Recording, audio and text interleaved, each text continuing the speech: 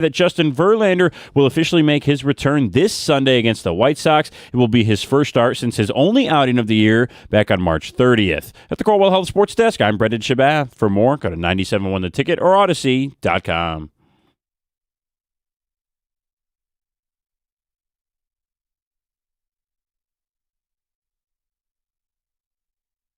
Good morning. Jim Costa, John Jansen, Heather Park, Gov and Greg behind the glass. It's a Wednesday, middle of the week, hump day. John, good morning. Hey, good morning. How you doing? Good. I tell you what, it took 5 games, but I finally saw a World Cup game that was decided not by a tie, but by somebody actually scoring more goals than another team.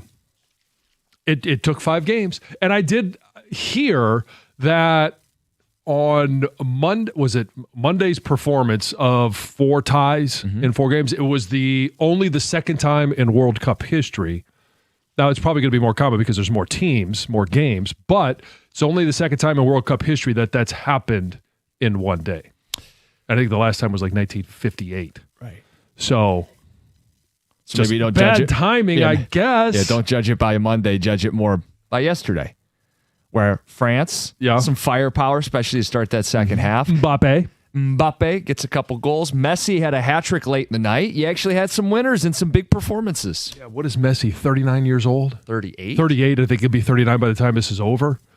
Yeah. You got Ronaldo playing today at 41. Yeah, it's remarkable. And, I mean, athletes are playing much later into their careers than they previously had. Some are retiring actually earlier because the money is so great. But there are a lot that are playing later. We saw Tom do it. We've seen now the Williams sisters are talking about a comeback in doubles. LeBron's still playing. Yeah. So it is fun to be able to see some of the great players play longer because you want to be able to enjoy their careers. And I'm not a soccer guy, but when you have a guy like Ronaldo or Messi, and I know that there are huge fans around the world of these, I'm happy for them that they get a chance to see their heroes play later into their careers. Yeah, I don't want to call them old, but the elder statesmen As of sports. athletes, they are. Yeah, but like we just saw the oldest Conn Smythe winner in hockey. The elder statesmen are having a moment right now. Mm-hmm. Yeah, Messi with a hat trick if you stayed up late to beat Rock Chalk Algeria. Stop it. You know that just annoys me. That's the only reason you say that. I'm not going to go the way I did yesterday. I'm trying to, goose fraba. A little spicy start to yesterday's show. Yeah. Okay, here's where we're at with the Tigers. Oh, come on. Now, okay. I don't bring this up to anger you. Here's where we're at. I don't even know how much time we should spend on them. Like, I don't know how much you guys listening care. So I could present a blame game from last night, right? But I don't know if the game mattered enough, if people are angry enough, or if they've checked out because they're not building momentum. They're just yo-yoing. Win one, lose one, win one, lose one. Last night's loss, we could look at Joey Cora with an aggressive send around third. We could look at pinch hitting. 0 for 3. Jahmai Jones comes in. Jake Rogers was used as a pinch hitter last night. Well, you were watching the game. Yeah. And Jahmai Jones comes in. Now, Kerry Carpenter, right, he wasn't lighting it on fire. He had a walk, but, 2 at-bats, 1 strikeout, and just, put the bat on the ball another time, but nothing. When Jahmai came in, did you turn it off? No. Then you're partly to blame. It's my fault. So if you want to blame, you can blame me, you can blame Jahmai, you can blame AJ, you can blame Jake Rogers, you can blame McGonigal and Dingler, who had a couple blunders in the field, uncharacteristic. Yeah. You can blame the bullpen. I know that's Tom's big thing. It's been an issue all season, blown lead. We could play the blame game. I just don't know what the reaction's going to be. I don't know if people are getting to the point where they just throw their hands up in the air. What do you want me to say? What do you want us to talk about? So I guess maybe it's more, when did you turn it off? I mean, I had it on until the end. Okay. And I was into it until Jahmai came in. Then I'm like, you know what? No, I'm done. I'm not going to watch it anymore. I'm just not. I am protesting. It is my one single protest that as when he is in the game, I'm not watching. And I think I mentioned it a couple of days ago. Like, I'm just going to turn it off. And last night I turned it off and just never turned it back on. But it's normally like 3-4 minutes because I just can't take it anymore. He is hitting a whopping 129. And if you want to talk about the quality of the at-bat, John, I know you had turned it off at this point, but it was a little pop-up in the infield. So no power. So no power. And I believe it, I'll have to double check. I think he took 2 strikes and then 0-2 popped it up. Yeah, strike looking, strike swinging, pop out. There are some coaches, there are some players, and I watch this a lot when Jack and Ellie are playing. It doesn't matter, baseball, softball, who are, hey, a lot of batters go up there and take the first pitch. That's part of why I love watching Kevin McGonigal, because every time he goes up there, even if he's not successful, and in baseball, you're going to be unsuccessful more than you're successful, but it's like he's in attack mode every single time. And when somebody like Jahmai goes up there, this is why I turn it off, because it infuriates me, and they watch one go by. Now, if it's low and outside and it just barely nicks the strike zone, fine. Mm-hmm. All right, I understand. You get a pitch that you can't do anything with. I get taking that one, but the amount of times that he's up there and it's middle, and he takes it. I'm like, what? Why are you not swinging? We need more swings. You need more opportunities to put bat on ball. Can you help me with this one? Probably not. Jake Rogers is a pinch hitter. Anybody got it? Any? Come on. Well, I mean, he's a better option than Jahmai is, but. And I guess the argument is he's pinch hitting for McKinstry, who's not done much either. I don't know why Jake Rogers would ever be called off the bench to swing a bat to drive in runs. Well, you've got a guy with a 515 OPS in Jake Rogers coming in for a guy with a 502 OPS. How about that for them numbers? This team has so many faults that they always get in their way. They can't, Like last night, obviously, Invest wasn't helped by the McGonigal error. Yeah. But they have 4 guys with 4 blown saves. Mm-hmm. They have a guy who had no power all season, hit 3 home runs the other night, and he happens to fall down and hurt his wrist and couldn't play, Colt Keith. Yeah, so they had Torres and Keith both on the bench, essentially unavailable. In what I would call a hitters-friendly ballpark, this maybe he starts getting hot, so they don't get that. Valdez had been struggling. They get a solid start out of him last night, and then the other faults get in their way, and this pinch-hitting crap gets in their way. It's just they have so many problems that one will always rise up. So the next time around, they'll score 5 runs, but Valdez will have a rough start. You see what I'm saying? Yeah, That's what's happened to this team. They're just kind of... It's always something. They can't get out of their way. Yeah, they're the always something. There's always something. The always something team. Texter says pinch hit, more like pinch a loaf. Fast forward to the middle of July. Jahmai Jones is going to get a pinch hit knock, snapping an 0 for 57 streak, and AJ will say, "I told you so." Yeah, he was due. Like, I'm not doing the he was due at all. I'm just not.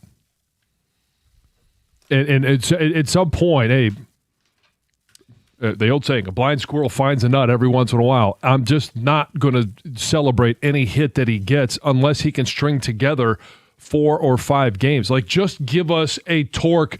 I'm not even asking 5 home runs in 5 games or a Colt Keith. Hey, all of a sudden, it feels like the light bulb goes on. You have 1 home run, then all of a sudden you have a game with 3. Like, Jahmai, I don't even think he has that. Like, he just can't randomly do that. No. Do you remember how many games back they were when the month started?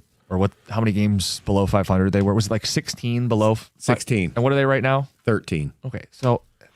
And they're going to be a team, I believe, for the rest of the season that goes anywhere from 7 back of the division to 9 or 10 back of the division. Like, it's just going to be this yo-yo back and forth to where there's a week like we had where they win 6 out of 7. You're like, okay, we're going. But the longer it goes, the less important that is, because they just aren't digging out of the hole that they dug themselves in May. And you look at the wild card standings, which is, you would think, okay, 6 games back at this point, you're like, that seems manageable. But they're not doing anything to make up ground. Look, they could win today with Mize on the mound, but do you trust him to take 2 or 3 against the first place White Sox in the series that follows, right? Verlander will get a start on Sunday. That was the big news yesterday. Do you have any confidence that he's going to be a stabilizing force? The guy struggled to stay healthy at 43 years old. They're just really struggling to consistently. They need to get on fire. They're struggling to build momentum, but they have to be on fire given the fact that the clock's running out. Right. No, if they can win today, you win the series. That's 4 out of 5 series. You get back to 12 under. You have a 10-game homestand coming up. Yep. And you're really going to have to go 7-3 minimum. Yeah, you'll have to be. I mean, it'll have to be gangbusters. That includes the Yankees and White Sox. Yep. Yeah, but they got Skubal with the opening one. They get a day off Thursday. Skubal on the mound Friday to start things off against the White Sox, set the tone. I mean, but that's good, and hopefully that works out. But the next 2 days are Montero and JV against the White Sox offense. You're just digging into going in the bullpen early, it looks like, in both those games, and it's just, then you trust the bullpen. I mean, look, I still contend that just not being able to close out games is why this team has probably no chance to get out of this. If the 3 closers all had 3 blown saves, which isn't good enough in mid-June, okay, they'd be 10 under, and you'd be having maybe a little bit more glimmer of hope. I don't expect big audience participation on it, but just around the room. Biggest reason they lost the game last night. Tom, you can lead off if you'd like. I know I've been a bullpen hater, but I think it's the pinch hitting. Okay. 0 for 3 with pinch hitters last night. Yeah. Including Jake Rogers in a big spot. Jahmai Jones again. Greg, what's the biggest reason they lost that game? Messi's hat trick. Okay. It's a valid answer. John, biggest reason they lost that game? I'll say bullpen. I mean, you give up 3 in the 8th. Like, you had a chance to win that game. You're up 2-1. You just take the lead, and then you turn around and you give it right back. Because you got no stability. You got no one that comes in and just takes control of the game. But you could say hitters. My answer is defense. Uncharacteristic, but Dingler, pass ball, there's a run, gave him life. And McGonigal, as much as we want to bitch about the bullpen, if he fields the ball cleanly, there's no bullpen blowing a lead. Yeah. So it's an unlikely source of ire or blame. But I think McGonigal and Dingler in the field were the biggest reason they lost. I mean, it's a continuation of all the things we've seen. Bullpen, pinch hitting, Messi's hat trick. Well, and this is where they're at, right? Because you need your best players. You need your best players to be perfect. Yeah. That's impossible in this right? sport. No, I know. That's why I didn't throw them. I mean, I'm not that you're throwing them under the bus. It's a valid reason as to why they lost that game. But if you're expecting Dingler and McGonigal, a rookie, to be perfect every single time, that's your expectation? But that's what I say. It goes back. They can't get out of their own way. You finally get a good Valdez start. You're in a ball game. You get a lead, and then somebody makes an error that rarely does, and a Gold Glove catcher has a miscue. Yep. It's like it's just Of like course. it's like chasing your tail. These tigers, these cats. Hey, speaking of cats, we'll play Cat or Kitten coming up at 6:35. Explain what that means. Plus, Spotted in Royal Oak. It's just too much. We'll do that at the end of the hour. It's 97.1.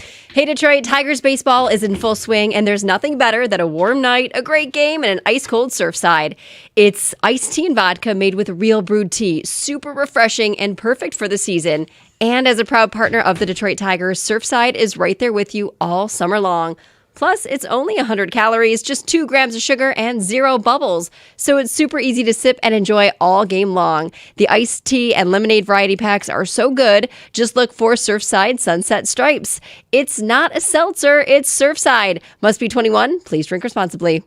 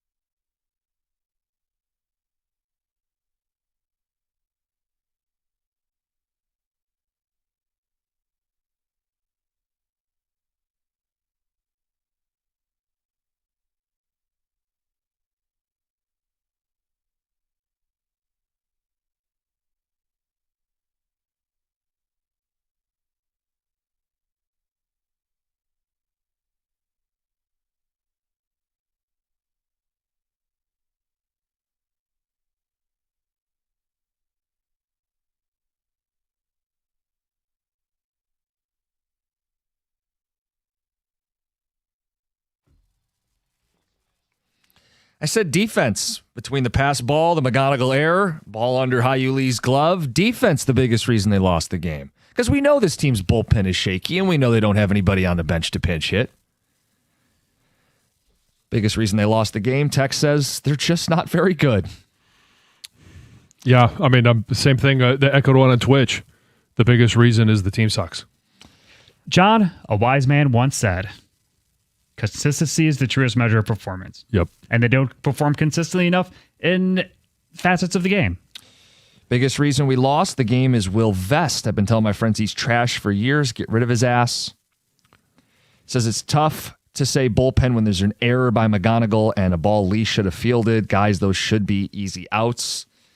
John, you had a stat. People are not happy with A.J. Hinch, right? The pinch hit decisions have grown, I wouldn't even say it to the point of being annoying. Well, I think they've just become irritating and frustrating. There is a Twitter account, Tigers Data, and it's one that I've kind of become interested in this year. Mm-hmm.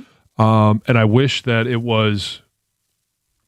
I found it at the beginning of last year because it would be more uplifting. But not so much anymore, and it's actually brought to our attention again on Twitch. And this is about A.J. Hinch's decisions. A.J. Hinch decision success rate, 47.3%, which is 25th in Major League Baseball. This includes pinch hit opportunities to reach base or advance a base runner and mid-inning pitching changes to avoid allowing a run to score. Did you say where that stacks up? Yeah, it's 25th in Major League Baseball. Wow. And it's so when we play the blame game, is it Scott Harris? Is it AJ Hinch? And let's just when we're talking about AJ's decision, it's the tools that he has to work with as well. And last year, or at the beginning of last year, we were praising, like, he was hitting on every decision. Bring in a pinch hitter. All of a sudden, hey, you get a knock and you score a run. And even at the end of the 24 season, we were praising those decisions because it was pitching chaos. Those are not paying off this year at all. Some of it is he keeps putting Jahmai Jones in, but on the flip side, Jahmai Jones remains available for him to put in. Right.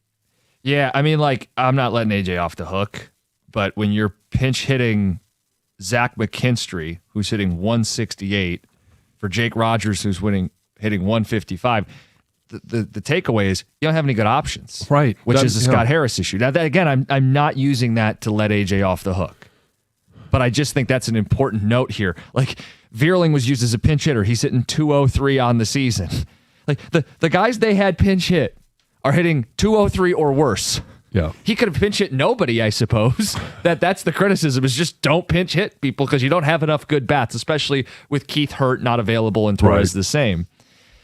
But boy. All right, we'll play cat or kitten at 6:35. Explain what that means. And I am sick of seeing these in Royal Oak. We'll do that at the end of the hour. But first, Heather with the news.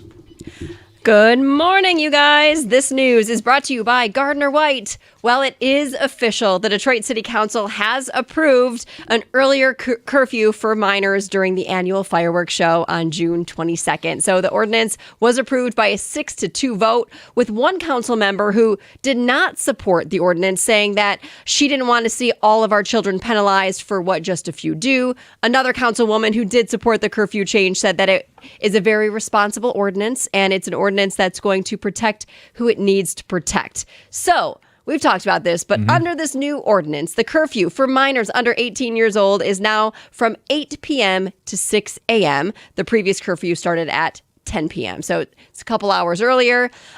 This is only for the certain areas. It's not like you can't leave your house when 8 o'clock strikes. This is for certain viewing areas in and around downtown Detroit, the riverfront, and Belle Isle. And this is just for the fireworks? This is just the day of the fireworks, okay. The June 22nd, yes. So you have to have a parent with you if you're going to be out later Yes. that night. And you're allowed to go if you're under 18. You just need to go with An adult. Yeah, legal guardian, yes. If you've ever filled up near Detroit Metro Airport and felt like, Wow, you paid way too much. Michigan's Attorney General is looking into exactly that. Dana Nessel announced on Tuesday that a BP gas station on Middle Belt Road in Romulus, right across from all the rental car areas, right? Yep. Is under investigation for alleged price gouging. So, according to a court filing, the Attorney General's office received more than 16 complaints over the last 2 years from customers who said the station was charging well above nearby competitors. So, one complaint claimed that gas was selling for more than $4 a gallon when surrounding stations were between $2.80 and Wow. $3. Investigators also reported paying $5.24 a gallon in April, while nearby stations were charging between $3.79 and $3.99. So the state says that the station's prices have recently ranged from 22% to 72% higher than competitors. I don't even want to know what it would be right now. Yikes! And of course, like I said, it's literally across from all the rental car companies. Yeah. So all the people who have a rental car who have to make sure that the gas is full. filled Yep. when they Yep. return it are, they're taking advantage of those people. So everything is under investigation. Detroit City FC fans will have to wait a little longer for the new stadium. The team announced Tuesday that the opening of Alumnify Field has been pushed back from 2027 to the spring of 2028. Just going to take a little longer. Ambitious Sure. thoughts of how it was going to be done a little bit longer. So Probably the same time the bridge opens up. yeah, probably at this point. A groundbreaking at the former Southwest Hospital site is scheduled for July. Along with the announcement, the club did release some new stadium renderings. There's going to be a preview center that will be available for fans who have already made deposits for future games. They have a chance to go check out firsthand the seating opportunities and things like that. And it sounds like fans aren't upset by this, that it's not going to be like a big I think they're very hindrance. excited to just get a new stadium. Yeah. And it's going to be in Corktown, right? Yeah. Yeah. That'll be great. Oh, when it's done, it'll be cool. So it seems like, I don't know if you've noticed this, John, maybe not with Teddy because he's still a little young, but it seems like these squishy toys right now are all the rage, right? Like kids want to get their hands on these toys, like they're like squishy toys. They're supposed to be like Soothers, stress relievers or whatnot. Fidgets, toys. But they're flying off shelves. And Michigan health officials are warning that a certain kind actually might be bad for your health. So there's this squishy toy, the Orb Funky Monkey squishy toy, squeeze toy it's called, that's sold at Walmart and Ollie's are being recalled due to possible asbestos. Oh. So you can Why go would on. they even why would they use asbestos in a kid's toy? I don't know. You can go online, check out the certain models and like the specific date codes that are included in this recall. Health officials say that there is no safe amount of asbestos exposure for anyone, right? So if you have one of these particular toys, you should not play with it and you should call the Orb factory for a refund. There's also some information on how to dispose of it properly as well online. Huh.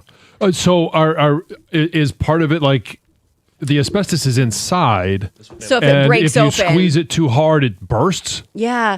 So your kids aren't into any of these? No. Oh my gosh, are yours? Like they like these like certain brands like the Nido, like they're hard to find because they're flying off shelves. Emily's not into it, but she does like the little squishy toys that you can get in like those. Oh, sure. I mean, Teddy, whenever Quarter has machines, one, but- he's always squishing it. But Emily likes to collect them. Till She it has a pops. collection. Oh, and that you imagine Yeah. that filled with asbestos. Yikes.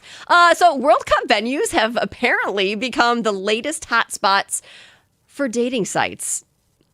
Oh. Okay, so according Well, there's to the not New much York to walk, Post, so at least you get a chance to talk to each other. single people are apparently flocking to the cities that are hosting World Cup games, and they're looking for, this says, sexy, rich, eligible, international soccer diehards to date. So there's one woman, a 33-year-old 90 Day woman. Fiance at its best. Says that the dating pool just expanded so much more, and she's looking to catch the eye of, a handsome man who's traveling here for the games, or maybe even one of the athletes. And she says she's spending a lot of money. She's shelling out thousands to hit up games in Philadelphia, Kansas City, Boston, Dallas, and she says she's had this plan ever since she found out that the U.S. would be hosting. And apparently, that's what a lot of singles are doing, particularly women, clearly, but everyone. I mean, it's Well, if you're a dude, that's where you got to show up then. yeah. Can you pretend that you're from a different country? I'm here for Scotland. Have an accent. Get an accent? That, Yeah, that sure. could help. Wear a jersey Or a kilt. or kilt. That's right. Maybe. Easy You access. see the Scots were drinking Boston out of beer? Oh, God. It's. I mean, come on. That's what you. Yeah. Because I mean, typically, as I understand it, they don't wear anything underneath them. I have no idea. So I've seen Braveheart. yeah. Okay. It's Heather with the news. Coming up next, the Knicks made some savvy trades, including one for Karl Anthony Towns. If the Pistons made a move, would it be for a cat or a kitten? We'll give you the names next. 97.1.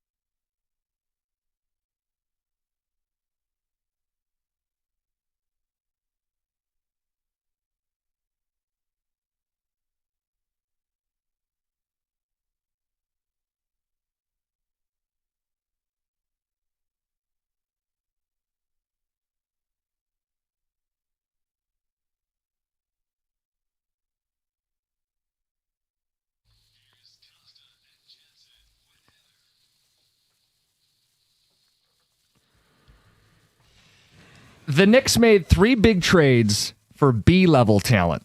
That includes Karl Anthony Towns, the Cat. So I have some names, some savvy cat-like trades for the Pistons to consider. Greg, let's hit it. Full disclosure, I didn't know what we were going to get, but we got it. This is it. This is it. John, are you ready to grade these? I am. Cat or kitten? Okay. We start with Boston Celtic guard Derek White.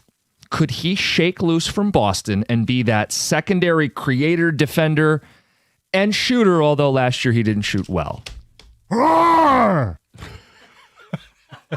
Thank you, Stoney.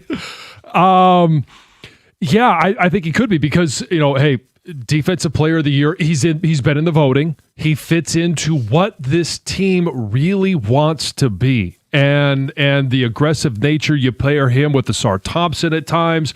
And I think you put out an elite defensive unit. In terms of scoring, I don't know that he's going to be that elite secondary scorer, but he's a guy that can create. He's between 5.5 to 6 assists per game. Not deadly from downtown, but not bad. 32% from behind the arc. Well, 32 is not going to get it done, but the previous 3 seasons, 38, 39, 38. Right, and so he was expected to shoot more this year because Tatum was out. Yeah, now the concern would be if you think he's fallen off a cliff, but good free throw shooter, career good three-point shooter, and checks a lot of those boxes. Yeah. The next and here's the other thing. Yeah. Is the postseason experience. I think that is going to be vital. When you're adding somebody to this team, having somebody that's had success in the postseason. Now, he had it with San Antonio. Also, he's had it with Boston. Trey Murphy, famously linked to the Pistons, cat or kitten? Thank you again, Stoney. And so this is where you start to get into that next scorer, that added score, that added threat, spacing the floor, 38% from behind the arc. The last couple of years, and this is a guy that has shown progression every single year. Last 2 years, 21.2 points per game, 21.5 last year. I think this would be a great addition. I know a lot of people have had him linked to the Pistons. I would be all for it. Yeah, he's not going to create, but bigger, willing defender, can score, space the floor. Contract is awesome, by the way. Mm-hmm. Mark Stein said 4 firsts would be the compensation to get it done. So this would be like them going to get not Cat, but Mikal Bridges. And I saw another trade, Stewart, Holland, and 3 firsts, as people throw stuff out to try to get Trey Murphy to Detroit. How about his teammate, Zion Williamson? Meow. Thank you, Heather. No, because I just don't want the risk of him missing. He's missed an entire season. And take out that entire season, it seems to be every other year that he's able to play. 61 games as early in his career, did not play, and then 29 games, 70 games, then 30 games, 62 last year. So what does that mean for this upcoming season? Is it going to be somewhere between 25 and 30 games? Like, he's just not reliable. When he is available, he's a difference maker, but you just can't trust it. So no, I don't. There's nothing about Zion I want. It's kind of an awkward fit. He's a post, paint player. Yeah, but he's not, and he's not big enough. And I don't think he's a great defender. Denny Advia. Meow.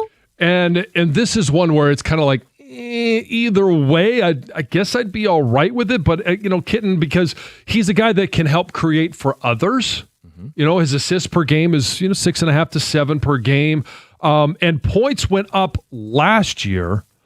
But, for Portland, I think it was somebody had to score. And they did end up making the postseason, but I just don't think he is the difference maker that puts this team over the top. Yeah, what to like about him is 25 years old, scores, can run the break. This team loves to run, defends very well. He was an all-star last year. And he's got a great contract. I don't know why Portland would move him other than right.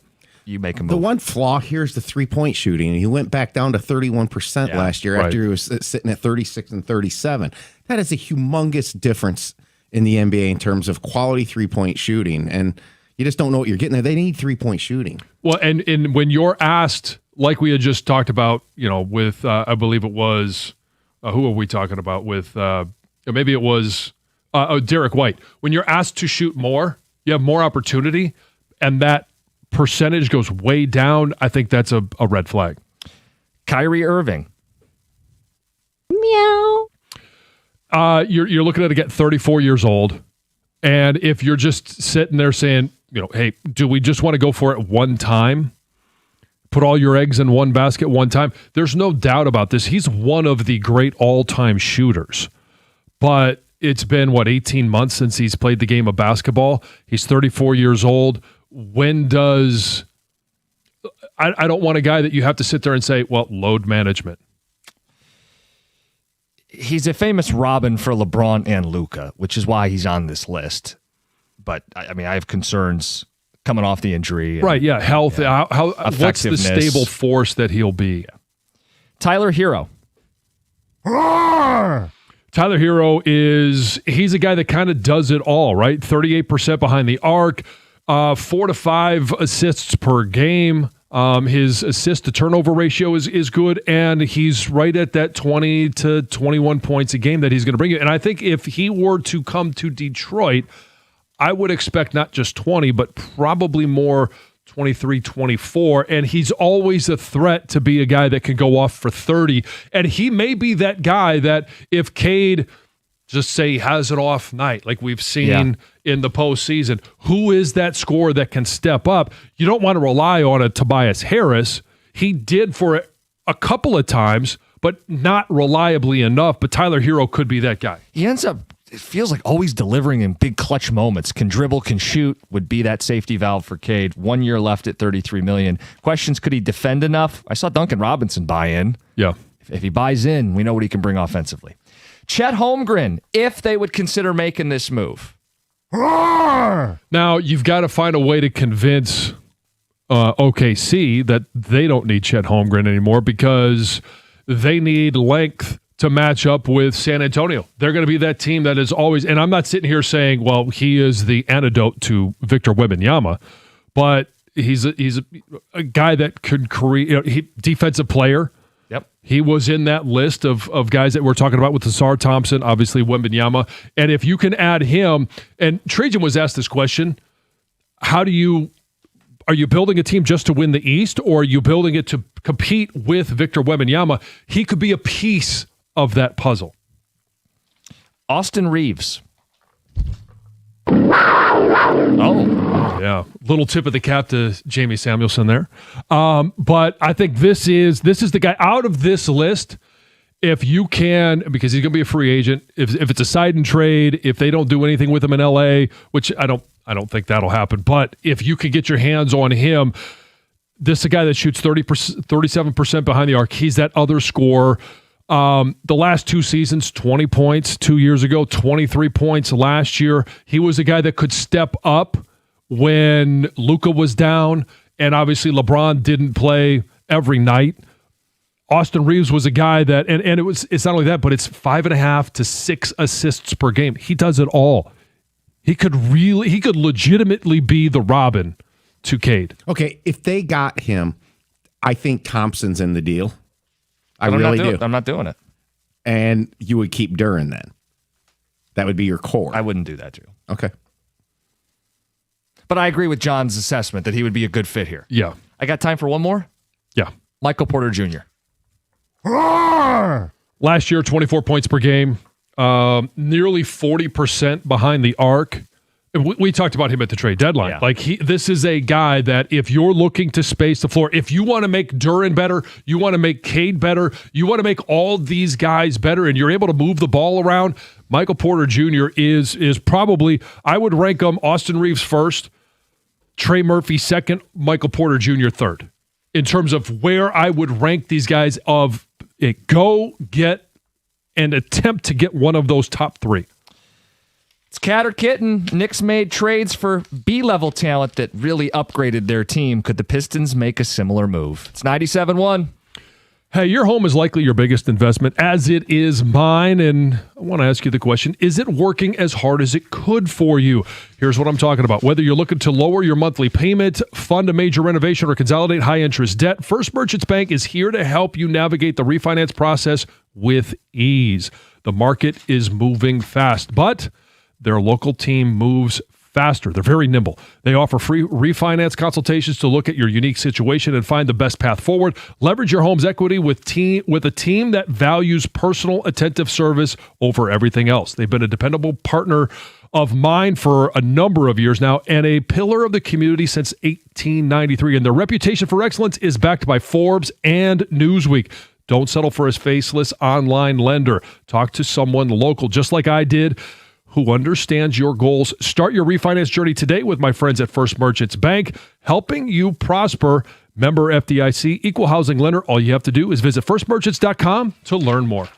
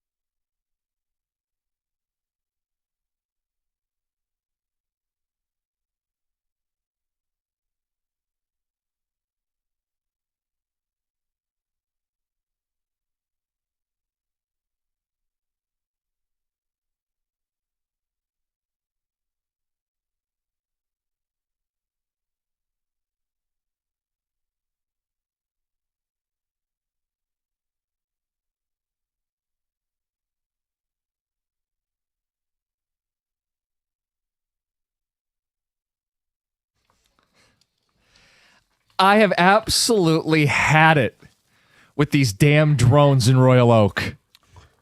Now, Heather, you're in Oakland County too. I don't know Yeah. if you've seen what I've seen. I am not at all seeing what you're seeing. I see a few like high in the sky, and Emily thinks they're like somebody parachuting. Spaceships. Yeah, like she doesn't know what they are. And then I've never actually seen a drone deliver. Is this what you're talking about? Like the Yes. Amazon drone deliveries? You got the- I've never seen one. They're Amazon because they have like the light blue accents on the drones. And I swear, I saw 5 in a single hour walking around Royal Oak this week. Really? Yeah. I have yet to see one. And I don't even, the reason I say that is, or the reason I haven't seen them is I don't even think it's available In your where area. I'm at. Yeah. But in people Canton. are saying, because I Plymouth. think Pontiac is a Yes, site. It is. And I tweeted about this. Someone said there's a Hazel Park site too. Maybe.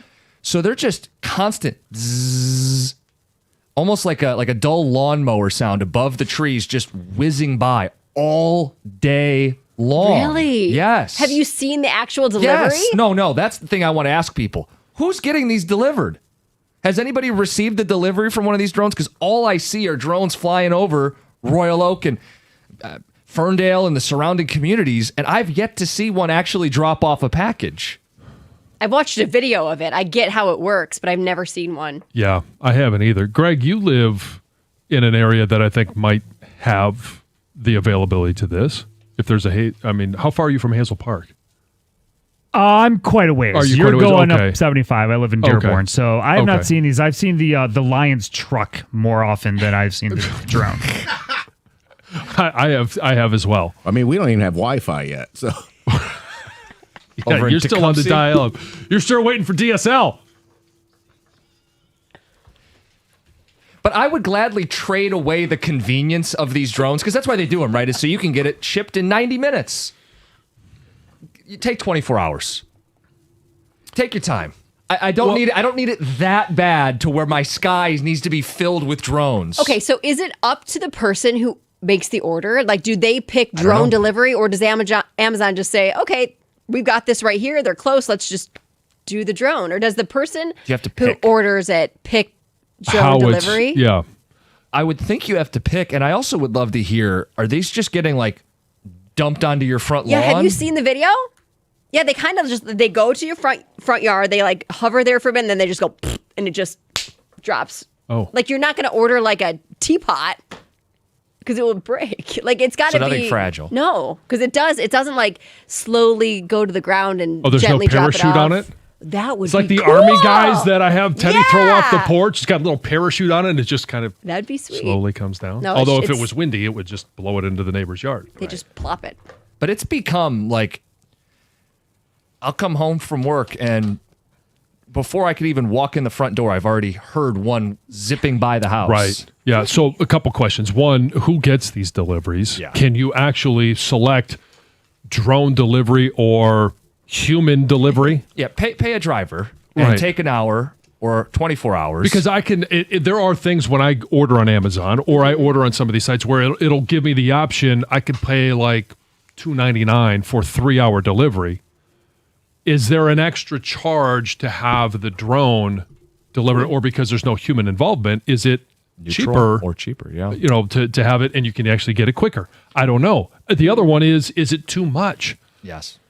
And okay, so put on your tinfoil hats. Oh, here we go. My question is, what freedoms are we giving up for convenience? Are there, they're flying over your house. I would imagine, I mean, the whole drone thing started with people wanting to take video of things overhead. So are these drones, do they all have cameras? They have to. Well, Are they that's what all a lot of people peering in? were arguing, right? Remember we talked about this, that residents were saying, "Hey, we don't want our backyards filmed. Can they see into our Yeah. windows?" Are they recording this data? What do they do with this data? The surveillance state. Yeah, that's what I'm. And so yeah, it's okay. I'm not going to go full surveillance state, but are we giving up some freedoms by Yeah. wanting this convenience? Well, and it's not the government, but it's a company. But who the hell cares if they're flying around with cameras? It makes you uncomfortable. Well, and there's always these backdoor deals that Right. they're hidden in some bill that all of a sudden, hey, Amazon is sharing their information with some government organization. Yeah. It's excessive. I don't know if other people have seen it in Oakland County or right around where I'm at in Royal Oak, but it's excessive. Like, my dad was over a couple weeks ago, and he jokes, "Oh, perfect for target practice." Like, he's going to shoot one out of the awesome. sky. Yes. Like, they are annoying. Boom! Got one. Just winged it. But I could tell he was like, "This is annoying. How do you live like this?" I can see it being really annoying. We don't have, Yeah. I've never really seen one in my area, but I can imagine how annoying just the noise of it would be. And they have to get pretty low to do the delivery. So, like, when you see them, how high above you are they? Like where the tallest trees in your neighborhood would be, and then And then, a so little they're above still that. really high is when you're But seeing I them. hear them before I see them. Yeah, no, I believe you. I would hate it. So, okay, I again go to what type of regulations are there? Is this regulated at all in regards to noise, in regards to how crowded that airspace is? When do we have a drone-on-drone crime where there's Collision? a collision? Oh, that'd be Or do they something. have anti-collision, They must, Technology, right? they technology? have to. Yeah. Well, I mean, I'm sure they have it for trees and objects, Birds. but Oh, yeah, there you go. I mean, birds at planes. I know. Some of the response that I got initially. I work for the post office, and it's surreal to see my robo replacement flying around all day. Yeah. Yeah, but they can't deliver letters. It says, how long till the first municipal ban for being loud and annoying? I'm in Royal Oak too. It's silly. Not much we can do, sadly. Not yet in Shelby Township. Please stay away. It says it's also in Madison Heights, Hazel Park, Warren, Amazon destroying property values everywhere. Yes, it's loud and obnoxious AF. Drops your package on your lawn like 100 feet from the air. Told you. It's Okay. just So Another if, compares it to an expressway of drones as someone living in Royal Oak. if that's the question, then the follow-up is, what can you do about it? boycott Amazon. Good luck. Go shop at a store yourself, get in your car and drive, or walk to a convenience store. It's 97.1.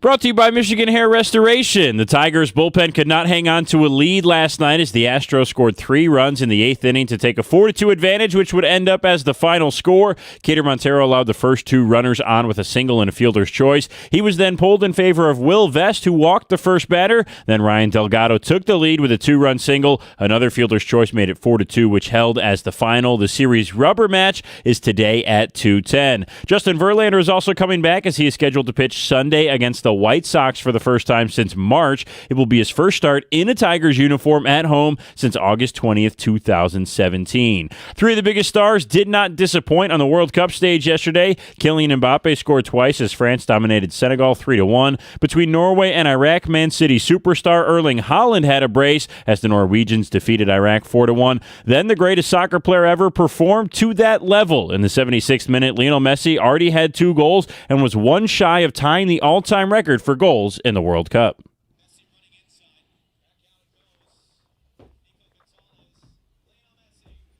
You'll see them if you have it.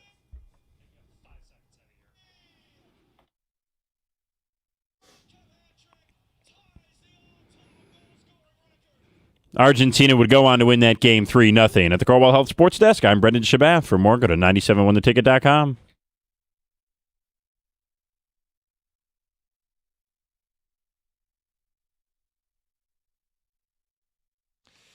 Text pouring in, phone calls to get to. I'm fed up. I've seen enough. No, I'm not talking about our baseball team. I'm talking about drones in the air in Royal Oak. And it just started. Like, this is new. Yeah. So it's only probably going to get worse, right? People are echoing. Sorry, Oh, it's okay. What happened over there? I just dropped my phone. Oh, okay. Sounded louder. People pointing out that there is a hub, Amazon hub in Hazel Park, and that's probably why Okay. I'm seeing a lot of this. This is they actually bought the old Hazel Park racetrack, and they're flying out of there. That's how you're hearing them and seeing them in Royal Oak. I'm telling you, it's half a dozen a day, and it's only going to get worse. And Well, and some of it is just it's want instant gratification. Yes. You order something, and how quickly can I get it? At first, it was, it'll 2-day shipping. Oh, this is cool. And then it was, we can have it there between 4 and 8 in the morning.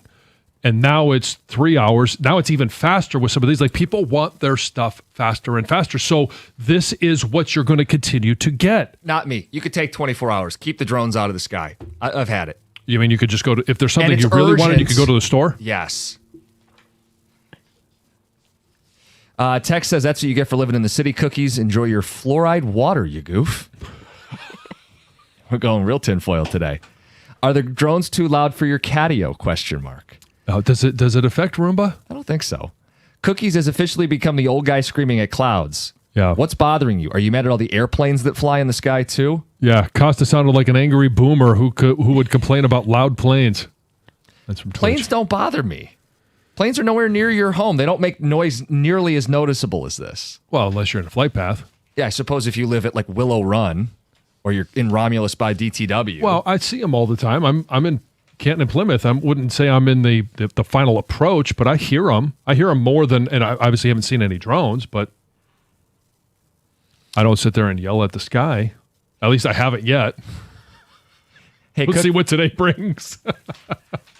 Read more text. Here, let's take some phone calls. Tim in St. Clair Shores. Tim, good morning. Hey, how you doing this morning? Good, Tim. I've called you before on some other stuff with Lions and all that nonsense, but with the drones, I've been flying radio-controlled aircraft since 1973. With the advent of these drones, it does fall under FAA Part 107. It has to be a commercial license, and they have to be at 500 feet, not above or below. That's their altitude that they're restricted to. And then when they do lower some of their packages, some of them have a cable attached to the package, and the cable lowers it down, then the cable comes back up after it drops it off, and on away it goes. So with that being said, I do the radio control stuff, and it's been my hobby for, like I said, 1973. I'm 70 years old now. I understand, and the drones have become a very big issue with us model airplane guys, and we're not liking it one iota. I fly radio controlled jets, prop planes, everything. Have you had any near misses where you're out you're doing your hobby and all of a sudden you see a drone and you're like, oh, wait a second here, I got to get my plane back? Thankfully, that hasn't happened yet, and most of the frequencies that we're on will not interfere with anybody else's, unlike years past, because on 2.4 gigahertz. So therefore, there is no issues with frequency issues with that. But the way we fly drones as a hobby, you have to be in visual sight of that drone in order to fly it. And those are the quadcopters, if you will. With the regular airplanes, we don't go out of line of sight anyways, and that has to be two people. One sees it, while the other one's doing this FPV or first-person view where they got a little camera in their airplane. So those are the rules that are governing this thing, 500 feet. And if you shoot one of those things out of the sky, then you're in trouble with the FAA also now. It's $5,000 fine. Yeah, but they got to find you. Yeah. But like I said, I've been doing this for years, and I've got all the ins and outs about this hobby. And a contest director for the Academy of Model Aeronautics, all those things, and a District 7 rep for the Jet Pilots Organization that flies radio-controlled jets. Okay. All right, Tim. I appreciate the insight on it. Yeah, not a problem. If you guys need any more information, I'm available 24/7 just about. All right. All right. Yeah. Put his number on file. Tim sounds like Doc Brown from Back to the Future. It's kind of what this sounds like. It's how many gigawatts? Send you back. So we got a text just in a few minutes ago about intentionally hitting a drone because he brought up about the fine. Yeah. So Patrick in Novi was out in Sterling Heights at his mother-in-law's and playing baseball with the kids in the front yard, and they intentionally took one out. So With a baseball? Yes. Sign that kid up. Yeah, but He can play get for in the trouble. Tigers. You want your kid to get a $5,000 fine? What do you mean intentionally? It just happened to be playing baseball. Yeah, Can't play he was baseball throwing. anymore? Hey, he was playing 500. Thought this was They have- America. They have cameras. They can go back and see the footage. That's my point. But it stops crime, John. Big Brother is always watching. I see them all the time Eye in in the sky. Warren. Apparently, they're seeing a lot of these. Another says 2 drone deliveries. They're huge. They have your grass blowing like a helicopter's landing. So that's the first, when Tim called in, that's the first time I've heard anybody say that they have a cable that drops down and puts your package in place. I've always heard that they just, they lower, and then there's the compartment that opens up and they drop the package in your lawn. I believe a caller has told us on the air that it's, quote, like the drone is pooping out your package. Yes. But I mean, so there is a cool factor to this as well. Yeah, the first time, not the 1,000th time. Everybody poops, even drones. I guess so. I mean, just put that in the book, a new chapter. Guys, it's just supporting laziness. Get off the couch. Yeah. Well, I mean, that it is part of it, right? But where does it go from progress to laziness? I think now.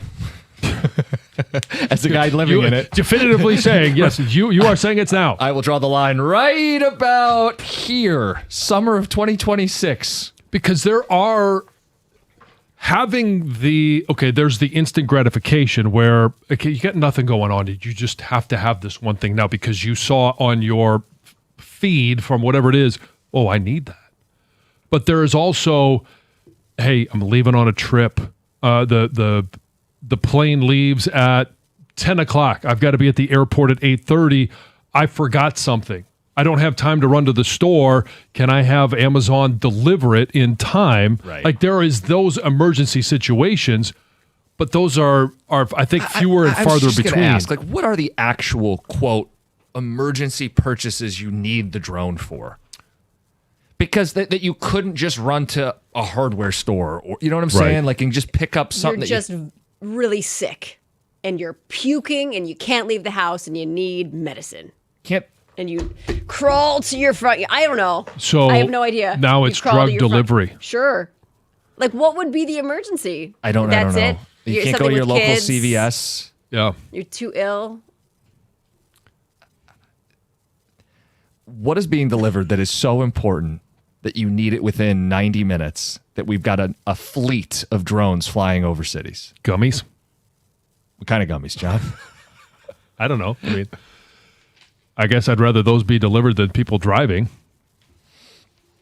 Well, I think this also goes to the options you're given. So, for example, I can buy something at Amazon, and we have Prime, right? Most people do. And I got two options. One is like, deliver it Thursday, no cost.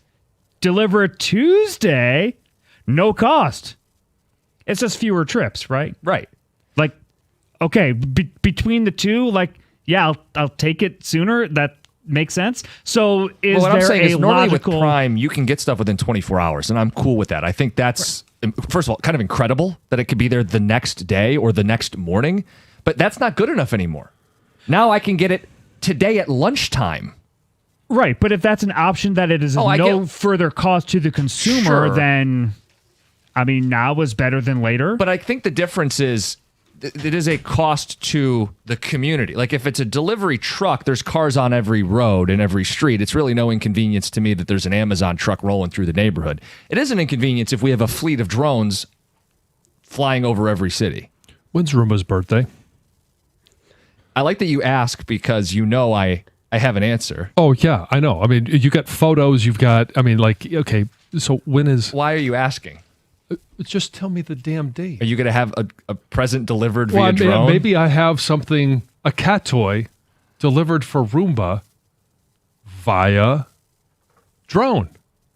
And Just it's an emergency. so you can see Oh. what it's like to experience that on your own. It's in and then October, all of a John. sudden you'd be like, oh, well, that was nice. It's in October.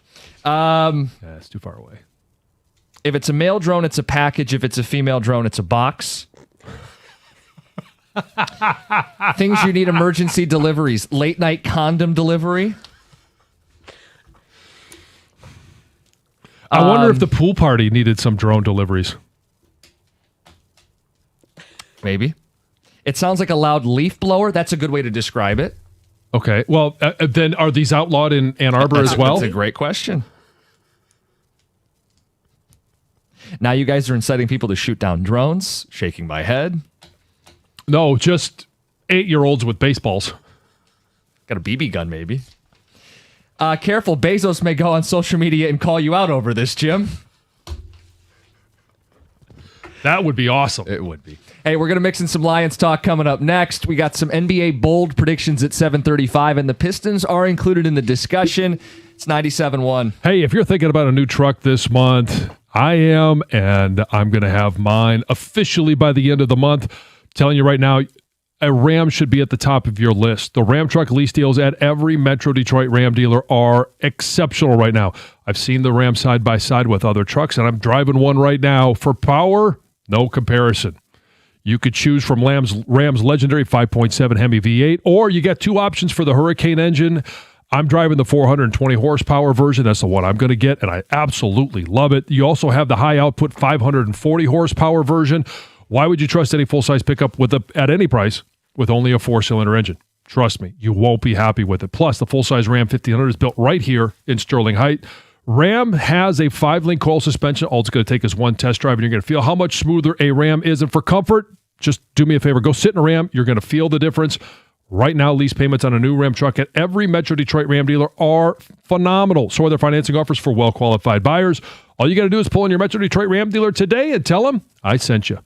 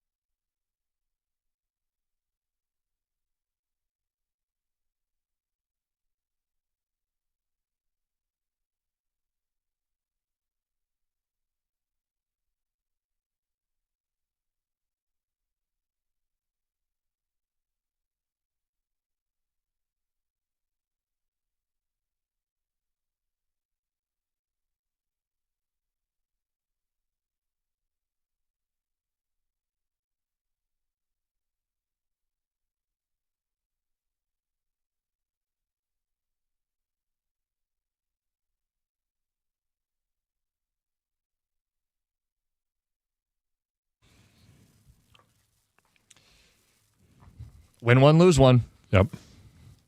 Rubber match today, Tigers and Astros.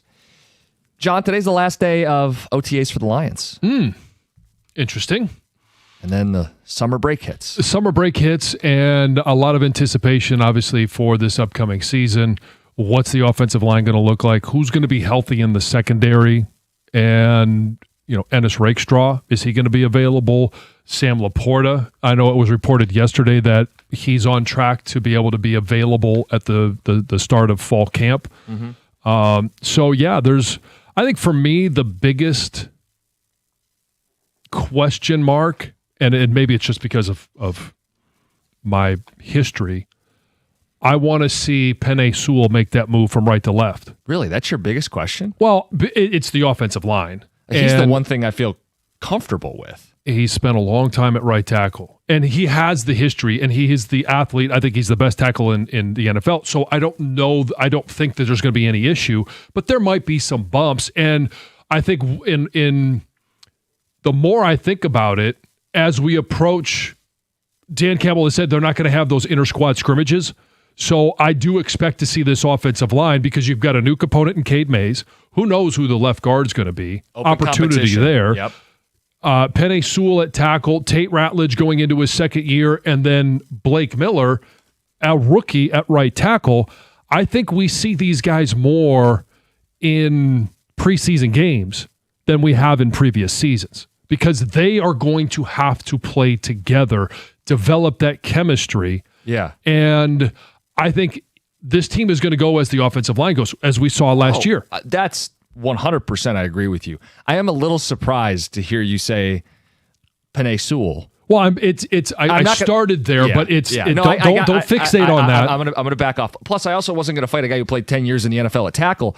The offensive line, I'm encouraged by the things they did this offseason. Oh, same here. Yeah, and I think we're going to see some dividends when your biggest free agent is an offensive lineman, when your first round pick is an offensive lineman. Cade Mays should give him a veteran in the middle that can help pass pro, make Jared Goff's life easier, provide a stabilizing presence for some younger guards.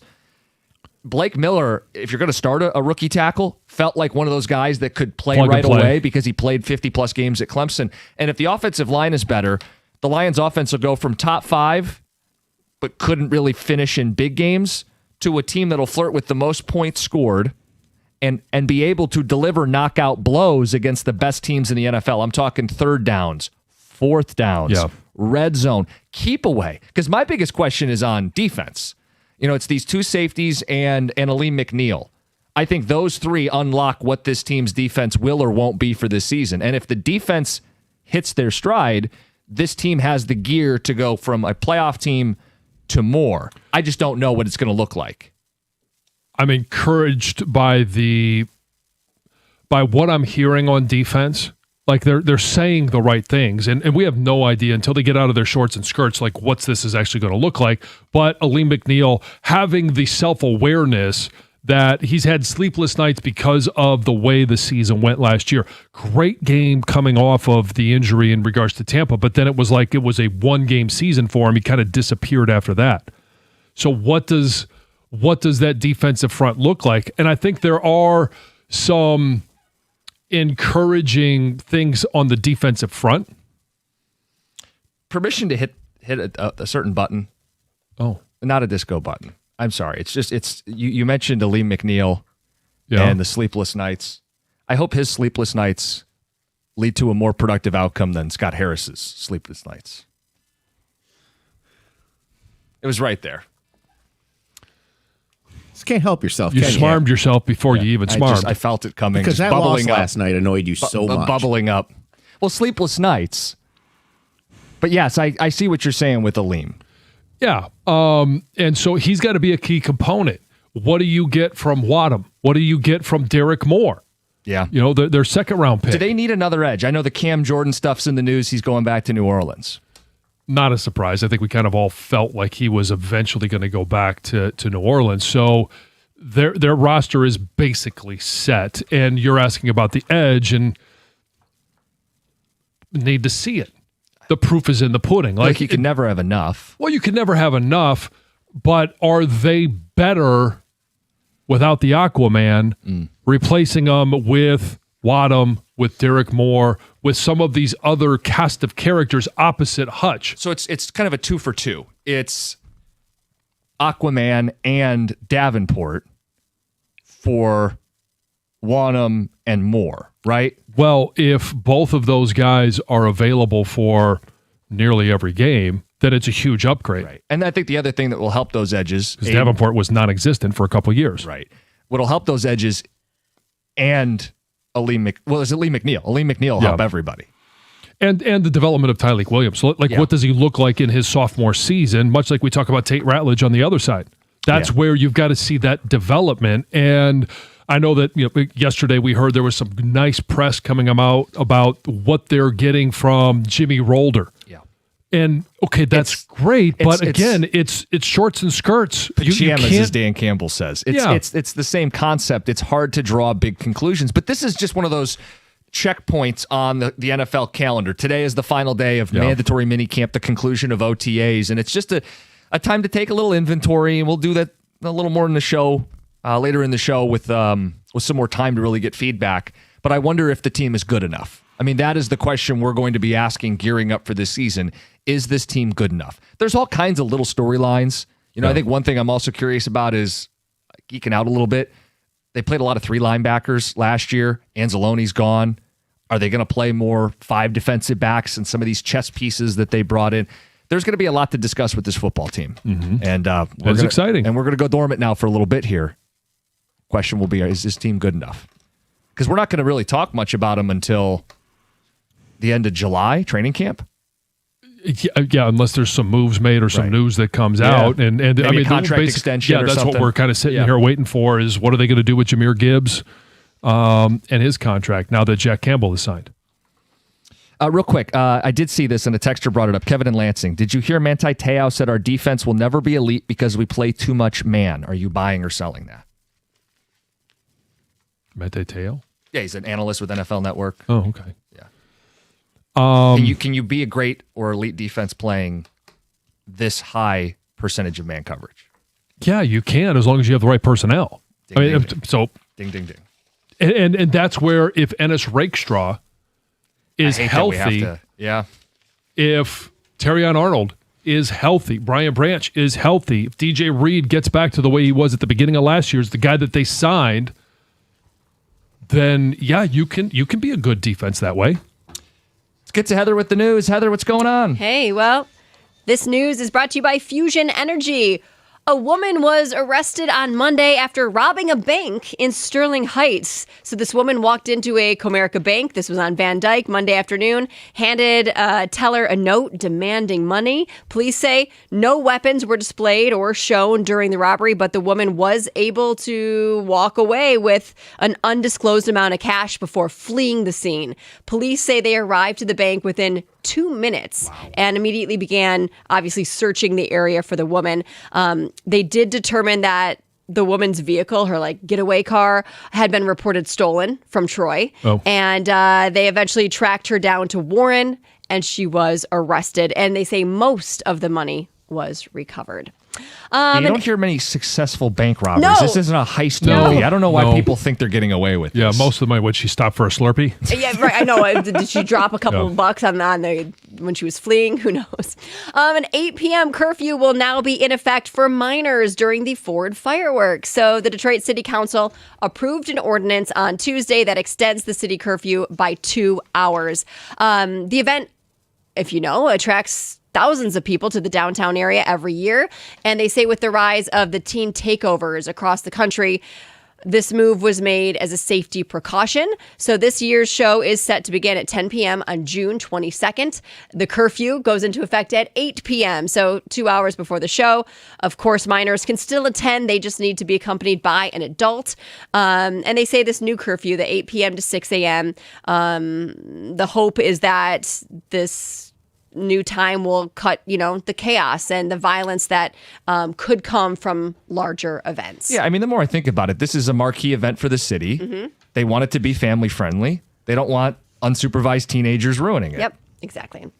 Multiple children were found wandering outside a Warren apartment complex on Monday, and witnesses say they appeared neglected and covered in filth. Now the children's mother is in custody. So those living in the Warren Manor apartments say that the small children, roughly 2 and 3 years old, so toddlers, were seen wandering the parking lot, eventually followed a stranger to a store. The man says when he returned to the apartment complex, the children were still there following him around. So that's when he finally went to the leasing office for help. Warren police were called. They arrived. When they got there, they also had a report of a domestic situation at the same complex. A woman was arrested for allegedly attacking her son. Police say that woman was related to the 2 children. Officers then located the children's mother, took her into custody as well. They say there was a 3rd child, an infant, that was also seen, and all of the children were taken. Child Protective Services was contacted. But here's one resident, Jalen Cobbs, who says the situation was just really sad.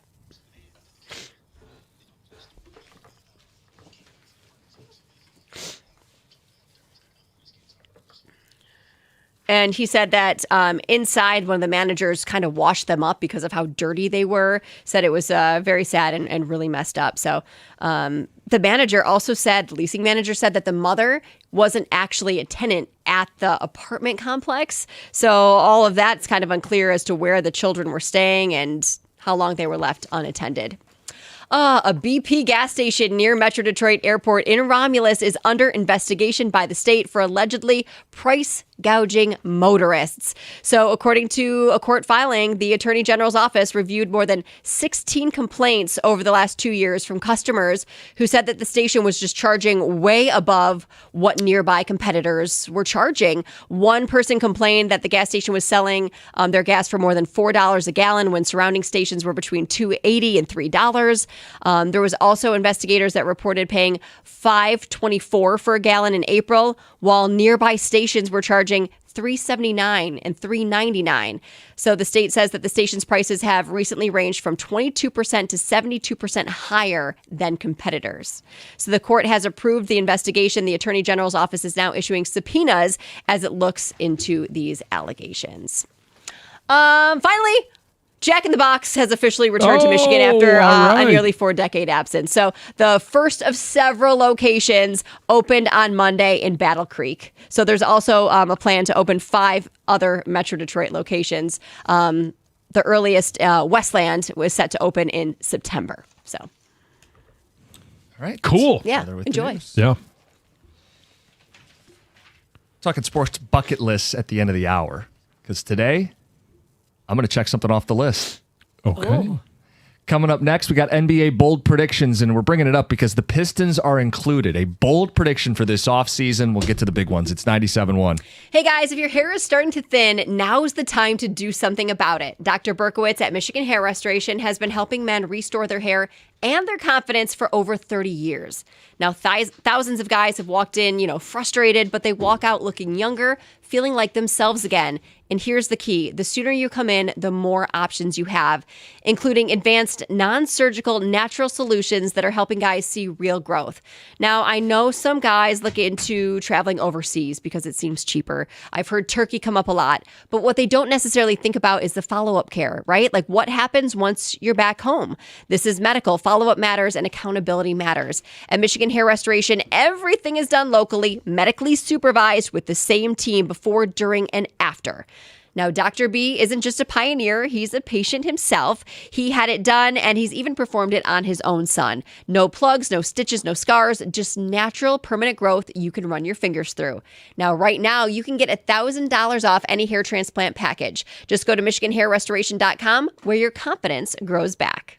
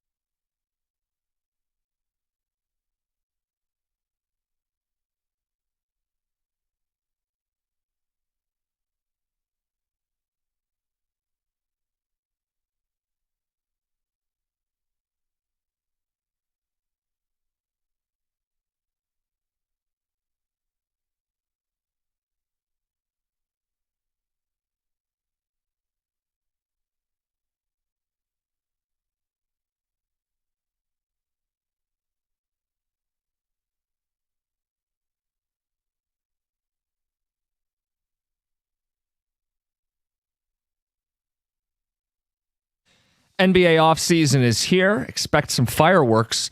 CBS Sports has bold predictions. Stars on the move. LeBron leaving the Lakers. A draft shocker and more. The Pistons are included, John.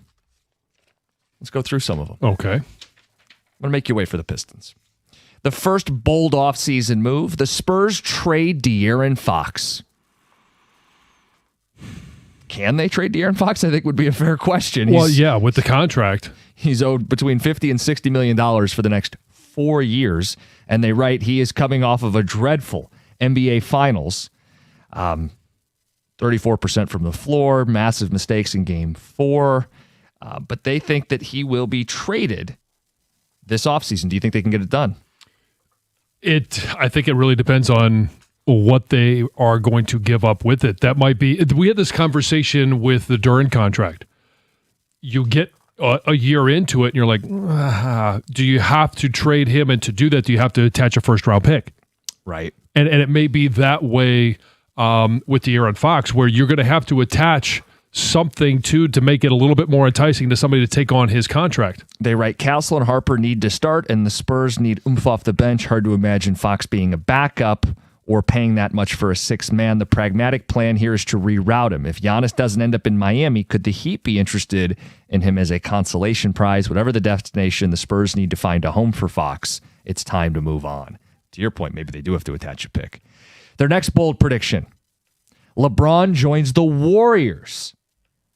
This is simply a matter of timelines. The Lakers are built around Luka and Reeves, both in their mid-20s. They'd love to get LeBron back, but doing so at the expense of their younger acquisitions would be irresponsible. The Warriors are built around Steph and Draymond, who are near the end of their career, and also have Jimmy Butler recovering from a torn ACL, who they could bring back midseason or trade for another older star on a similar contract. Do you buy LeBron to the Warriors? I don't. I think he's back in LA.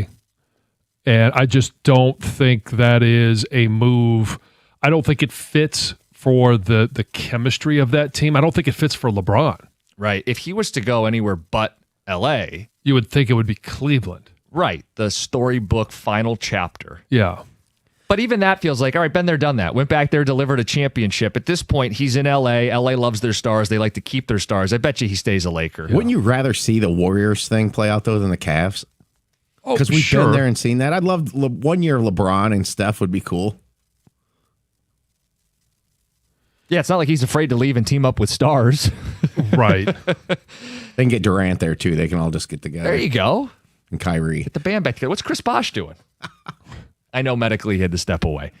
Wolves. This is the next bold prediction. The Wolves add a big-name point guard. Who would that be? They speculate Kyrie Irving, John Morant. Do we think the Warriors the Wolves add a big piece to Minnesota to put with Ant Edwards? I mean, they're kind of in that spot where they need to do something. They are in that spot where they need to do something. Do they make that big bold move? Let me take it a step further because there's a different bold prediction. Minnesota wins the Giannis sweepstakes. Well, and I think we're going to hear about Giannis by probably Monday because the NBA draft is Tuesday. And most people believe if he's going to be moved, it's going to be moved within the next few days. Yep. That's going to be the breaking NBA news. Does he go to Minnesota? Jaylen Brown done in Boston. Maybe it's part of a 3-team Giannis deal, but it's something my gut is telling me Brown is done in Boston. Too much smoke with the Giannis rumors. To quote Rodney Dangerfield's, I get no respect. I do think a change is needed. He's a great player. Someone would want him, and the Celtics are ready to give him up. So Jaylen Brown, do you know what his contract looks like? It's a big contract, isn't it? It is, and because I'm just curious, he obviously wasn't in our cat or kitten moves. But you're saying for the Pistons? Yeah, would that be interesting? Yes, it'd be very interesting. But then the question is, what do you have to give up? Is that the Mikal Bridges where you give up 4 first rounds for Jaylen Brown, 5 first rounds for Jaylen Brown? Call it 5. He's owed a lot of money, $53 million for the upcoming season. Or sorry, that was this year, 53. The deal escalates for 3 more seasons up to 64. But that is a true Robin. But if he's looking for, the true dodging the Rodney Dangerfield, I get no respect. Does he want to come and be in Robin, or does he want to go be Batman somewhere? Because he was Finals MVP, right, for Boston when they won it. All right, Real quick, if Giannis went to Boston, they're already the East favorite next year. Yeah. Does that make the East unwinnable? No, not unwinnable. Okay. But I think you'd have a clear favorite. Speaking of the Pistons, their bold prediction for our team: the Pistons trade for Trey Murphy III. The Pistons decided against making a big move last season, which in retrospect looks like a mistake. They were the 1 seed, but needed a 3-1 comeback to get past the Magic and blew a 2-0 lead to the Cavs, as well as a Game 7 on their home floor. Yeah, we remember. Says they're most certainly going to need to shake things up. It's not maybe that bold, but the perfect target, the exact target, is Trey Murphy III. John, what do you make? Give me the details of that one again. He didn't lay out what the deal would be, but I'm going to give you one that I saw floating around. Isaiah Stewart, Ron Holland, and 3 firsts. Done. Okay. Because I don't know. It keeps the rest of the core together. Right. Who cares about the firsts? Stu was hardly playing last year in the playoffs. Right, and I know everybody's going to say, well, team chemistry, and this is a guy that's, he's got grit, he's tough-nosed, and we like the aggressive style. Sometimes he's a tone setter for the team. I don't think anybody is going to really miss Beef Stew. And Ron Holland, I know that there's still room for him to improve, but who's going to miss Ron Holland? I'm going to give you Isaiah Stewart's minutes in his final 9 playoff games for the Pistons. 8, 13, 15, 9, 7, 11, 4, and 6. That's not a guy that you're sitting there going, we can't move him. So why are the Pelicans making this deal? Because they're going nowhere and they're getting picks. I mean, hell, I'd make it 4 firsts. How many firsts is it going to take to get the deal done? Bridges was 5 firsts. Is it got to be 5 firsts? At least the first few firsts would probably not be very good first. Right. I mean, I don't know. Here's what I would do. I would be blowing up their phone. I'm not trading you Cade Cunningham, and I'm not trading you Asar Thompson. What can I do to get this deal done? And you can think on it, sleep on it, field other offers, get back to me. I'll call you tomorrow. That's what I'd be doing. He's the best, one of, if not the best fit for this team, and everybody's connecting the dots. I feel like teams are going to ask for Thompson. I really do. Like, if I'm the Pelicans, I'd rather have Thompson than just 1 or 2 firsts. Like, you got the other team's got to get something too. I'm not giving up the best player in the deal.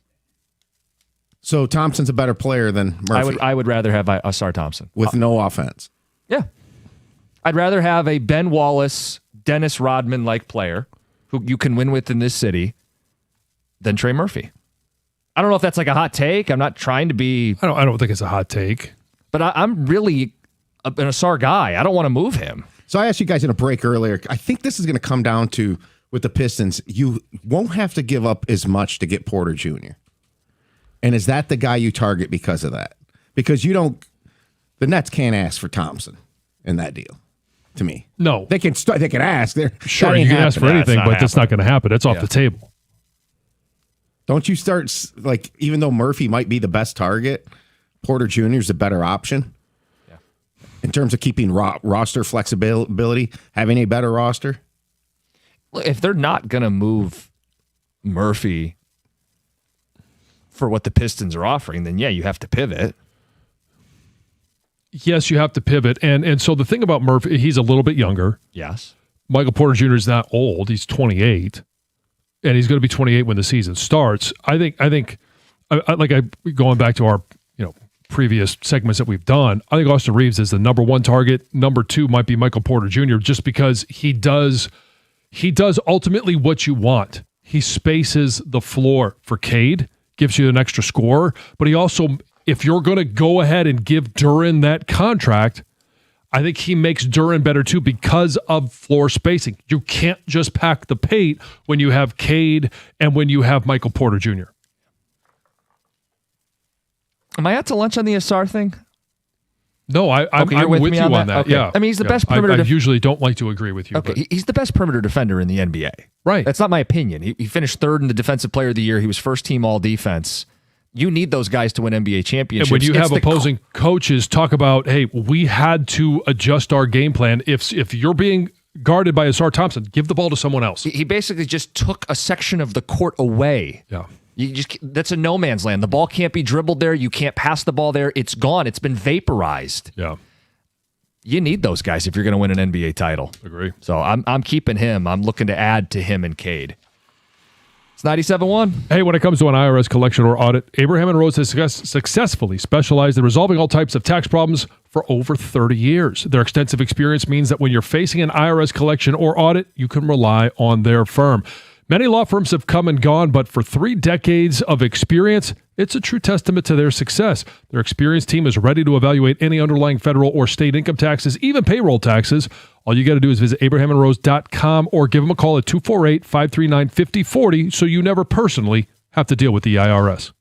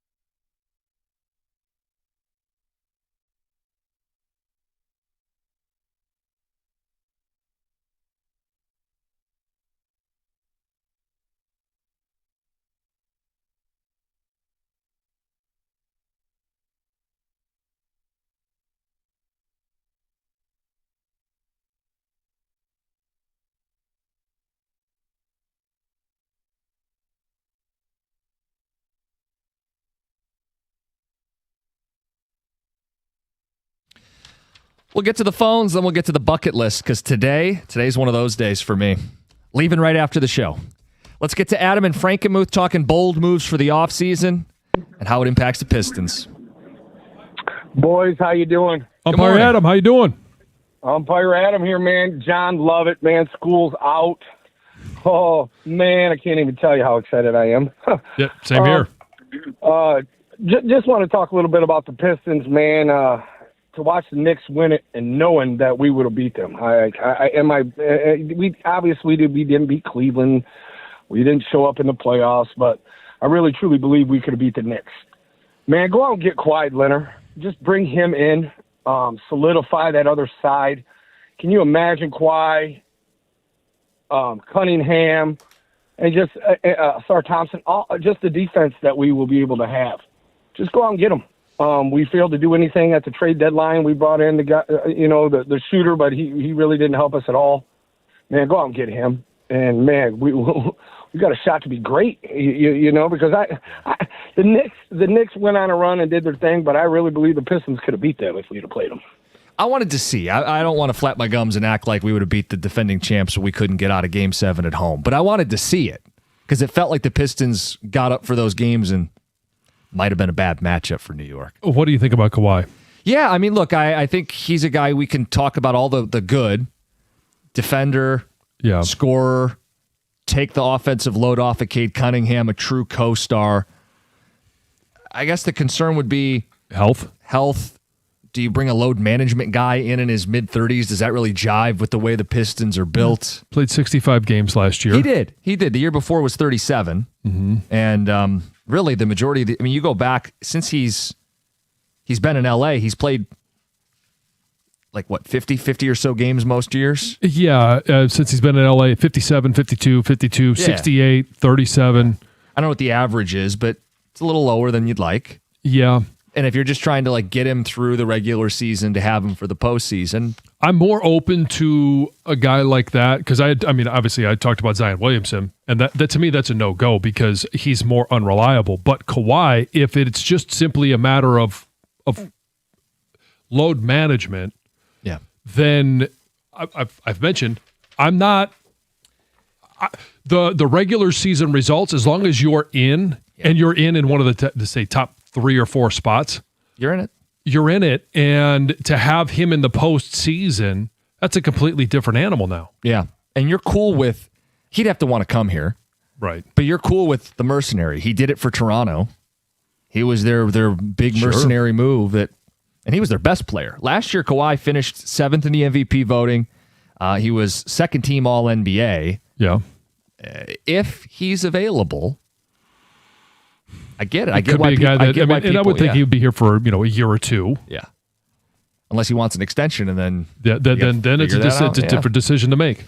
Guys, right now my goal is to get back in on the back end of the Giannis trade. I'm hoping he goes to Miami. The Bucks don't want Tyler Hero, and sometimes the Pistons, somehow the Pistons walk away with Hero and Bobby Porter Jr. in a 3-way trade. Randy and Livonia. You're a facilitator. You just kind of stick your nose in there and hey, who could we snatch out of this deal? We'll take Tyler Hero. He's got 1 year left on his deal. Sure. We'll step in at him. Mm-hmm. Yeah. Guys, they need to target Amen Thompson. Says would cost as much, is a good shooter, and would create intangibles with his brother. I think the Rockets should trade for Asar Thompson. Amen's a worse 3-point shooter than Asar. No, I know. My point, though, is we want him. Well, they want, right. No, we want him. No, you want him. We're going to put the twin brothers together. No, you are. And yet Tom's right. He doesn't shoot the 3. He could help create, but he doesn't shoot. It doesn't solve that problem. He actually puts another negative offensive spacer on the floor. He does average 18 a game versus Asar averages 9. So it's double the production scoring-wise, but he's a 21% 3-point shooter. Right. He's not going to do what you need to do. That's space the floor. You're not getting that extra 3-point shooter threat. It would be very fun to have both of them with Cade and a number 2. No, I know, but if I'm doing that's possible. If I'm doing Houston radio, we won 50 games. We got Durant. We got a young team. Let's add Asar. The Pistons aren't trading Asar, and the Rockets aren't trading Amen. Would Bronny go with his dad if he left? Got a text on that. That's like an automatic, isn't it? Probably. At some point, does he have to like stand on his own or no? No, well, Not until Braun's out of the game. They both exit at the same time? probably. Ant Edwards in Minnesota could really use a player like, say, Karl Anthony Towns. Oops. Austin Reeves has said he doesn't want to come to Detroit. Bringing him up is gaslighting. Do we have proof that he said that? I haven't seen that. I'm not. There's a great chance that I may have missed something in NBA news. Why would he not want to come to Detroit? We're a number 1 seed in the East, a title contender. There's plenty of spacing and shots Maybe to get he up. just likes living in L.A. sunny LA. Brendan? I think it was back in the draft process a couple of years ago that he said he wouldn't come to Detroit if they were picked. Like they wanted to pick him, and he was like, "Don't even bother." Oh, I'm yeah. not This is coming." from June 19th, 2024. It's a video of him on the golf course. Fan says, "We need you on the Pistons, Austin."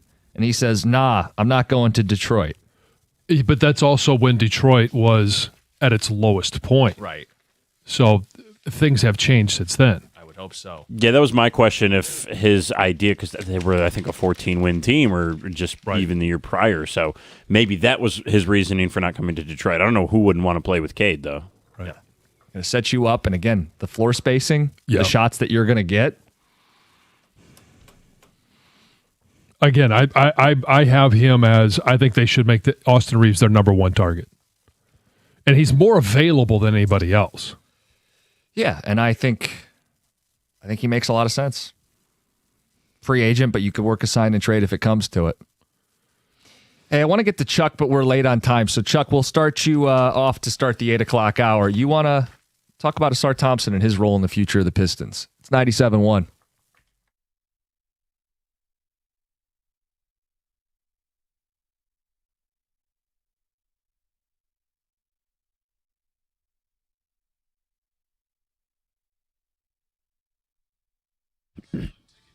Brought to you by Michigan Lottery. Despite the Tigers' 4-2 loss to the Astros last night, it was an encouraging start for Framber Valdez against his former team, as the lefty went 6 innings with only 6 hits and 1 run allowed. He also conceded 3 walks, but had 6 strikeouts. After the game, A.J. Hinch talked about what went into last night's outing for his starter.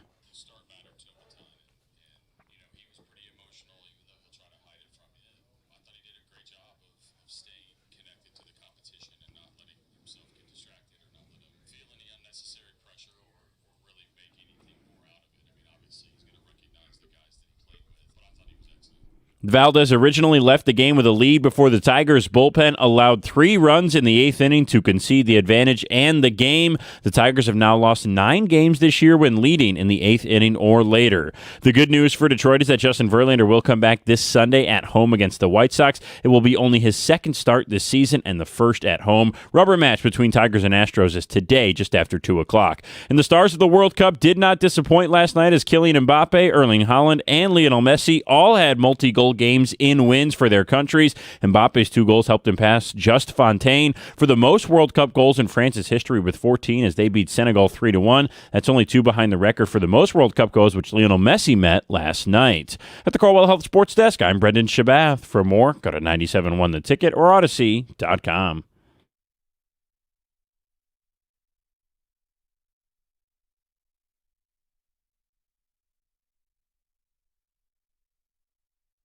Let's get to Chuck. You've been waiting patiently. You're on 97.1. Good morning. Hey, good morning, guys. Appreciate the time. Let me start by saying I am a fan of Asar Thompson. I think he has tremendous value on this team.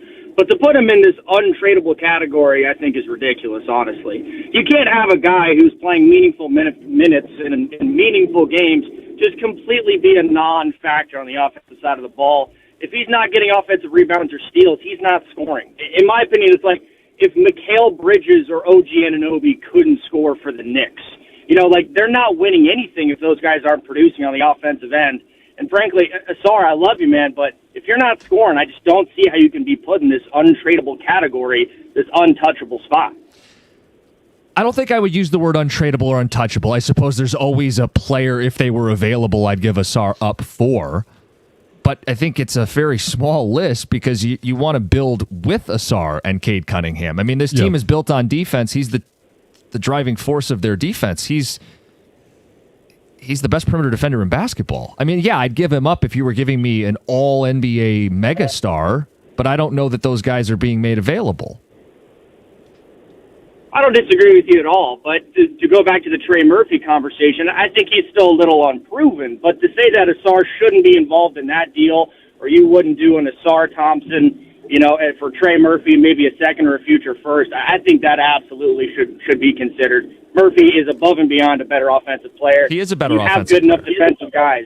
You have good defensive guys around Cade and the rest of that team. I know Ausar is obviously a unicorn on the defensive end, but it's not like the rest of the team's a bad defensive squad. You need scoring. Trey Murphy brings it. I think if they want Ausar, you absolutely hear that conversation out. Okay, so this is interesting. I said it flippantly, but I dug in a little more. So the Ringer does their top 100 players in the NBA list, and it's something that evolves. And it's not gospel. It's just one website's opinion. They have Ausar Thompson as the number 56 player in all of pro basketball. They do have Trey Murphy a little ahead of him at 49, but I would say they're in the same tier. Right. Am I getting any better in that? It's different. Right. You're trading one skill set for another skill set. Right. Is basically what you're doing. And are you saying it's easier to find an all-world NBA perimeter defender or a guy who's 6'8" who shoots a little bit? Well, so in terms of untradeable, if somebody calls up and says, well, we want to talk about Ausar Thompson, you at least listen to who they're offering up. Sure. If they call up and say, we want to talk to you about Cade Cunningham, you hang up the phone. Right. So that's the difference of guys that are untouchable. Cade's untouchable. Agreed. Everyone else on the roster would have a certain price point. Jalen Duren, by the way, they list as the number 44 player in the NBA. I trade him for Trey Murphy. Let me ask you this. Does Murphy have potential to go to the next tier with Cade? I don't think he's going to be a Cade-like player. No, not that. No, I said, so you put it in tiers. So I'm thinking you're putting Thompson and Murphy in tier 3. Sure. Okay. Can he go to tier 2? Sure. Yeah. And then can Thompson go to tier 2? Right. How does he do that? He learns how to shoot. Yeah, even just a little bit, not even a three-point jumper. Just you're 17th on the elbow. Knock one down. Let's get to Antonio in Mount Clemens. Antonio, good morning. How y'all doing? Good. I just wanted to chime in on one of the previous callers was talking about Ausar not being considered untradeable and compared him to the players on the Knicks squad because they could score. I feel like one person that he left out was players like Josh Hart. Like there are players on championship teams who aren't, offensively consistent. Now, Josh Hart knocked down a lot of timely shots. He's a better shooter than Ausar. Yeah. But historically, championship teams have had players like Ausar who don't fit an offensive role at all, but they provide other parts to win the championship because while, yes, the winner in the basketball game scores more points, there is more to basketball than just the offensive side of it. And Josh Hart also came up with a lot of timely offensive rebounds, a lot of stops, clogging up the offensive rhythm for the Spurs. And you look back through history, there's a lot of players who fit that mold for other championship teams as well. So I do think a defender like Ausar who has potential to be a generational defender, who is still young and can improve on other parts of his game, will thrive if we add more offense because it opens up the floor for him to increase his role the same way that the Knicks did with Josh Hart. Right. And Antonio, we live in a city where we watched our teams be built with these defensive chess pieces. Like I think about Ben Wallace, who's in the Hall of Fame because he played elite defense, not because he could knock down a jump shot or even a free throw. Okay, fine, different era. Dennis Rodman would be another player that people see shades of with Ausar Thompson. We live in a city that celebrated Dennis Rodman and Ben Wallace. Ausar Thompson feels like the next guy to grab the mantle as an all-world defender who can drive winning. We don't have to win that way, though. Like, I get frustrated with that. It's like it's the only way the Pistons can win? Is to be going to work and we're tough and we play defense. I didn't say I wanted 5 Ausar Thompsons, but there's absolutely a role for a guy like that on a title team. I'd include Thompson in a heartbeat and with a true Robin. I want to see a 1-2 with the Pistons. A true 1-2.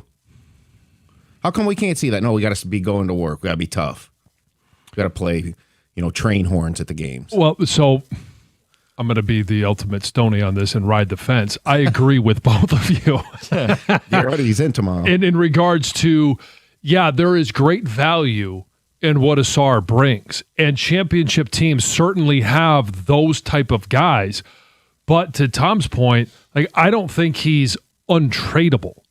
No. But it all depends on who is coming in return. If you're going to give up Ausar Thompson, then you are definitely getting a number 2 for Cade to be able to go out there and utilize offensively. Okay, just so you don't think I'm being unreasonable. Give me Jaylen Brown and I'd give up Ausar Thompson. He would have to be in that deal. Yeah. That's a guy I would actually give Ausar up to go get, but we're talking about one of the 15 to 20 best players in basketball. That trade is probably Thompson, Holland, and Duren. Done. And a pick. The problem would just be then your roster's 2 guys. Right. Yeah.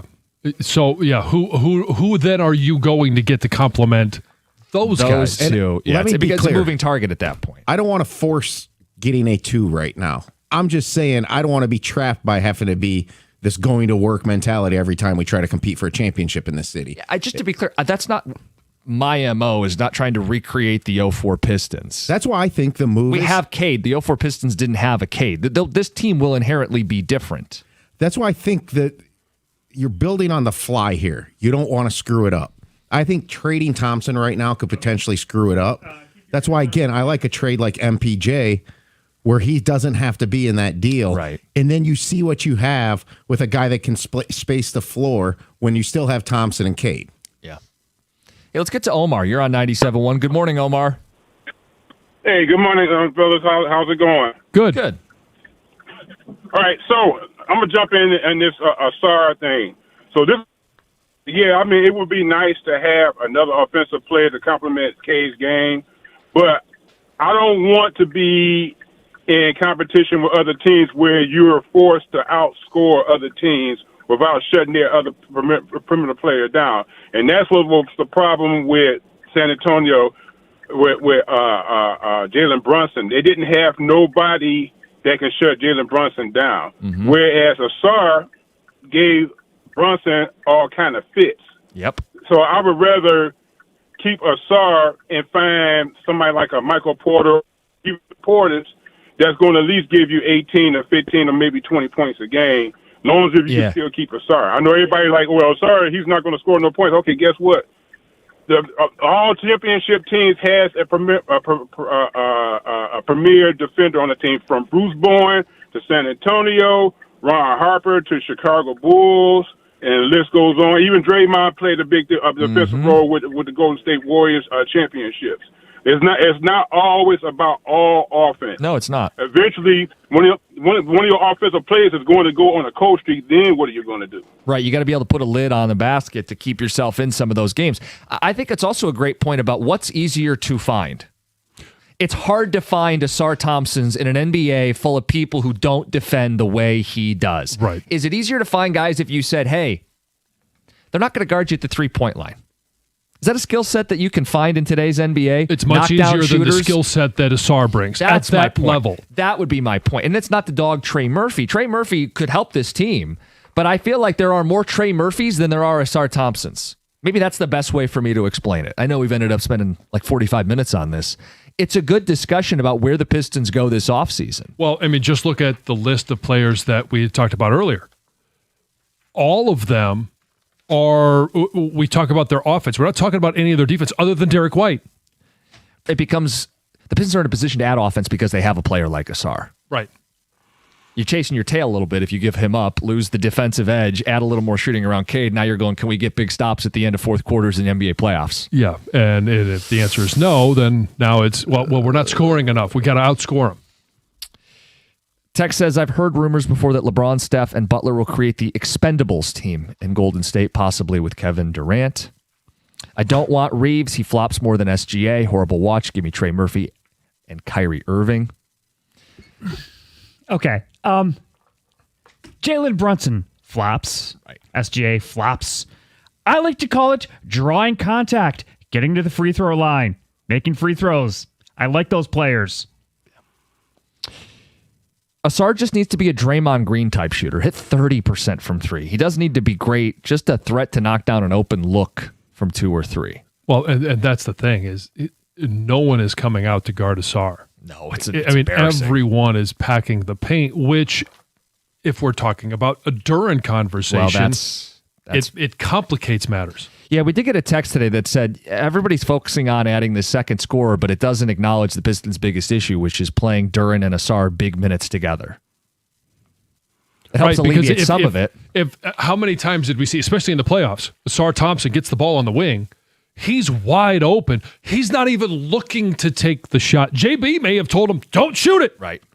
Hey, that's a real bad look for us. Yeah. It's considered a negative offensive possession if you shoot that wing 3 wide open. Please do not shoot that. Yeah, and instead, you miss it time again. We'll send a screen. We'll have you back cut. We'll use the space differently. We just can't have you shoot that basketball. Yeah, because you know what the color analysis is going to say? What? That's why you're wide open. Yeah. They're leaving you open for a reason. They want you to take that shot, just like they want you to pinch hit with Jahmai Jones. That's why teams put lefties in. Yeah. Sorry, did I slip that in? 248-539-9797. We will mix in some Tiger baseball this morning. Get to my World Cup plans. More feedback from you guys. It's 97.1. Hey, if you're thinking about a new truck this month, you and I both know a Ram truck should be right there at the top of the list. In fact, that's exactly what I'm doing this month. The Ram truck lease deals at every Metro Detroit Ram dealer are phenomenal right now. I've seen the Ram side by side with other trucks. I'm driving a Ram right now, and for power, there's no comparison. You could choose from Ram's legendary 5.7 Hemi V8, or you got 2 choices if you want to go with the Hurricane engine. You've got the one that I've chose. That's the 420 horsepower version, which is awesome. Or you have the high output 540 horsepower version. Why would you trust any full-size pickup at any price with the 4-cylinder engine? Lived that problem and couldn't wait to get out of it. Plus, the full-size Ram 1500 is built right here in Sterling Heights. With Ram's 5-link coil suspension, all it's going to take is one test drive, and you're going to feel how much smoother a Ram is. And for comfort, just go sit in a Ram, and you're going to feel the difference. Right now, the lease payments on a new Ram truck at every Metro Detroit Ram dealer are phenomenal. So are their financing offers for well-qualified buyers. Just pull into your Metro Detroit Ram dealer today and tell them I sent you.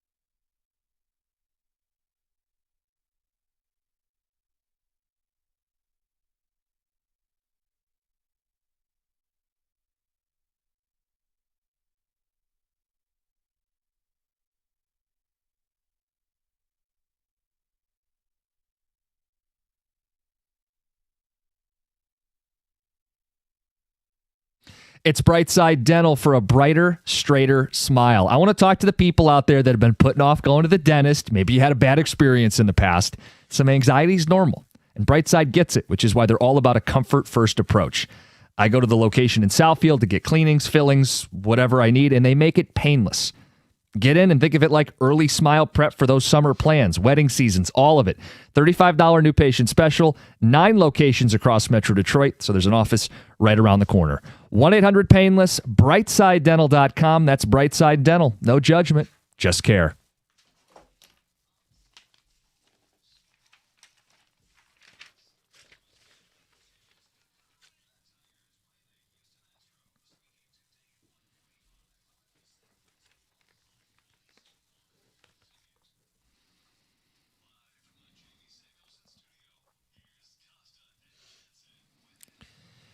Oh, how about this text? Would love for Jim to get after the 2 Neanderthals. Tom and John after their horrid World Cup takes. How about Mbappe and Messi going off yesterday? Messi was electric last night. Hope you enjoyed your soccer, John. All right. I gave it an entire day. And it ended in a tie, and another tie. You picked a bad day.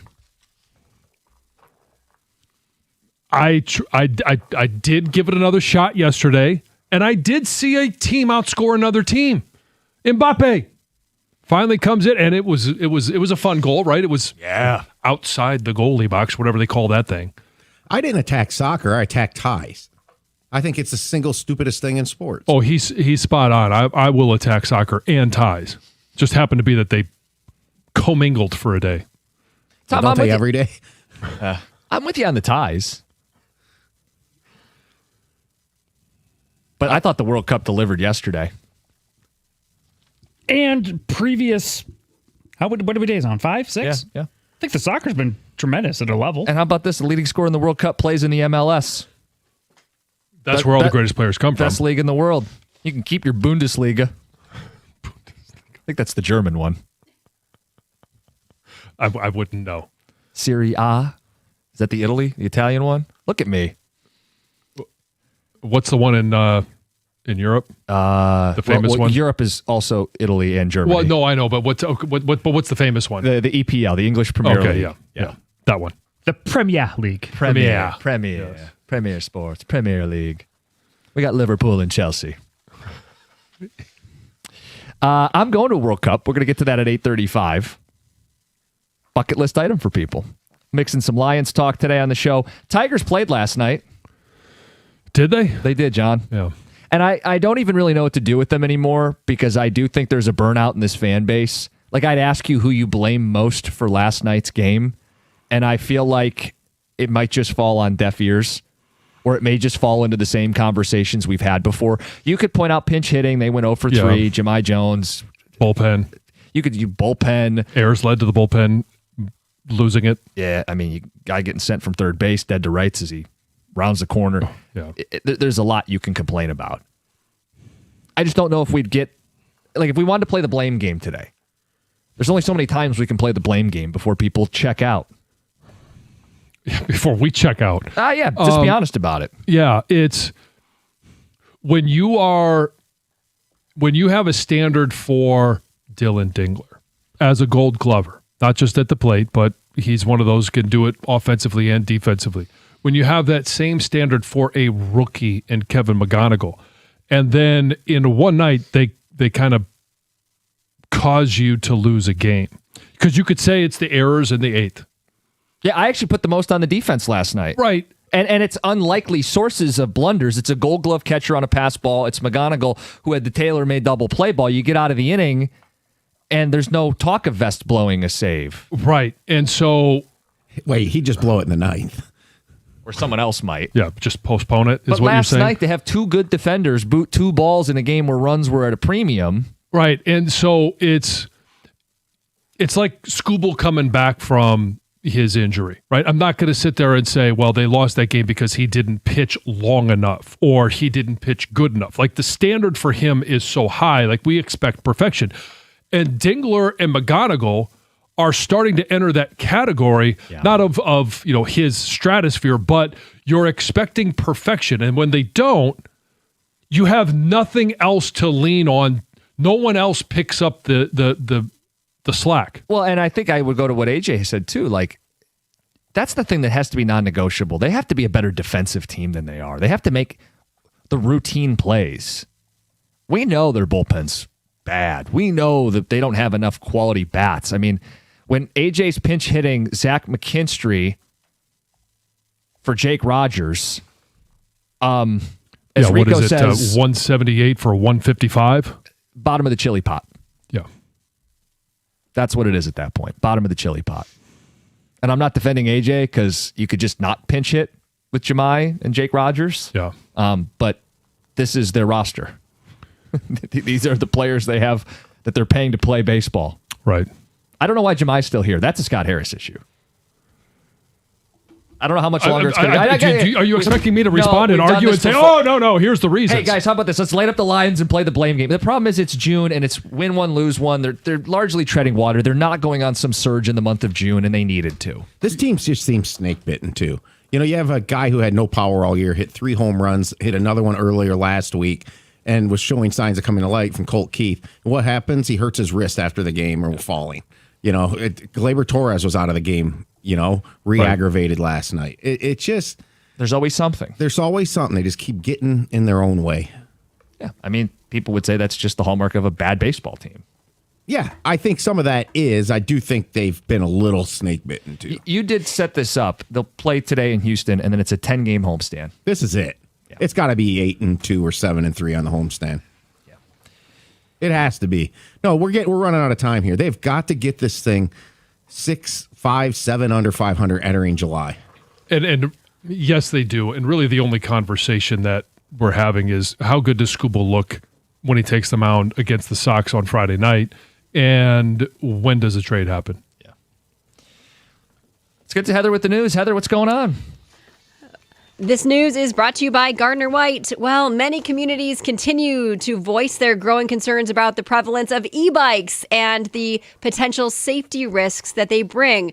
On Monday night, a 13-year-old boy was hospitalized after being hit by a car while he was riding an e-bike in Commerce Township. The crash happened Monday evening on Welsh Road, just north of East-West Maple Road. Police say the driver was determined not to be at fault. Was he in the roadway? Well, it's interesting. I tried to find another article just to confirm this, but they were all written by the same source. It says that the driver was determined not to be at fault as the teen was entering and exiting the roadway via a crosswalk. So the teen was on a crosswalk. Was he using the crosswalk at the wrong times? Yeah, I'm not sure. But anyway, the boy was conscious and breathing at the time. At the scene, he was taken to the hospital, listed in stable condition. Then that same evening in St. Clair Shores, police are continuing to look for the driver of an SUV after 2 children on e-bikes were struck in a hit and run. So those children are going to be okay as well, but police say the driver of a black Kia didn't stop. One of the children suffered minor injuries. But we talked about this just last week. Dearborn Heights, the city council voted unanimously to ban the use of e-bikes on all city-owned property, citing a growing number of injuries and collisions involving children. And man, I see these e-bikes. They're all over in our neighborhood. They also not only have the e-bikes, but they're also on those e-scooters. And the bikes can go really quick. And if you're not following the rules of a roadway, it can be very dangerous. I know in our subdivision, I don't know, nobody has taught them which side of the street to ride on, and they are just they're going all over the place. Greg, what's the max speed of your e-bike? Gets to 20. Gets to 20. Okay. Gets to 20 before the governor is going to hit in. It's like Jahmyr Gibbs in the open field. In that, so there's like different levels, different classes of e-bikes. Oh, okay. And ones that go faster? Those can reach up to, the class 1, the motor assisted can reach up to 20 miles per hour when pedaling. Do you have to pedal with that? I don't know. I have e-bikes. one of each. I have one that's just throttle. That's okay. Fine. Can reach up to 20 miles per hour, but also have a throttle to engage the motor without pedaling. And then a class 3, motor assisted up to 28 miles per hour. Wow. That's fast when pedaling. They say there's no minimum age requirement for a class 1 or 2 e-bike in Michigan. So you could have a little kid riding one of these e-bikes. Right. So when does it start to classify 14, as you have to motorcycle? Like, okay, there's no gas engine, but it's a certain number of cc's. I think it's like 30 cc's. Okay. Interesting. They say you have to be at least 14 to ride a Class 3 e-bike. But I think one thing that I'm gathering from the story is the rider was in a crossing. Yes.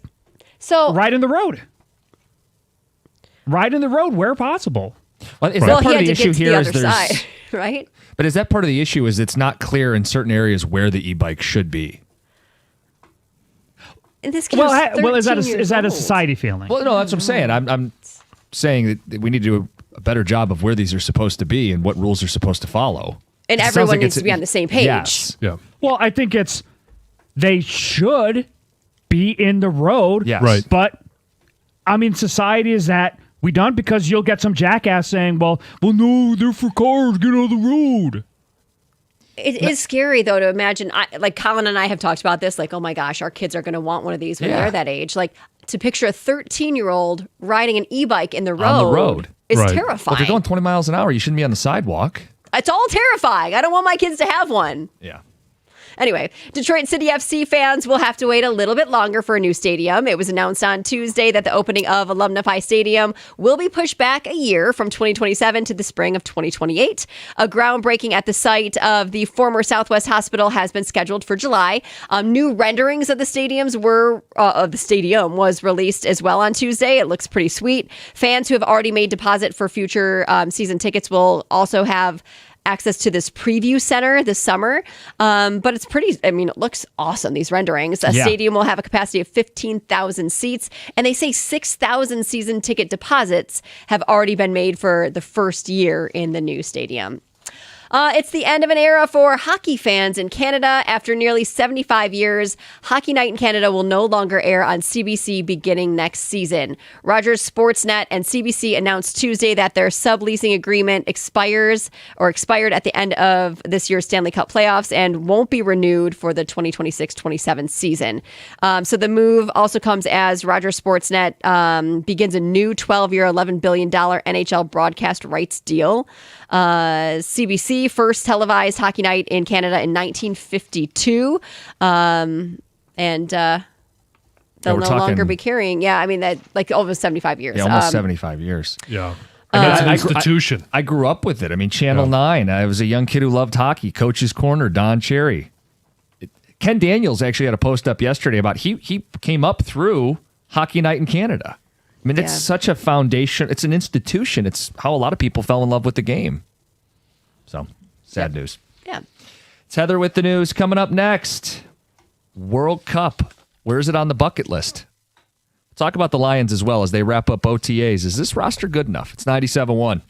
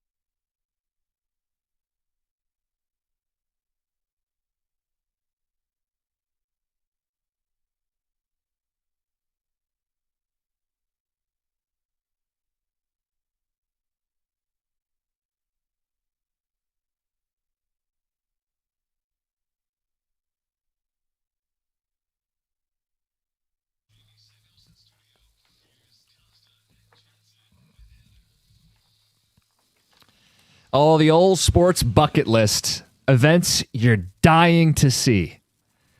Today, I'm going to a World Cup game. That's cool. A match, as they would call it. Yeah. Making the trip over to Toronto for the 7 o'clock matchup between Ghana and Panama.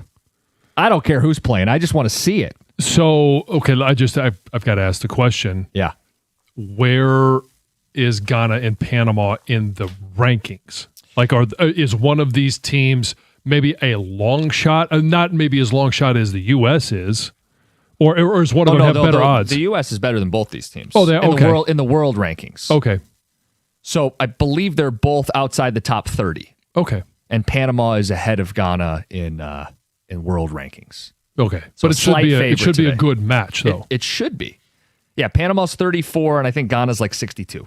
All right. So you could watch 90 minutes plus extra time, see a tie.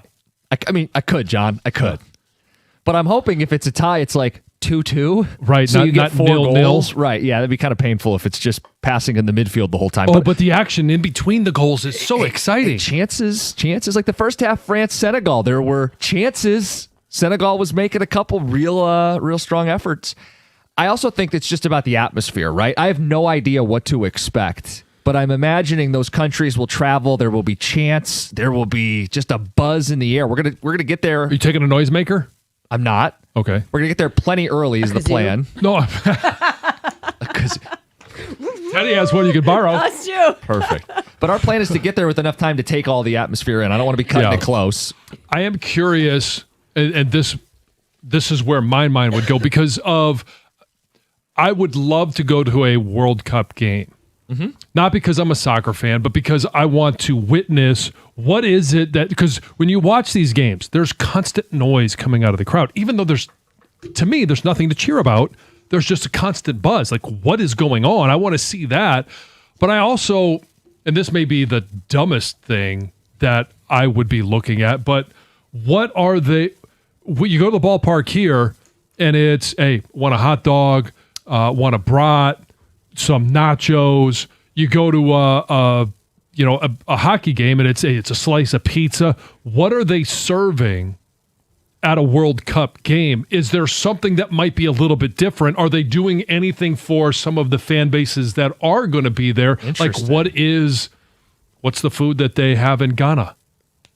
Oh, I can't imagine that they're going to try to pull off like a cuisine from the country. No, but maybe there's something unique, one thing that they offer. Yeah. Well, this is going to be at Toronto Stadium. It's their soccer stadium. I think it's right on the water. Yeah. Which is going to be cool. But I don't know the concessions. So I mean, that's just what do the concessions look like? I'm sure you can still get a pack of Skittles. But what else? Is there anything unique? Yeah. I wonder if they do anything special for it. Yeah, I don't know. You'll find out. I mean, speaking of which, they go to these crowd shots. I don't see people eating nachos or, to your point, anything. No food. So is it even like, not that it's not allowed, but it's like, right, yeah. When the ball flies into the stands, you don't see some guy doing a one-handed catch while he's trying to balance his beer. I will report back. You will get a full debrief. I'll be looking at social media. I'll post some stuff to see. I want to know where because you don't even know where you're sitting. No, I told the story. My in-laws got it through the lottery system, so I don't even know where the seats are. All right. So is there a chance that we could see Costa and the in-laws?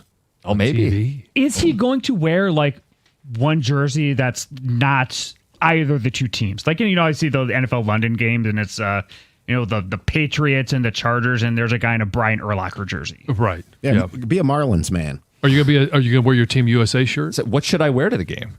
I was going to ask you that, and then I thought that's too girly, so I won't even ask it. Oh, But no, we're there. What are you going to wear? What does someone wear to a World Cup game where your country's not playing? Because if it's U.S., hey, you deck out in stars and stripes. Just get a T-shirt with a soccer ball on it. So I've done this actually. Totally generic. Buy the FIFA hat for Rob Lowe. I've actually gone to a World Cup soccer game. have you? And it wasn't the U.S. It was Sweden and Russia at the Dome in '94 here What'd in you wear? Pontiac.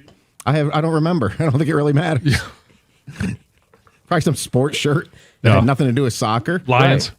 So I actually Can I go in this? I mean, is this Sure, Well, if you you want to can, wear a collared shirt, But but it's not like overly dressed up. looks like you're going golfing. yeah, looks like a golf shirt. wear some Detroit sports shirt. Represent. Yeah. Or your Michigan shirt. Fire up chips. Where's that?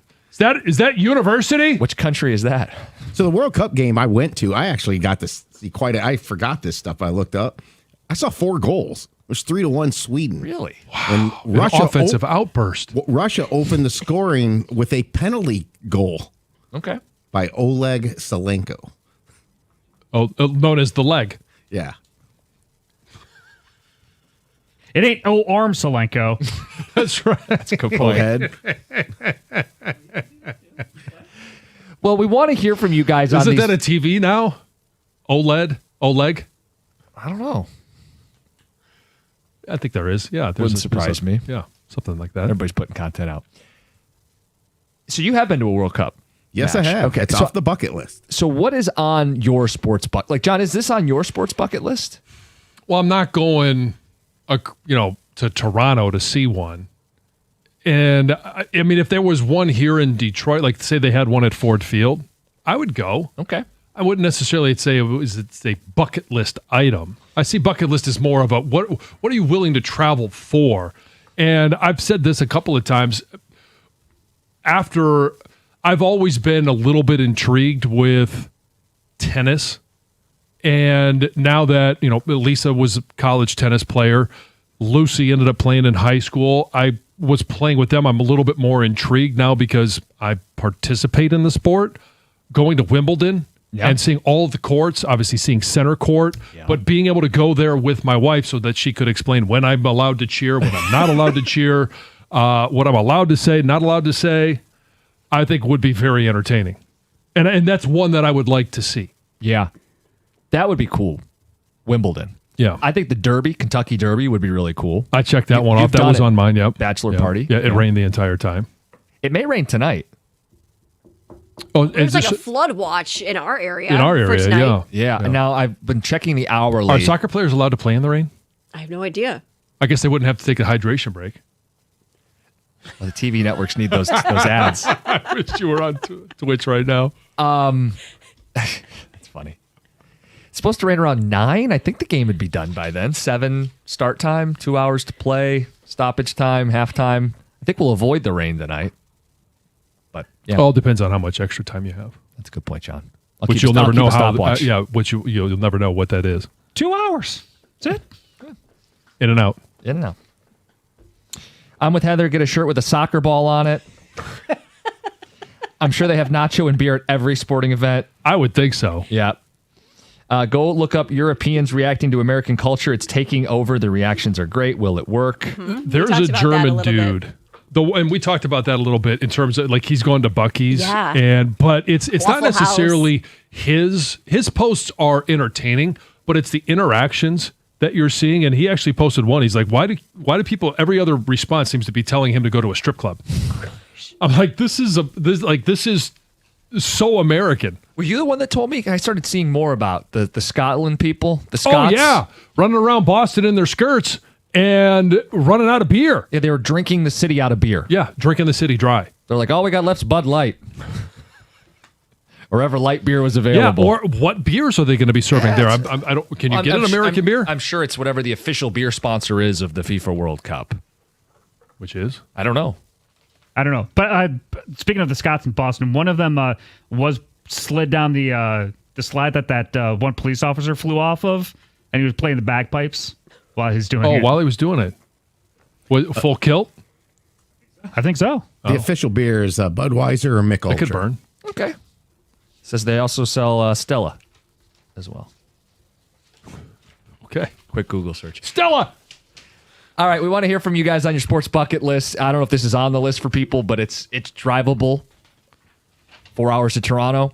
Yeah. What are the events? I think that's a great way to put it, John, that you're willing to travel for. A pilgrimage because you want to be there to see it. Mm-hmm. Sports bucket list, 97.1. Hey, if your furnace or AC is struggling to keep up, it's time to call Mastercraft Heating, Cooling, Plumbing, and Electrical. Mastercraft is available 24/7 for those uh-oh moments, and we all have them, and they stand behind their work with a very valuable 5-year warranty. They made a huge difference in my home. They'll do the same for yours. Right now, they're running some amazing specials. Getting an AC tune-up. We all need our AC this summer. For only $79, and if it's time to upgrade, you can get half off installation when you buy a new AC or furnace.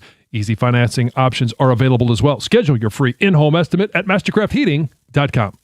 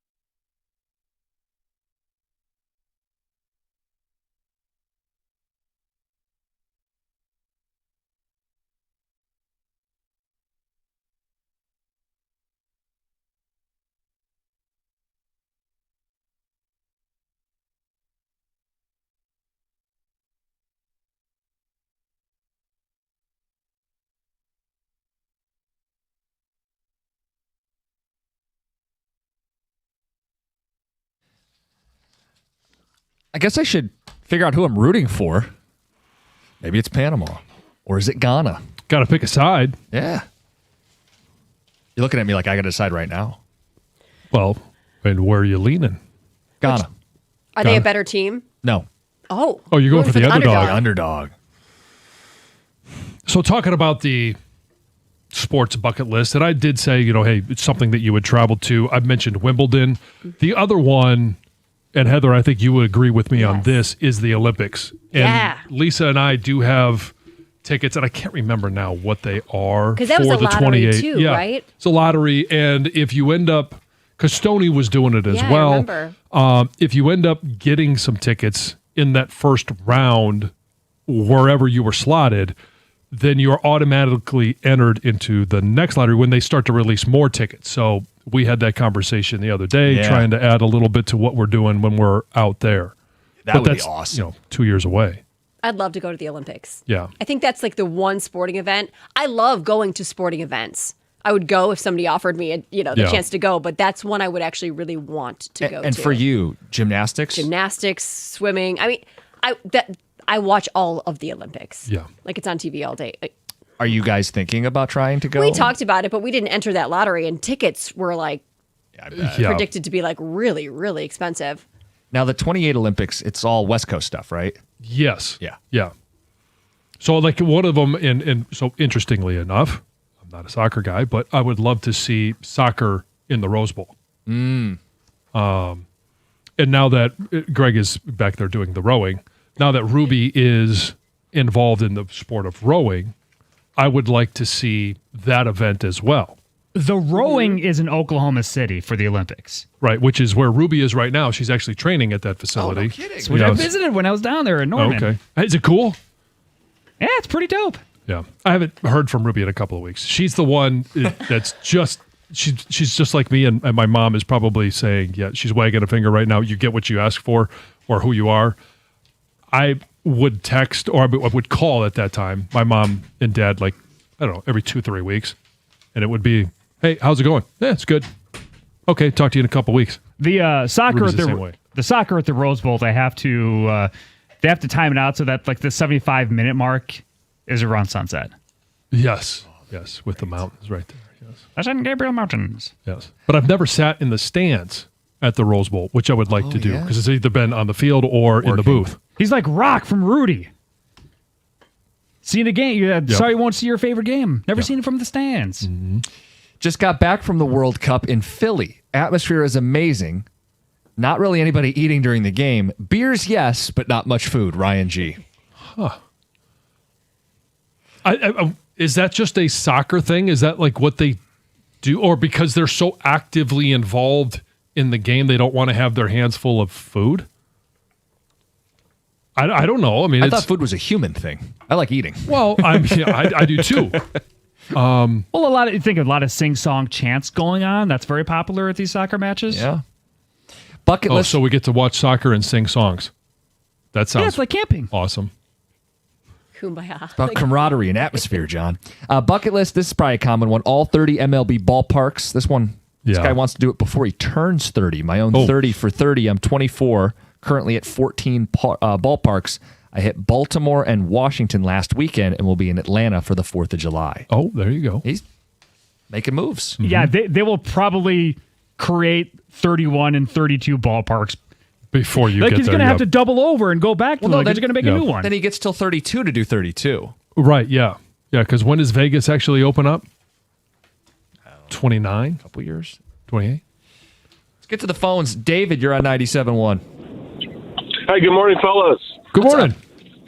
So my bucket list, because I'm a soccer fan. My bucket list is to see my favorite European teams, like the club teams, like Newcastle in England and Atletico Madrid.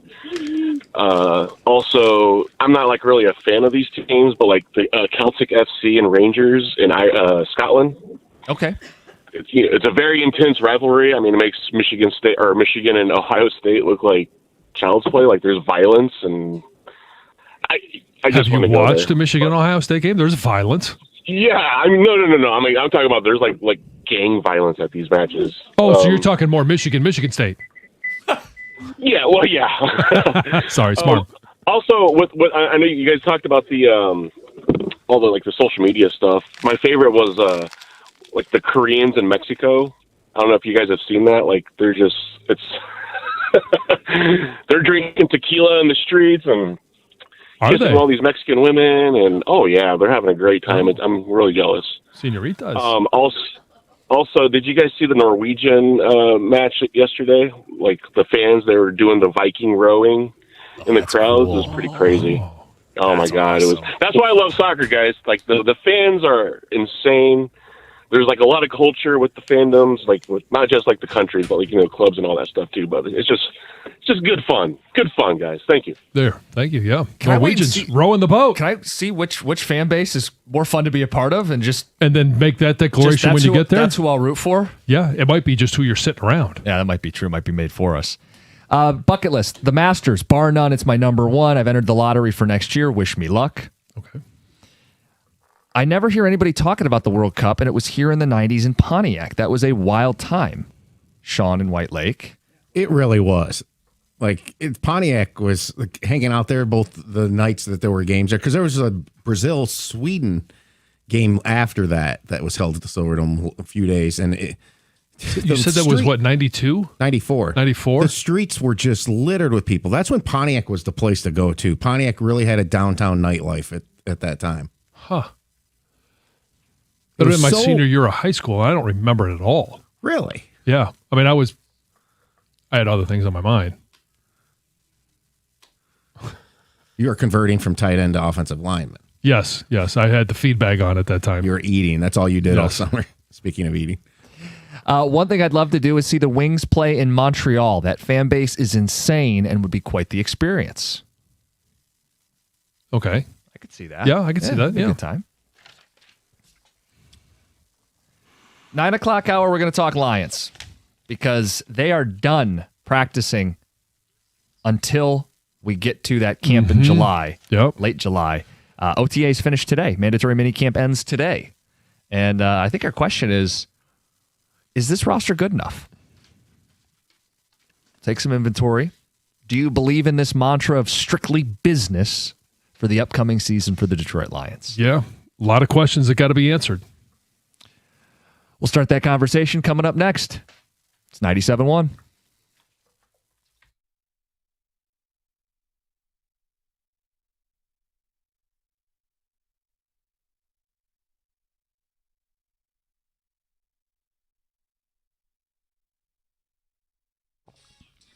Brought to you by Guardian Alarm. With a 4-2 loss to the Astros yesterday, the Tigers will now go for the series victory in the rubber match today, just after 2 o'clock. Casey Mize will be on the bump for the Tigers, making his return from the injured list. He last pitched on May 27th, missing 17 games with a groin injury. On the season, Mize holds a 2.27 ERA and 9 starts. His strikeout and walk rate are both trending toward career best right now, as he is currently averaging around 2 walks per 9 innings and more than 9 Ks. Tonight, Mize and the Tigers will face Peter Lambert for Houston.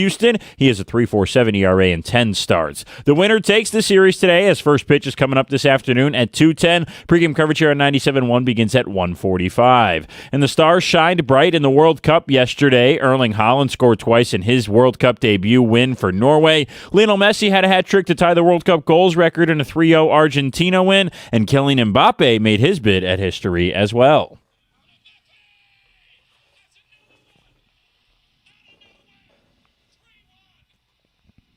That was Mbappe's 14th World Cup goal in just 15 matches. That's the most in France's history and third all-time behind Messi and Germany's Miroslav Klose. However, they both scored 16 goals in 24 or more matches. Another superstar in Cristiano Ronaldo hits the pitch today as Portugal faces the Dominican Republic of Congo at 1 o'clock. At the Corwell Health Sports Desk, I'm Brendan Shabath. For more, go to 97.1 The Ticket or Odyssey.com.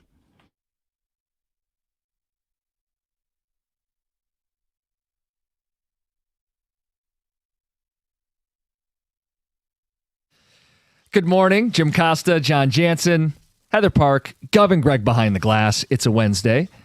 Later this hour, we'll play Cat or Kitten. You love your cats, don't you? You know me, John. I do.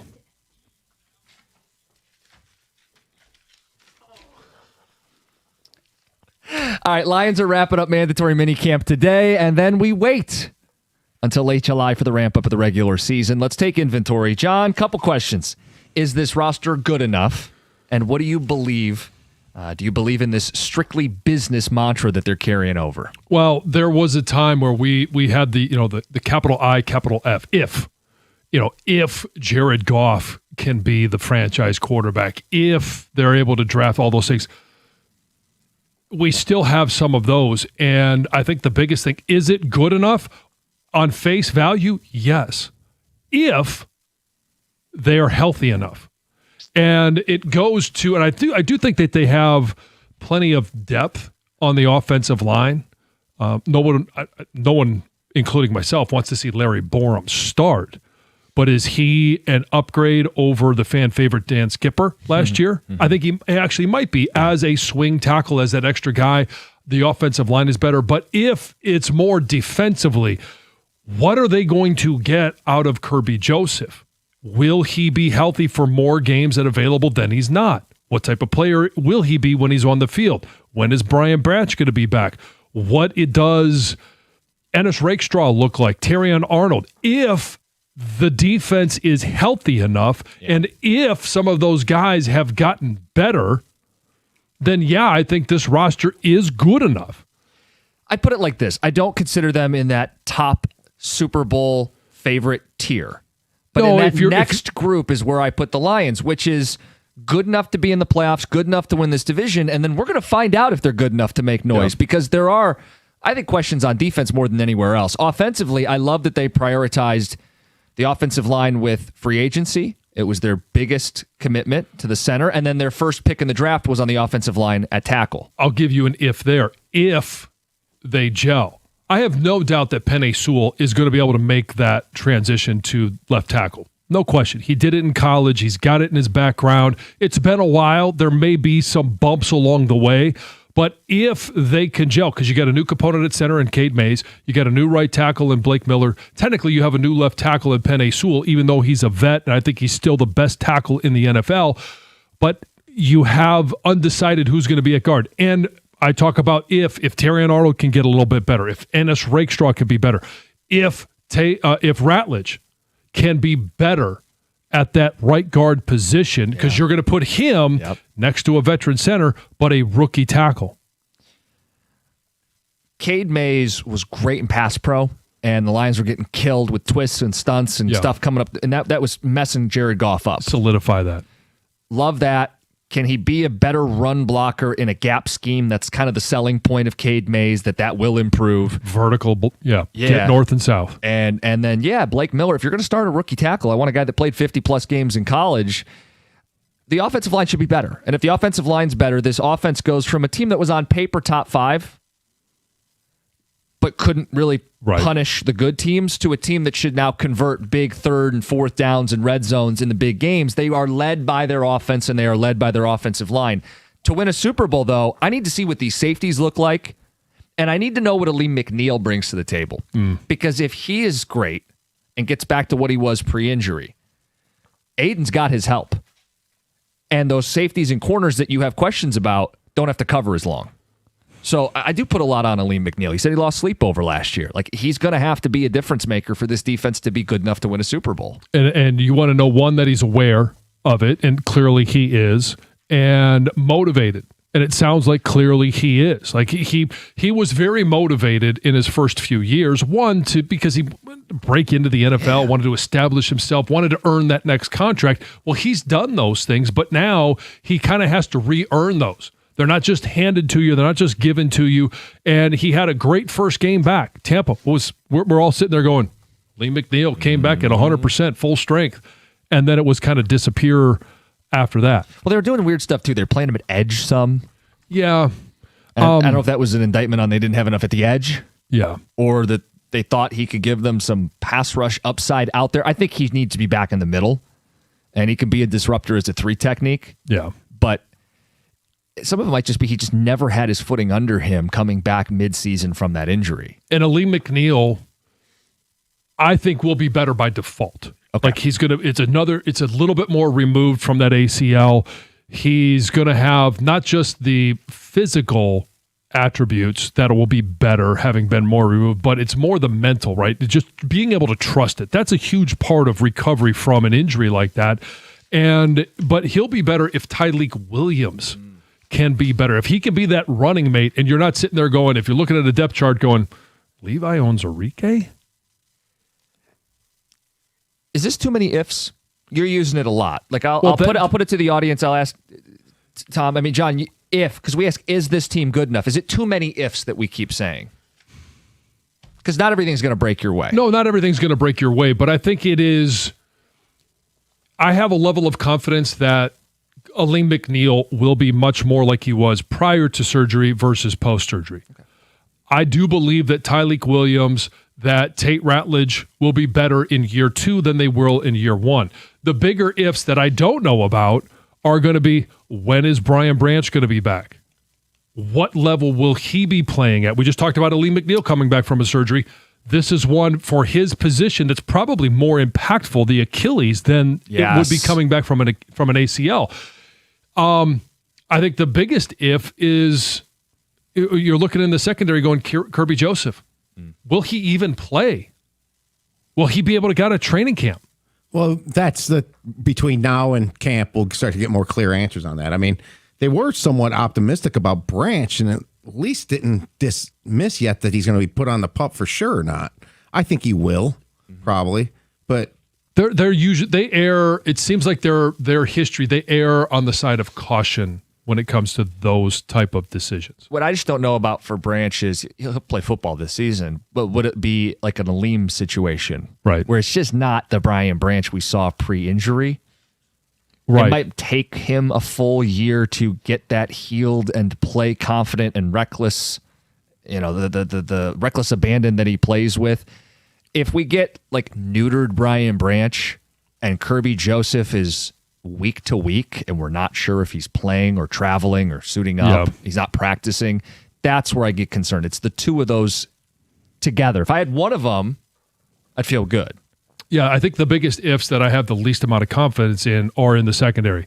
If Terrion Arnold improves. Oh, okay, going into year 3, like should that really be an if? As a former first-round pick? Right. If he's one of the ifs I don't think is going to work out. Right. You can overcome ifs. See, that's the thing. It's every team has a ton of ifs right now.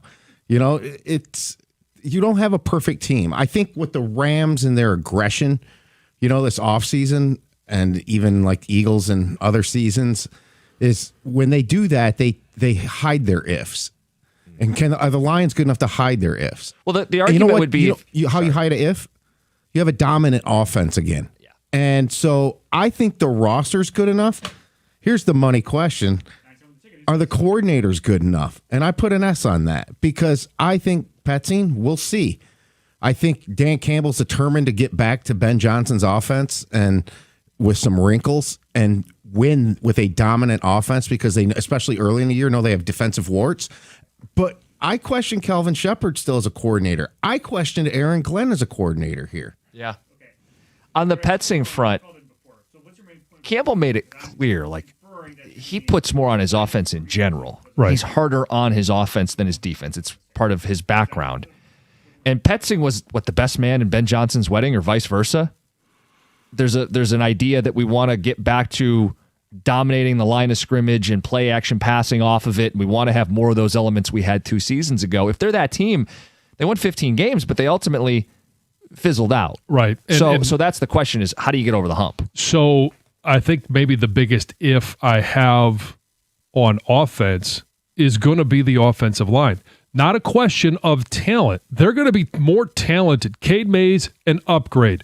Penei Sewell going to left tackle, an upgrade. Blake Miller, not an upgrade from your tackle last year, but in totality, yes, I think the 5 that they put on the field, but the biggest if I have, and I think it's whether you're talking secondary or you're talking offensive line, you've got to have great chemistry. Yep. You can be a good, above average offensive line if you just have good players, but it takes chemistry and understanding what each other is doing and trusting each other. And that chemistry it goes from above average to good to great. Well, that's part of the issue is I feel like the offensive line, knock on wood, you get those guys healthy, they're going to gel. The secondary, I don't know who's going to be in week to week, and Right. that makes it hard to get the continuity. The interior of the line, I think, is going to be the key to all of this. If they have got to create holes so that Gibbs has the ability to run up the middle, because he will get stuffed if they don't create the holes. Correct. Once he has the opportunity to run up the middle, then the outside opens up, because that's the way you play Jahmyr Gibbs right now. You force him out, try and catch him on the edge, force him out of bounds, stop the explosive play. Yeah. But if you have to account for the middle, then it opens up everything. That opens up the entire offense and unlocks it.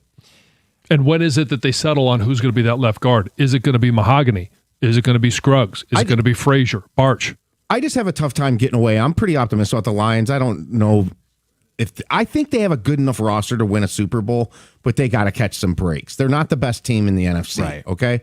But the best team doesn't win every year. Usually it doesn't. So they have the roster. I can't get away from this number from when they started turning this thing around in 2002 with the 8-2 finish. 22, yeah, all the way through up to the last 4 games last year. This team's regular season record was 42-11. They lost the last 3 out of 4 last year. And I think a lot of people are keeping that in their mind and how they kind of fell apart. It just kind of, they tapped out. It just kind of broke and fell apart. But a lot of this roster had a 42-11 stretch in the NFL. And that's why it's so frustrating that they didn't get anything out of that.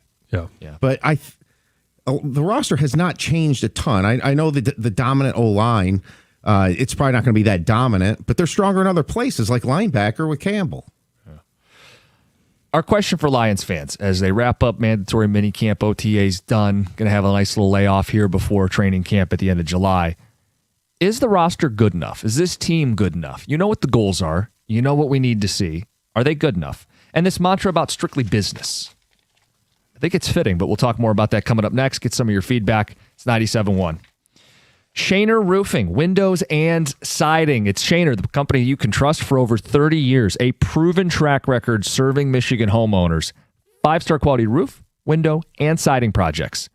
Truly a family-owned business. Shaner's local, and they can treat you like family because they are one. They answer to you and not private equity investors. Great example of that, their no-pressure promise. Forget high-pressure sales pitches. You get a true, honest assessment of what your home actually needs. And the unmatched reputation, you don't have to believe me. Google them. 4.9-star rating. That's thousands of satisfied homeowners. It's a reputation they have earned through doing this job right for decades. And when I talk about them doing things the right way, family-owned company, peace of mind. Every roof installation comes with a lifetime transferable warranty. They're locally committed to you, their customers, not some outside investment firms. So if you want to work with a company that cares about you, that does the job right, get started. MyMichiganRoof.com. Get your quote today. MyMichiganRoof.com with Shaner Roofing, windows and siding.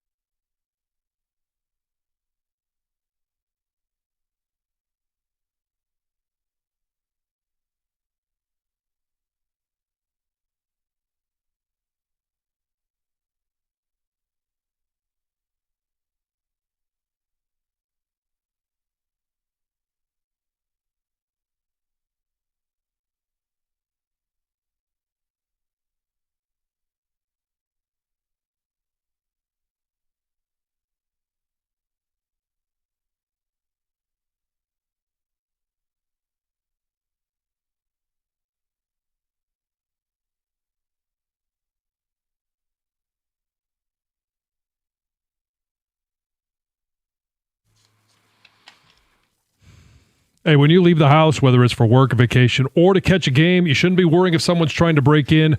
Do what I did and trust the pros at Guardian Alarms. You can get an alarm that is monitored locally, and they've been protecting Detroit and the surrounding area since 1930. And here's what I like about when they installed my alarm. I have eyes everywhere. I can see everything that's going on, and whether it's an intruder or it's just when did the kids get home, doors lock automatically. All of it's been great. You can give them a call at 1-800-STAY-OUT for a free quote. That's 1-800-STAY-OUT.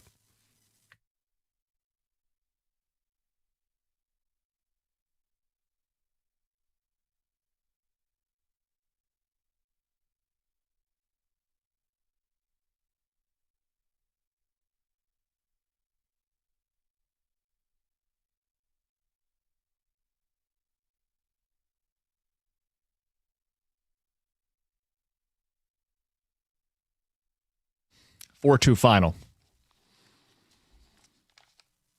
I don't know if the outrage is there anymore. We attempted to play the blame game earlier. You can blame defense, bullpen, pinch hitting. Take your pick. You had a stat. Well, you found a stat on A.J. Hinch's managerial decisions this year. Yes, and it's from Tigers Data, which is a great follow on X. A.J. Hinch decision success rate. His success rate right now is 47.3%, which puts him at 25th in Major League Baseball. And what does that include? It includes pinch hit opportunities to reach base or advance a base runner and mid-inning pitching changes to avoid allowing a run to score. So it's trusting your pinch hitters and trusting your bullpen. Did we reach a new low when we're pinch hitting Jake Rogers? Or is the low is that that an Jahmai upgrade Jones, over pinch hitting Jahmai Jones? Yeah, because Jahmai's just it's a nightly occurrence at this point. It is. And when he takes out a guy that you believe can put bat to ball, like Carp, like why is it always Carp?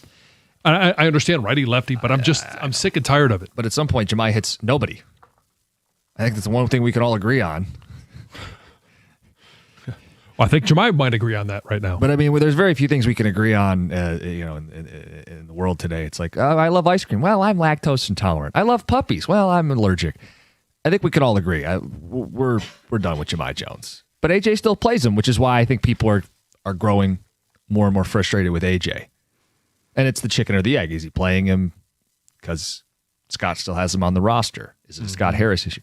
Either way, I think those are the things we always harp on are the offense, the bats, pinch hits have been terrible, bullpen's been rough. Last night to me was the defense. Just because I think they could still win that game, warts and all, if they play fundamental defense. And it comes from unlikely sources. Dingler's a Gold Glover. He gets a pass ball, and then McGonigal boots the ball in the infield. So, I don't know. There's your Tigers talk. We got some Lions feedback. Okay. John, if Decker is still out there, can we sign him? How hard would it be to convert him to left guard next to Penei Sewell? Not hard. I mean, it's the general progression is that as you get older, you get closer to the ball. And so you go from tackle to guard. And some of those guys can go to center. I played center late in my career. But it wouldn't be difficult. The question would be, would he want to?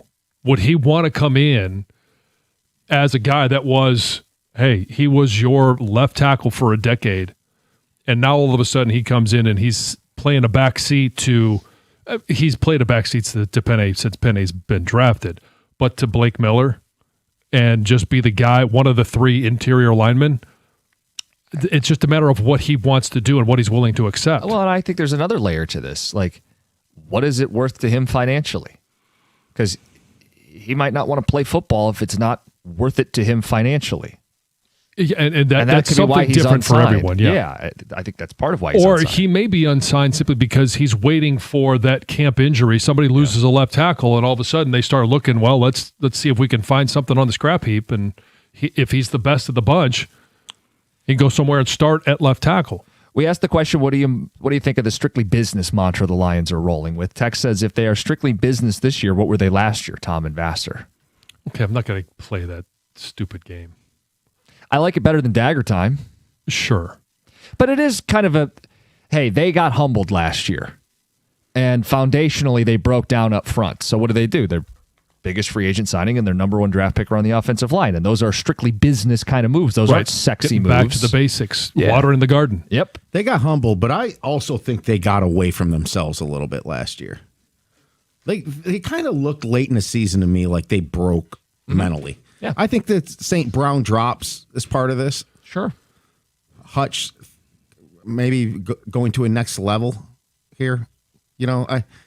Buying back into the whole thing, how it started. Yeah. Yeah, we said they lost that grit. Remember, that was real discussions we had at the end of last year. Where was the grit? Yeah. Well, they're going to need to reestablish, get the calluses and the dirt under the fingernails. So it's like it's Rocky running on the beach where he can't finish a sprint. You can't win. Right. Adrian. Now he's training in the mountains of Russia. Uh-huh. It's going to be great. Guys, that eye of the tiger. That's right. Is the roster good enough? I'm still worried about the end. Derek Moore is basically a third down pass rusher, not ready to play the run consistently.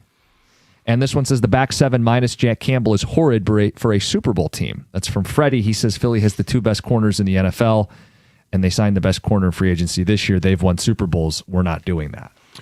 I do see DJ Reed.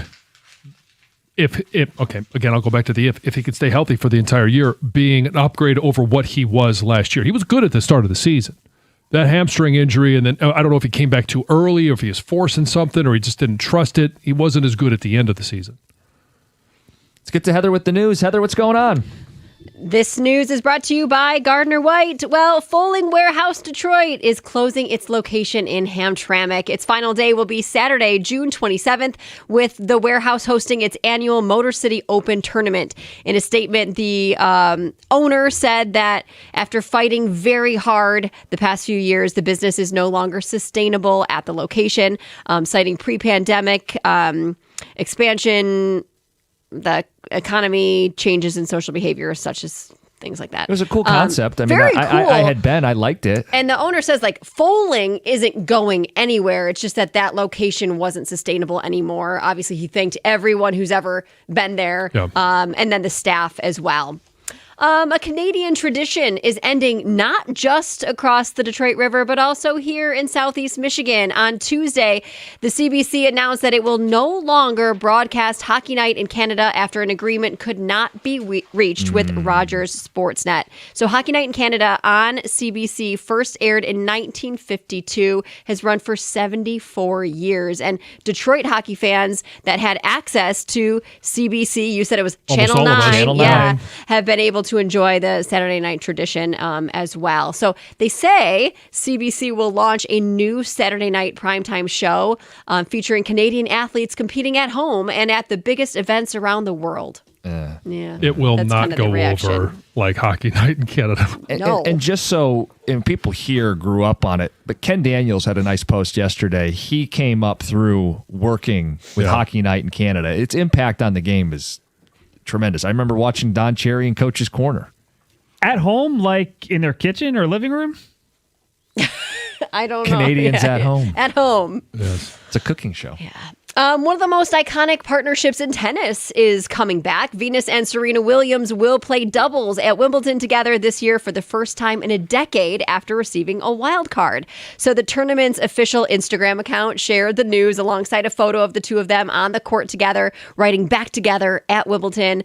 The sisters have won doubles at the championship 6 times together over the years. The first victory was back in 2000. Their latest was in 2016.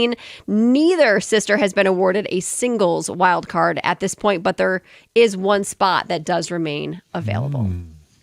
This is a tragic story. What was supposed to be, this celebratory bachelorette trip for Indiana Pacers star Tyrese Halliburton's fiance, Jay Jones, ended in tragedy. Jones was in St. Bart's with a bunch of her friends ahead of their August wedding when one of her closest friends, Mackenzie Kern, died on the trip just days after her 26th birthday. Cause of death? Not being reported. So they became close friends while they were cheering together at Iowa State University. And, obviously Jones has been posting on Instagram, right? It's her bachelorette party. They posted photos of the big group together, on the beach, enjoying a boat ride. And the girl who passed away, Kern's family said in a post that she died while surrounded by her closest friends on a once-in-a-lifetime trip. They do not believe foul play, drugs, or alcohol contributed to her death, but the circumstances surrounding her death remain unclear. I was going to say, if it's none of those things, I mean, she's was she an otherwise ill? healthy person. I don't know. I don't. They're not really going into much. It did say from died unexpectedly from health complications. Yeah. Wow. So tragic. It is. Also tragic, former NHL player Kyle Calder, who played for the Red Wings during the 2006-2007 season, passed away on Monday at the age of 47. I know. Also Way very too young. Yeah. His daughter, Madison, announced her father's death in this really heartfelt social media post. You can go and read the whole thing, but she said, "Never in a million years would I have thought this day would come. There will forever be a void in my heart, but forever a spot just for you." The cause of death also not announced, but the team he had been coaching for said that he died after a brief illness. Spent 10 seasons in the league. It's Heather with the news. Coming up next, cat or kitten? We'll explain. It's 97.1. If you've been thinking about upgrading your ride, check out Moran Chevrolet, Michigan's #1 selling Chevy dealer 2 years in a row, where you can find deals like 2026 Silverado, the 4x4 crew cab with a V8 engine. You can haul all your summer toys or try to beat the gas prices with a 2026 Trax. See the deals, see what I'm talking about, MoranExpress.com. If your current vehicle needs attention, Moran offers free loaner cars with scheduled certified service appointments. Stop by. They're on Gratiot, just north of 15 Mile in Clinton Township. That's Moran Chevrolet, where you always get the best price, period. Chevrolet. Together, let's drive.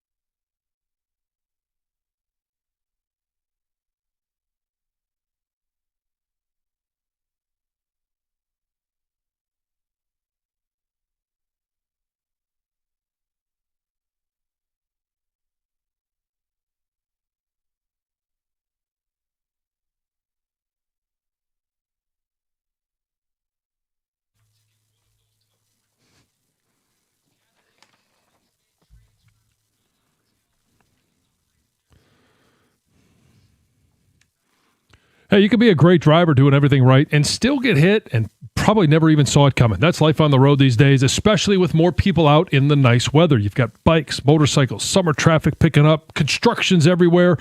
If you're injured, call David Femininio and the accident response team. They're going to help you right away, and David will fight to get you what you deserve.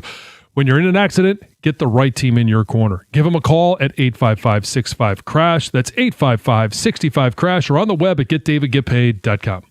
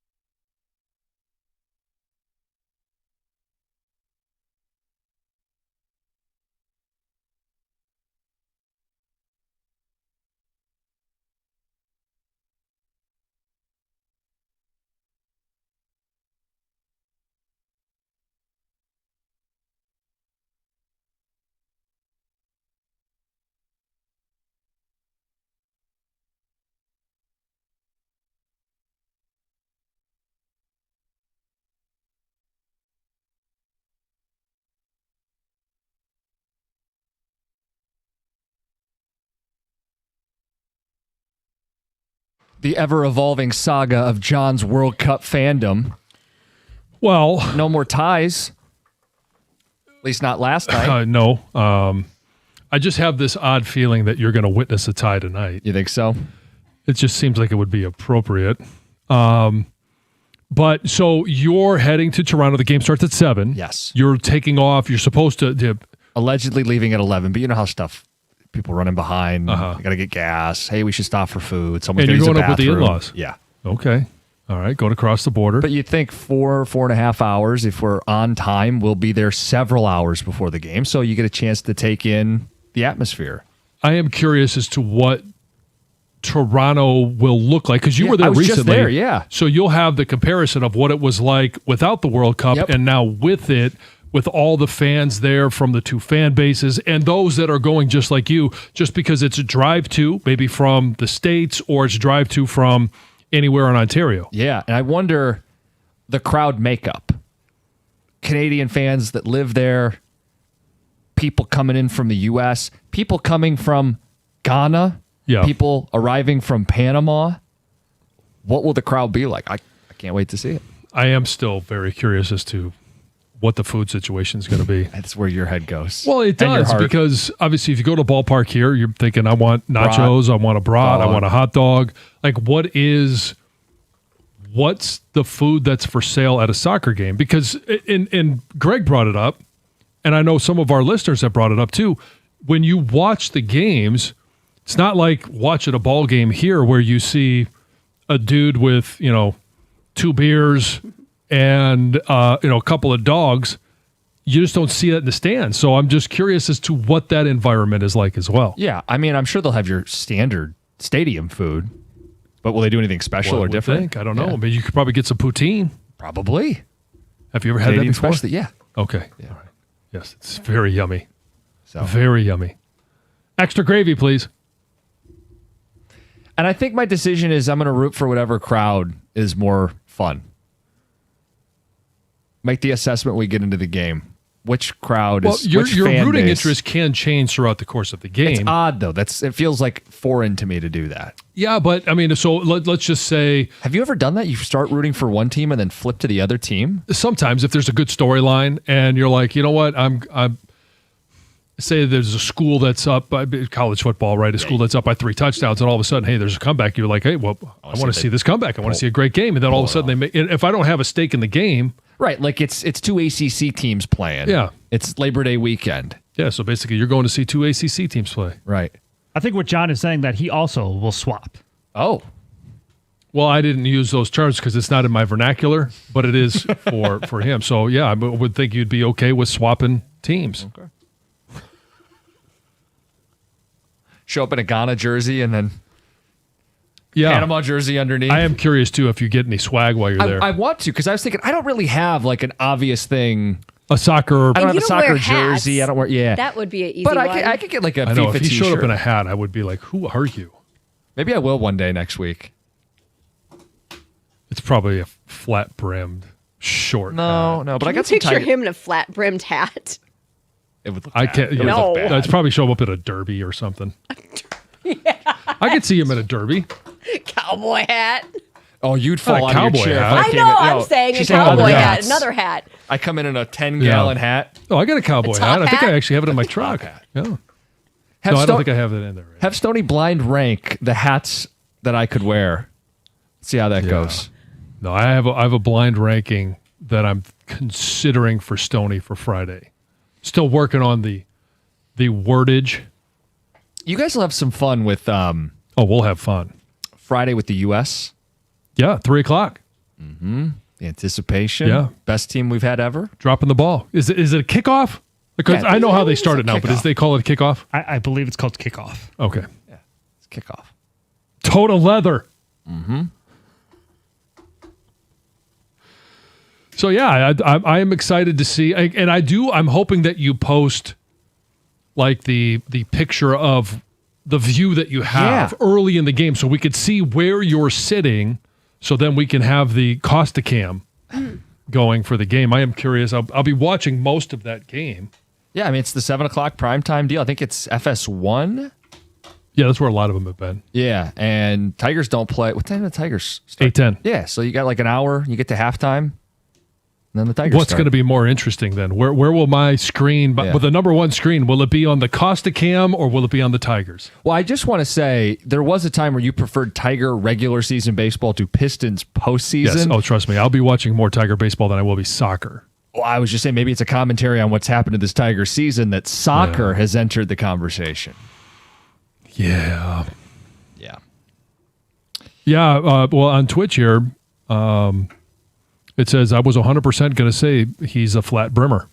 Oh, no. Really? No, I cannot no. picture you in a flat The brimmed hat. The hats I do have are Tiger hats, and they're the curved Yeah. brim. Okay. You need to have. Never mind. Face shape? Is it- no, swagger. Oh. Oh, yeah. You get it. Yeah. Did you say he doesn't even have enough swag to wear a baseball cap? A flat brimmed hat. brim. Oh, okay. Oh, I was going to say, wow, that's a shot. Well, right why- there. that's why I wasn't Yeah. You're so lame and uncool. You couldn't Yeah, wear you a can't flat even brim. wear a baseball hat. No Every baseball man in hat. America can wear one except you. Okay, then. Not what I was saying, but it still didn't come across kind. So No, sorry. it didn't. It didn't, Heather. Thank you. It's okay. That's why I got to stop myself. I was like, wait, that's not kind. That's not a nice thing to say.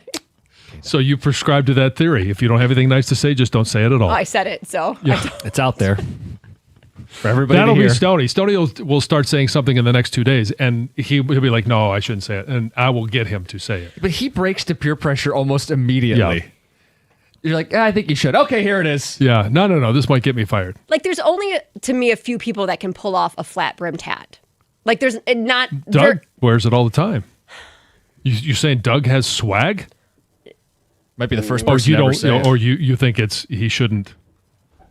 We're You looking can at him say right it. He's now. not coming in. It's Gator. Gator can weigh in on it too. Like, there's only certain, like, only, I don't know. Teenage boys. No, not even, like, Because that's what all the hats are that they get now I know they for do. for baseball is their flat brim hats, and I'm just like, no, I don't think even teenage boys. I don't know. What do we got? The people who can pull off flat brimmed hats. Nobody. Like, I think there's only a select few people that can actually pull them off. Is Doug Karsh one of them? He's not on my list of people, but I No, and he have, tries every once in a while. I hate the flat brimmed hat. I do too. I think it's ridiculous. I don't think it looks good on kids. I don't think it looks good on adults. No. Seniors, anyone in between. Surfer dude from California. No. But that's I know. That's I know. what It's think their of look. when I just think it's so stupid, But I'm sure some people think it looks great. It's quite a look. it does look great on certain people. You think so? It's just a Yeah. very few people. It is. It's yeah. Okay, then I'm not going to take this as the slight that it was initially. No, it came out worse than I meant it to. She's like, you don't have the swagger to pull off a flat brim hat. Yeah. Well, and No, she didn't initially why say take flat that brim as a- hat. Yeah. as a hit. But now she's I explaining that originally took nobody it does. as But very, very few people do. I originally took it as her saying that he didn't even have enough swagger to wear a baseball hat. I mean, Like, No, wow. no, I don't think that's what she was saying. No, the flat brimmed. Dork, don't even try it. Yeah, that's what she said. Uh-huh. Yeah. Where's your glasses? Unbelievable. The unintended cooking of gymnastics. Ridiculous. So you're going. Yes. That's I'm kind of exciting for you. getting out of here and get over there. All right. Yeah. Uh-huh. Yeah. Just won't be able to go across a new bridge. Get your, No. Still not open. Bridge. ridiculous. You got your passport ready to go? Ready to go. Wait, I need a Yeah, passport? don't forget that. Or your enhanced license. Enhanced license is all you need, but you Yeah. won't do that. Oh, border incident coming. Uh-huh. Yes. Carson Anderson, 97.1.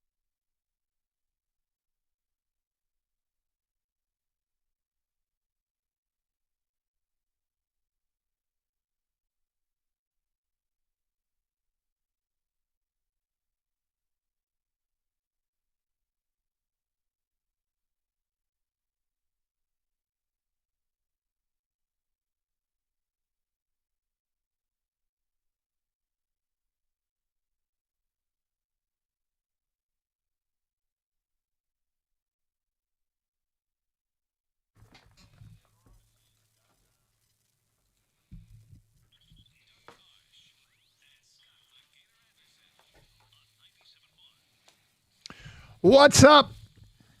Good morning and welcome to the Karsh and Anderson program. I am Doug Karsh. That is Scott the Gator Anderson. Hello, Anderson. Hello, Karsh. You good today? All right. Yeah? Yeah. And exciting last night in the Gator household?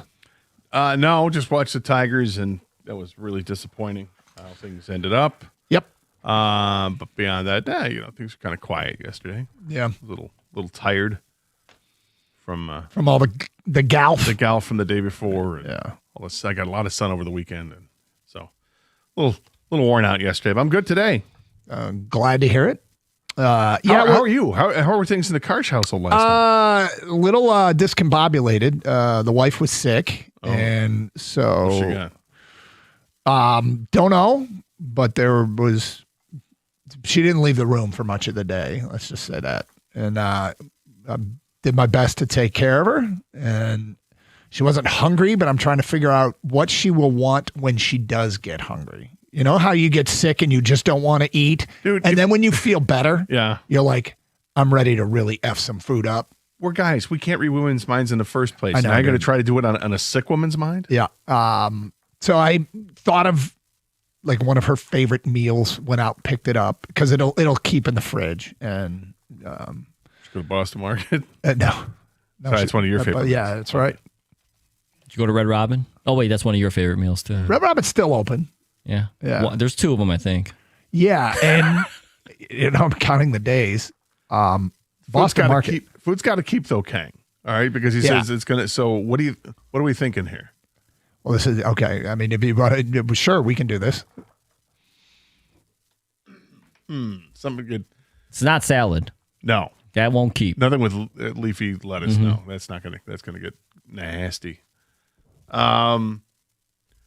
Something that's good reheated, obviously. Yeah, Right? Yeah. So like, are we talking like Chinese food, Thai food, something with a noodle? You mean like pasta? Yeah. Well, it could be, I'm just giving Or different just noodles in cuisines, general? some kind of noodle, whether it's pasta or, like I said, Thai food or Chinese food. Or How well do you know Doug's wife? I mean, I know her reasonably well, but not. I mean, not dinner wise. All right. I was going to say, do you think this is going to be ethnic? She's coming out being sick. Yeah. Do you think she's I going to don't take a think- lot of chances? I don't think so. I think it's going to be something pretty simple. I think it's something chicken based. Yeah, probably. I just go with like a chicken salad. I think chicken salad. Chicken salad. Okay. Like Okay, look, you guys, right away, we're barking down the wrong path. She loves the chicken chapati from Pizza House. And it is leafy, and we do it for leftovers all the time because the thing is huge. And it does keep well. It keeps better than you'd think. But it's basically a giant stuffed shell with salad fixings, and then chapati sauce is great. And that's her favorite thing. And so I'm like, all right, let me go pick that up so when she is hungry. And then I had to, like, it was in the fridge, and I noticed Boy was starting to destroy it. And I'm like, hey, that's left for your mom. Don't eat the whole thing. So we made sure that we left some there. So when she is feeling better, but yeah, so that kind of messed up the night a little bit. But other than that meant I sat on the couch and watched lots of sports between the World Cup, the Tigers, and the College World Series. And it was all entertaining to me. How's College World Series working out? College World Series had a prime example of a I showed Kang the play today, a shortstop running out and a left fielder running in. Runner on third in a 1-0 game, trying to make it 2-0. And unless the left fielder never called it, the shortstop made the play going backwards, tripped over the left fielder, hesitated, threw home on a shallow fly ball to left, run scored from third. And left fielder coming in, it's his ball. He's got the momentum. He's headed towards home plate, make the catch, fire home. I don't even know that the runner on third would have tagged up if the left fielder caught it. But this was a Texas mistake. The shortstop caught it. And the question is, did the left fielder never call it? Because he was right there to make the play.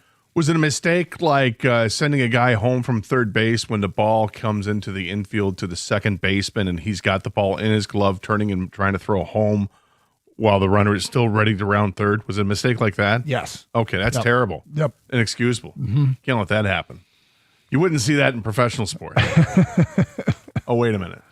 That happened last night. Yeah. With the Tigers. There was some shoddy stuff in the Tiger game. Like the defense, unfortunately, let him down at the most critical moment of the game. There was the McGonigal error, which, I mean, for people who missed it, the Tigers were nursing a 2-1 lead in the bottom of the 7th, or was it bottom of the 8th? I can't remember. The lead was 2-1 in the bottom of the 8th inning. Bottom of the 8th, and Cater Montero coming out of the pen. And I'm like, let's go. He looked enthusiastic. He said he'll do anything to help the team win. Tigers have a 2-1 lead.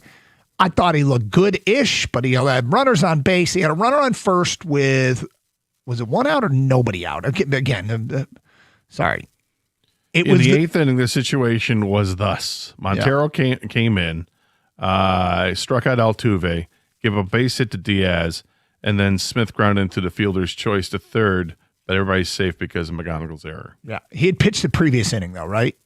He didn't come in to say he was already in the game, right? No, Montero had pitched in the 7th, yes. Okay, gotcha. Sorry. Yep, and that's where I'm like, let's go. Cater out of the pen. This could work. Need a bullpen arm. So he gives up the base hit. There's one out, and the ground ball to McGonigal. And it's not the toughest play in the world, but he's going to have to hurry to get a double play. And because of that, looks like he rushed it. At the very least, the easy play is field it and go to first, and you got 2 outs in the tying run at second.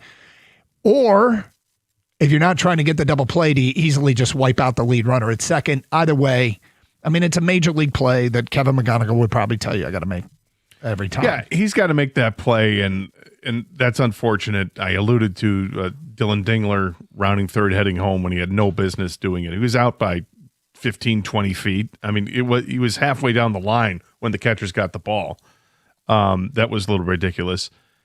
Dylan Dingler, not a good game. Also, he had the pass ball that led to the first run for Houston. Otherwise, you're looking at a near flawless performance from Framber Valdez, who pitched 6 innings and gave up no earned runs in that time. I mean, Valdez pitched really well last night, but does have the run as a blemish because Dingler let it go through his legs. But it's unfortunate. Tigers only had 5 hits in the game. They're not going to score many runs when that happens. It's hey, they cut their strikeouts in half. From the previous night, yeah. Went from 18 to 9. But it's just disappointing when things like that happen. Then you have a chance. So you're trying to get runners on base and later in the game, but you just couldn't come up with a bigger hit when you needed it.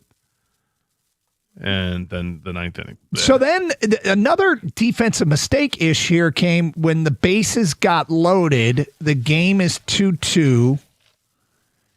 And a ground ball up the middle gets under Howie Lee's glove. And Bobby Scales on the radio broadcast basically said, look, that's a tough play, and he might not get it out anywhere. But Bobby thought he could have knocked it down, which would allow, because with the bases loaded, runners on the move, ground ball up the middle, run from third is going to score. Mm-hmm.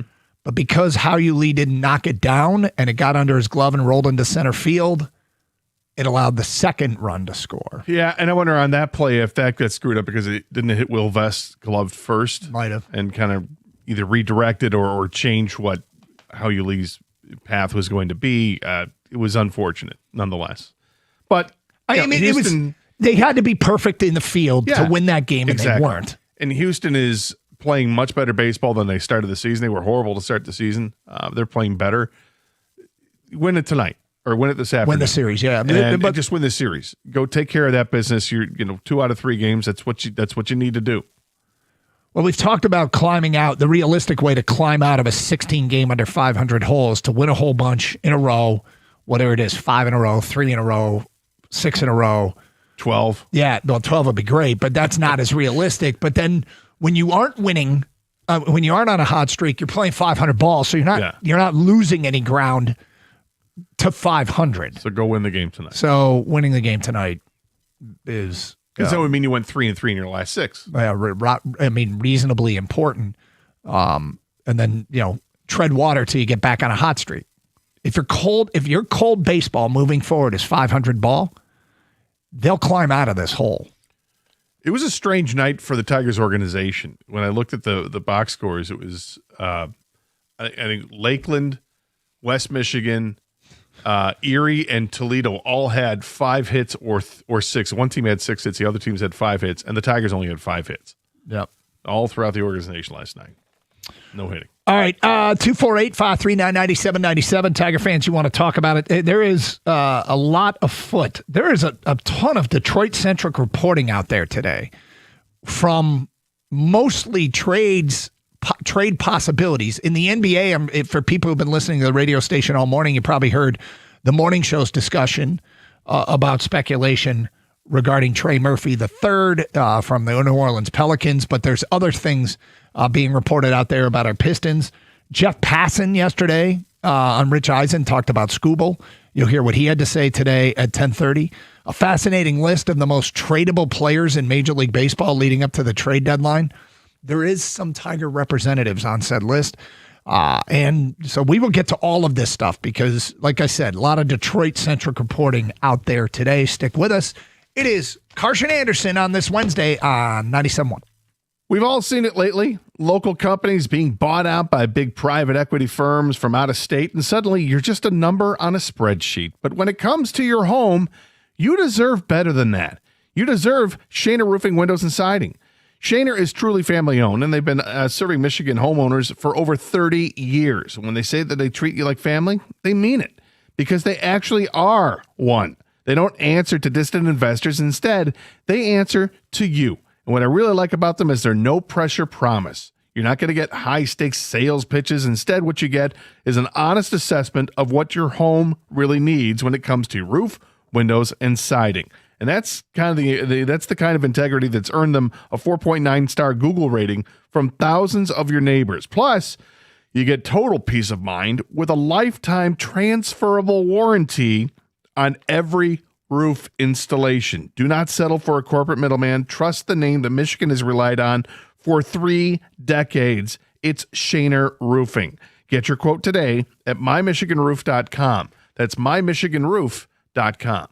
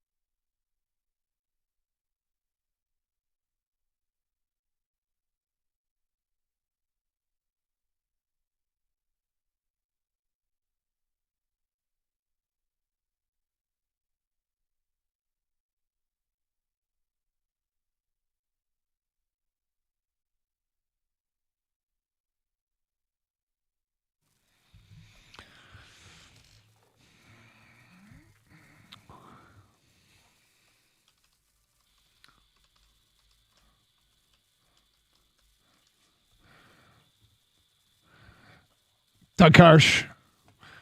Scott Anderson, 97.1. Jeremy Otto, update guy Jeremy Otto, at this hour has tweeted out some breaking news. Jamato? What? I call him Jamato. Oh, do you? No, I just started that. Actually, I was thinking of Jeremy and Otto. How do we combine it? We like to do funny things with our update guys. That's true. Germato? We'll talk about it. It's like gelato, but it's Germato. Yeah. Again, we'll discuss whether or not we want to roll with this. I don't think we roll with it. Okay. They ain't all gems. No.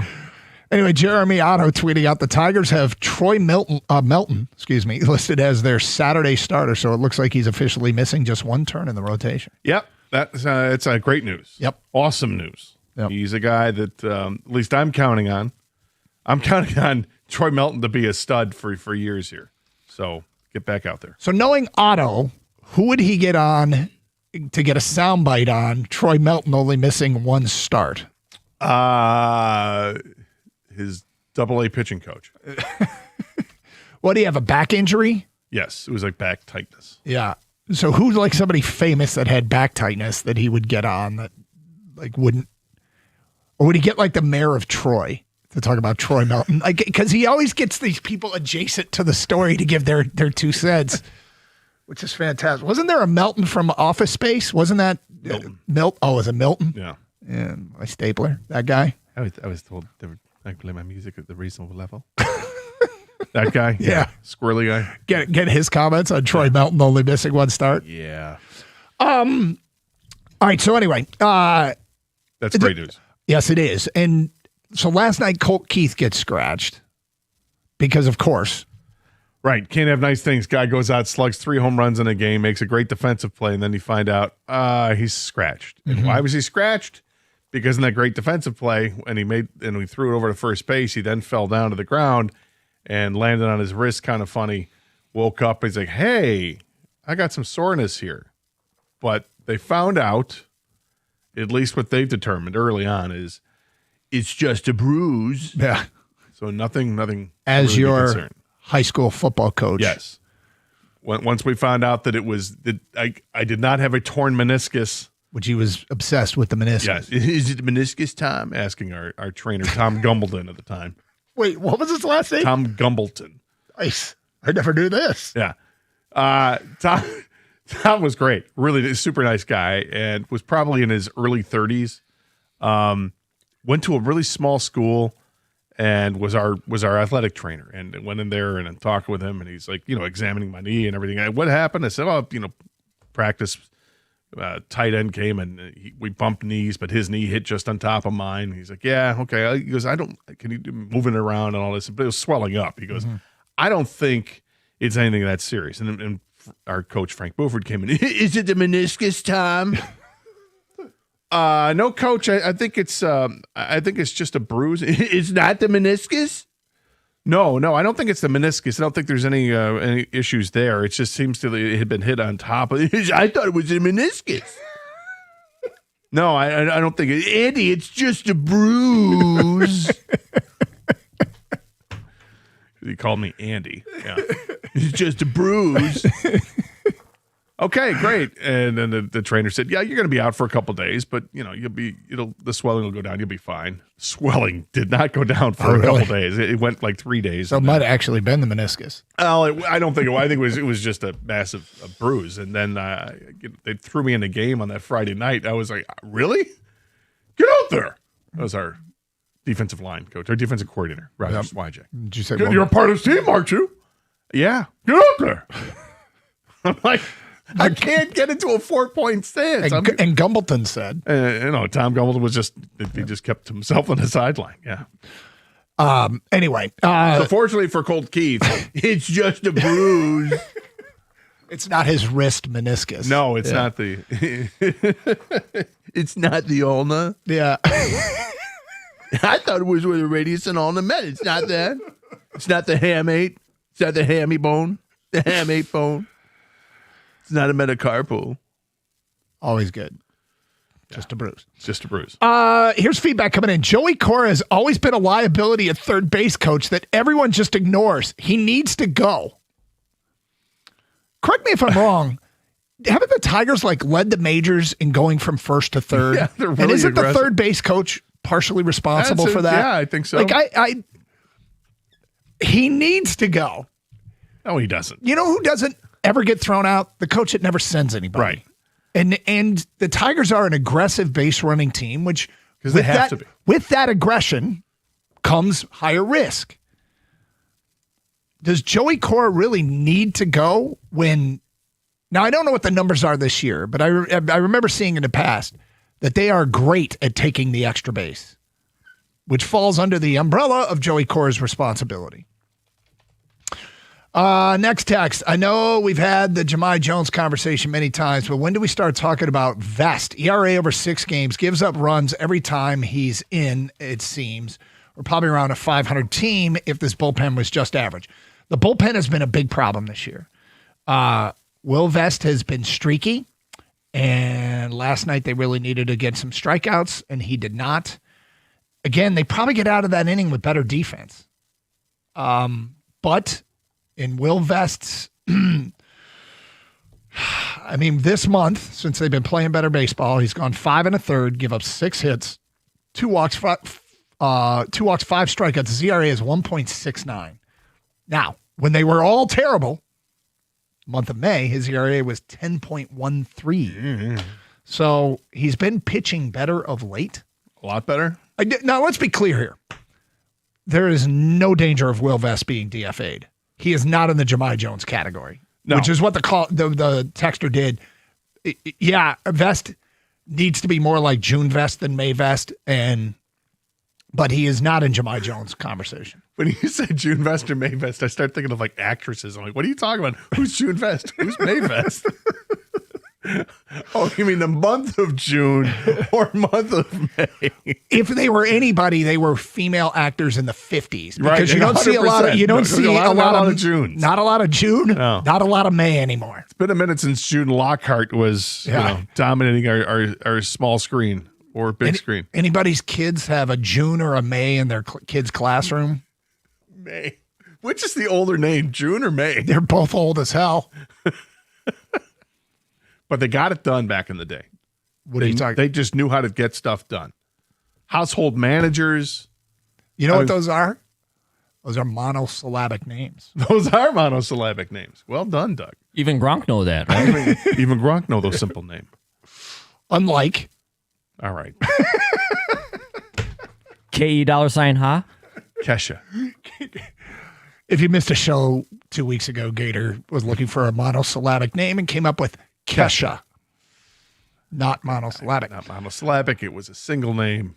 She goes by a single name, but it wasn't monosyllabic. Here's an interesting one. This team is being mismanaged from the president down to the manager, down to the third base coach. Why is Montero going into the bullpen? He's one of the most consistent starting pitchers. We have to watch Flaherty make a fool of himself every 5th day, no matter what. Are we trying to win or just be right on bad decisions?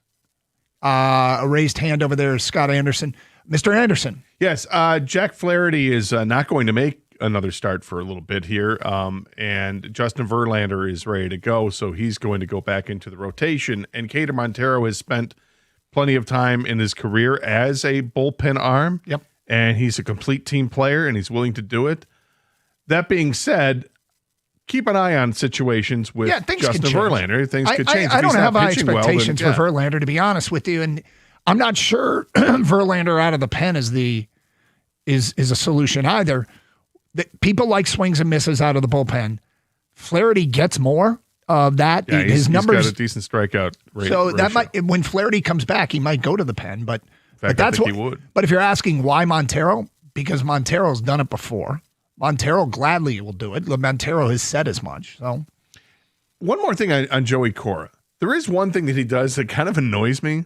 Pointing at the baseball constantly? Yes! It's weird. What is that? I don't know. He's like going onto the field to play, like he's got it right there in his glove. Yep.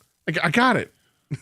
Yeah, it's right there. I know. The only thing I could think of is that somebody got burned once. Right? And he's never going to let it happen again. But, I mean, he's literally inches away from getting onto the field and then probably getting in trouble if he does that, right? Yeah. I mean, you coach third base. There's rules, right? There are. I've never seen them enforced. Fair enough. Yep. But it's just a weird thing that he does. 248-539-9797. More of your phone calls and feedback coming up. It's Carson Anderson on this Wednesday. We got to get to what Jeff Passan said about Scuba. We'll play that for you coming up this hour here on 97.1.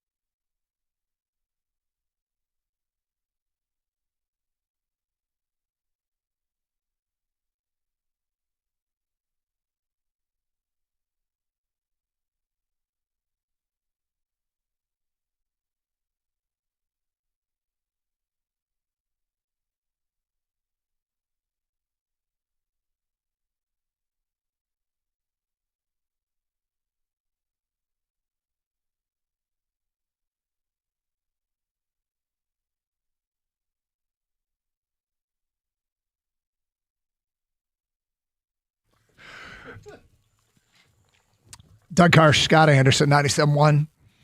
Open lines, 248-539-9797. Look, Tigers, very disappointing last night because it was a winnable game. Their defense let them down. And, I mean, do you think that's the biggest reason they lost last night's game? Yeah. The defense let them down? I mean, it's a toss-up between that and the offense not doing much. Yeah, I mean, it's hard to give it. Yeah, they scored 2 runs. Yeah. But Hunter Brown is great. Yes, he is. Wayne State's own. But the fact is, they're still up 2-1, and a decent defensive bottom of the 8th inning takes them to the 9th with a lead. But nonetheless, yeah, we shouldn't let the offense off the hook. But those things were All evident last night. Unnamed texter writes in, very disappointing last night. Very winnable game. I feel like we have one bullpen arm that's dependable in Finnegan, and that's it. So Drew Anderson has been a fascinating case study because it feels like he's come around quite a bit. Quite a bit. Now, if you ask me to go to the bullpen with one current bullpen arm that has to have a shutdown inning, it might be Tyler Holton. I guess it depends on who's coming up, righties or lefties. But do you think Tyler Holton's a reliable bullpen arm? I think he's reasonably reliable. Yeah. I mean, to me, I feel like Kyle Finnegan is the guy who's probably most reliable. I still think Will Vest is pretty good for the Tigers, but he had a bad stretch. And when you have a bad stretch as a bullpen arm, and if you're just looking at a stat line, you're not going to realize that he's been pretty good, because one bad game screws it up, because you're only pitching an inning at a time, typically. Yep. For a guy like Will Vest, he's just going to pitch an inning at a time. So if he gives up 3 runs in an inning, well, that balloons your ERA, and it takes a while to recover from that, because the ERA is based on 9 innings. We talk about Holton this is his ERA by month. Okay. Mm-hmm. April 6.35, May 3.46, June 1.29. The bullpen collectively as a whole has gone from dreadful to, I don't know if they've been average, but they've definitely gotten better. But it is a shame, because they've had, when they aren't scoring runs, and they went through a drought, and that's May, they just didn't score runs. I felt like they'd get a lot of leads, 2-1, 3-2, and they just could not hang on. Yeah, I mean, when you look at the Tigers' overall pitching staff, in years past, you could look at it and you'll see several bullpen arms that have earned run averages around 2 and make you feel good that when they're in late in the game. This is not that kind of year so far. Maybe we're halfway through the season, and the only guy they got 2 guys with numbers like that. One is Drew Summers, who's only pitched 5 innings this year. He hasn't given up an earned run in 5 innings. And the other is Kyle Finnegan, who's got an ERA of 1.87. Outside of that, you start getting into the Brant Herders of the world at the high 2s, and then it gets out of control. So you're relying on guys that you thought were good and probably still are. Like I said, it's just an outing or 2 that can screw things up. It's kind of like when you look at Framber Valdez. Framber Valdez has had a couple of horrific outings, and he's had mostly really good outings, but we don't focus on that because you remember him giving up, 8 runs in 4 innings or something. But you got to look at the totality of the work. 248-539-9797. You want to keep talking about last night's game and the current state of the Tigers. In the meantime, since Skubal came back and pitched reasonably well, and pitched what appears to be without pain, it is rekindled Skubal trade talk.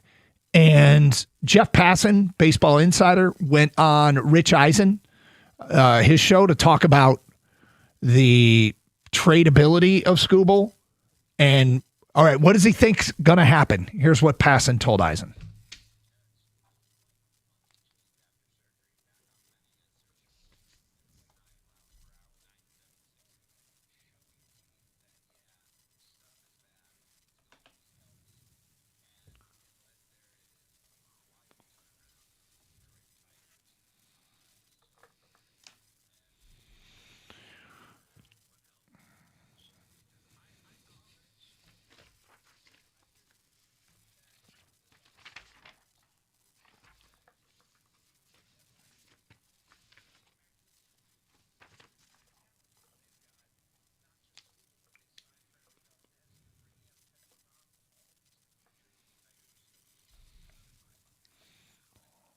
Okay, so a couple things out of this. One is ESPN put together a list ranking the top 100 MLB trade candidates, and the number 1 guy on the list was Skubal.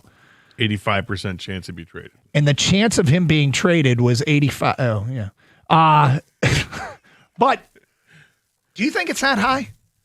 Because we're here, right? We're in it. Yeah. We know that Scott Harris is what he said, but do you when I saw that number 85%, I went, I'm not thinking he's less than 50%. I was surprised it was listed at 85%. I'm trying to take my own feelings out of this and what I would do, because I've said I still think you can trade Skubal and still compete to make the playoffs. I don't think you're necessarily winning the World Series, but I think you can make the playoffs if you trade Skubal, because the pitching is that good. Mm-hmm. But if I take my feelings out of it, what I would do, and just try to think about the Tigers. From the Tigers' standpoint, I mean, they're going to think that their best chance to win is having Skubal on the roster. And that clock is ticking every day we get closer and closer to April or to August 3rd, which is the trade deadline. And you find yourselves still however many games out of the wild card spot and out of first place and this many games below 500. It looks like that number is getting bigger and bigger, but I don't know. I think 85 might be a little high too. Mm-hmm. And I think it might be high in some regards, because I think the Tigers, and rightfully so, should have a very high valued opinion of what Tarik Skubal should get you in trade. And the hope would be from us is that you get a bidding war between teams. Hey, now we want your best and final offer here on August 2nd. And you've got the Dodgers bidding against the Brewers, bidding against Tampa, bidding against, whatever it is. And then you could just pick and choose. But I still think it seems a little high at 85%. But we'll see how the next couple of weeks go, because then it could be kind of more obvious. So let's call for some self-reflection, you and me. Mm-hmm. Maybe one of the reasons why 85 seems high for us is because we are moderately optimistic about this team getting back into this thing. We've been talking about who's coming back forever. And, I guess the door, we tend to not slam the door as early as some others. And so that might be why we think it's high, 85. And, we get accused of stuff. And one of the things is being overly optimistic, and sorry. But it is, I recognize that might be the case. Part of it was, when you hunker down and talk about a team for every day, and you look at the way baseball seasons have gone with them recently, it feels like they really are capable of a hot streak. They like are. hotter than the beginning of May has even been. Or June, yeah. Beginning of June, yeah, sorry. God, May was awful. I look at this and say, okay, if the number were at 75%, I wouldn't balk at that. I don't think the chances of trading Tarik Skubal at 75%. Yeah, I could see that. But 85 seems a little high. Mm-hmm. Not that they're both high numbers. It seems like it'll suss itself out, right? We'll figure it out. It's not that big of a deal. It's not like, oh my God, I can't believe it's 85, but it just seems a little high given where we are in the calendar and what the landscape is in the American League in particular, because there's literally 3 really good teams in the American League, and everybody else is fighting to stay 500. 500 puts you in a playoff spot. Yeah. So if they can, and 500 isn't a huge ask. It's a bigger ask when you get yourself this 13-game hole, but they started to dig out a little bit here, but still a long way to go. Well, with Gleyber Torres out, we don't know how long. If Gleyber Torres goes back on the IL, that could really torpedo things. Doesn't help. So out of this story, and Skubal being listed as the number 1 candidate to be traded, there is a couple sentences here that are really encouraging if you are in the trade Skubal camp. And we will tell you what those are coming up today at 10:48. It's Carson Anderson, open lines, 248-539-9797, 97.1. Stud Cars for Sarah Chevrolet in Sterling Heights. Buckle up for summer markdowns on demos. Great deal on demos with less than 2,000 miles all month long. Pay just $199 a month for 24 months on a Silverado 1500 Crew Cab LT 4x4 with $999 down. $199 a month. Go now to 17.5 in Van Dyke in Sterling Heights. 87-SAY-SARAH or saysarah.com. Together, let's drive. With GM employee discount and Chevy lease loyalty in the household, 10,000 miles per year. Demo may have up to 2,000 miles plus taxes and fees with approved credit. Offer ends at the end of the month.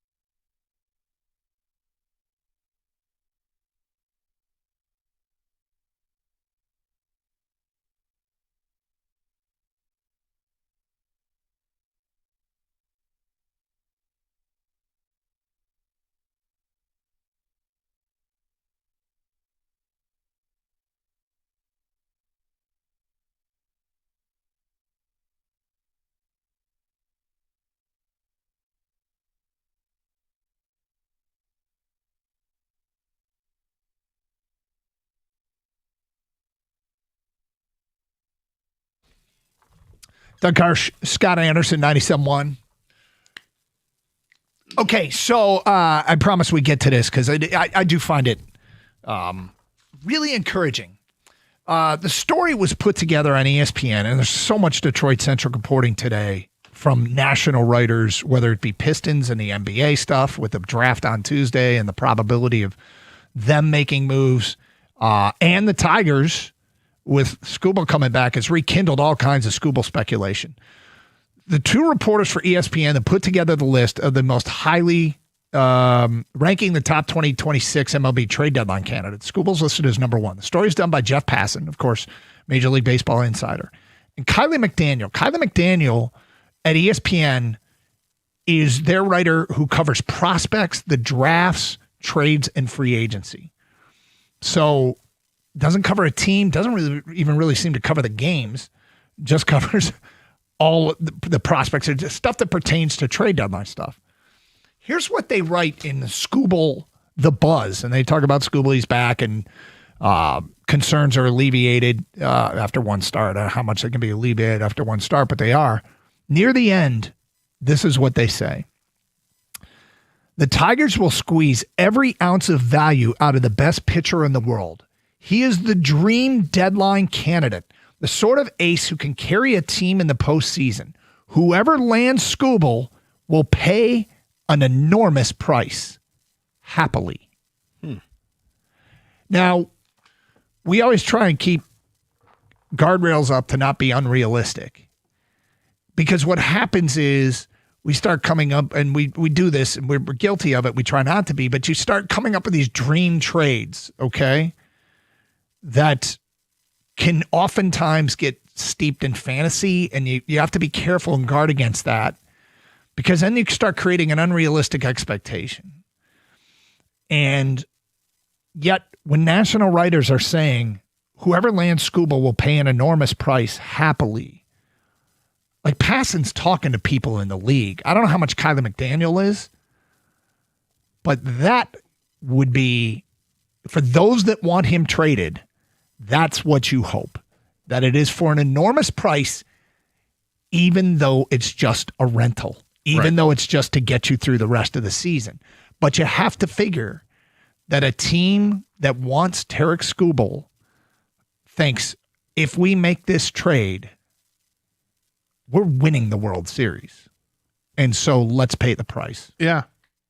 And if things don't get better for this team over the next 3 weeks, like if they don't make up any ground, if they just keep, if they get 500 ball, then you're going to see other names added to this list too. And you know, let's just hope that Gleyber Torres, at this oblique strain that he's got, is nothing serious and he's going to come back to the lineup by the end of the week. Let's hope that's the case. Probably not, but we'll see.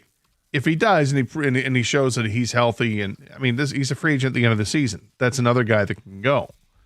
And if you look at a team like the Dodgers that could use a second baseman and could use Tarik Skubal, you know, you're already thinking about the moon and the stars for Skubal. And the Dodgers are the organization that has, I mean, they are flooded with outfield talent that's blocked, that is completely blocked at the major league level. Yep. They have literally their rankings in their own system. The number 1, 2, 3, 4, 7, and 10 players. 1, 2, 3, 4, 7, 6 of their top 10 are outfielders, and they've got 3 or 4 of them are at AA. You know, these guys are ready to go.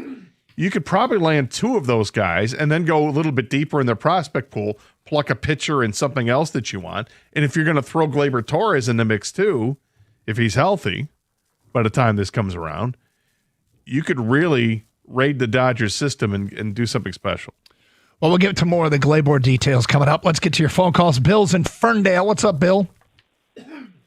I love the Skubal talk. I am personally hoping we can keep him. And I thought I heard that Illich said, hey, I am going to make a run at this guy. And I just want your opinion. Would you trade Framber if he pitches well and put all that money we put into Framber into Skubal? That's interesting. You know, it is an interesting thought. I don't know. I don't expect this to be a road they go down. and something that they pursue. But if Illich goes against what all the reporting is and really, because I feel like the Tigers, to get Skubal to agree to a contract, I think it's going to have to be absurd. And the reason is because Boris wants a bidding war between major market teams. And for them to pass on that bidding war, I feel like the Tigers would have to, go 7 years, $450 million, like something that just exceeds what people have even speculated he'd get. I mean, think about Scott Boras saying, actually, let's just take that. What would it take to get Boras to say that? I think your number is a great one, Doug. And I think that with the number you put out there, Illich says, guess what? My team is worth way more with Skubal. The value of the Tigers is so much better. And when he went out on the injury, our team went in the tank. It's a morale killer. If we trade him and don't get anything good back, it's another morale killer. And now we're looking at a rebuild. We're not looking at obviously, your strategy if you trade him is not to trade him and not get anything good back. Like you're not going to if you make a trade, away. But I just threw a number out there that was north of $64 million a year over 7 years. But again, you got to rattle cages to get Boris to even blink, don't you? And so I don't hate what you're talking about. I'd rather have Skubal than Framber. His idea is interesting. I never thought of the idea of trading Framber Valdez, but that clears $40 million off your payroll. And he's only signed for a couple more years, and then he's got player options on that. So it's interesting. But my thoughts with Skubal also is that you can, if you want to have him, if you want to bid on him in free agency, you can.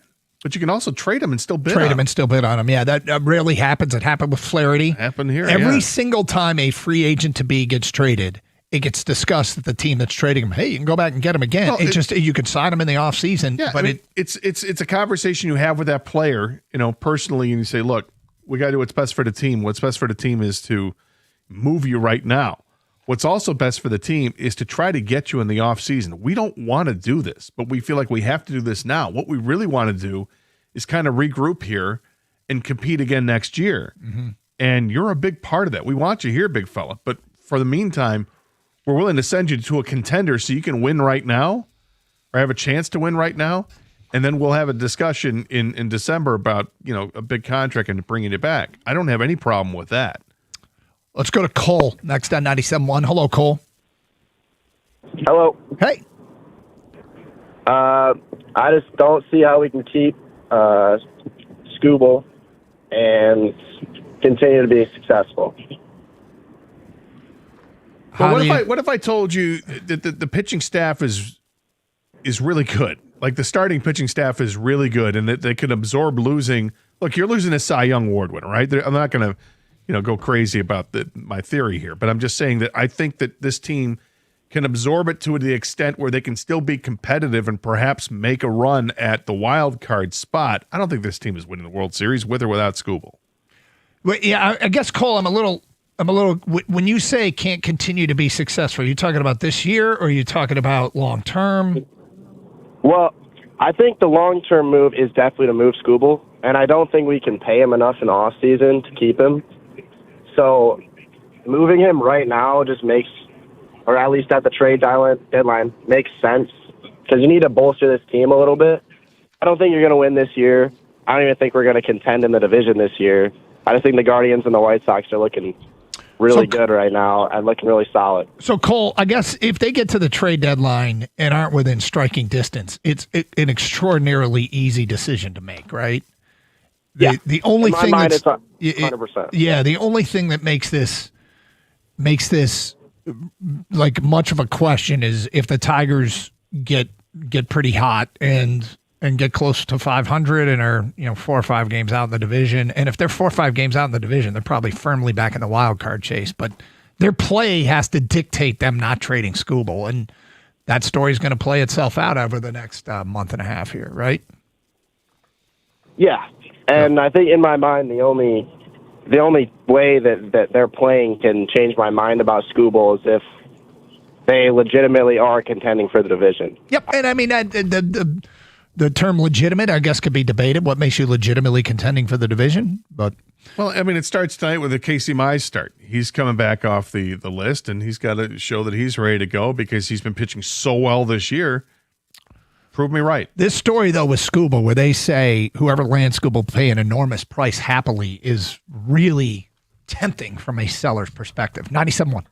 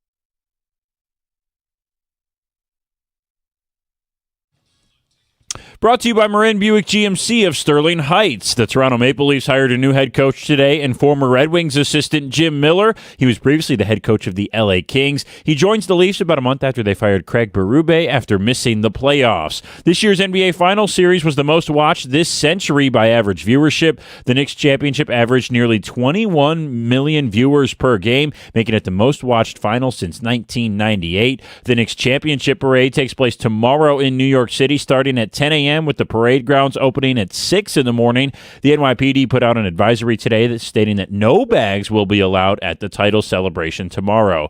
There's 4 more big World Cup group stage games starting in about 2 hours today when Cristiano Ronaldo and Portugal match up against the Democratic Republic of Congo.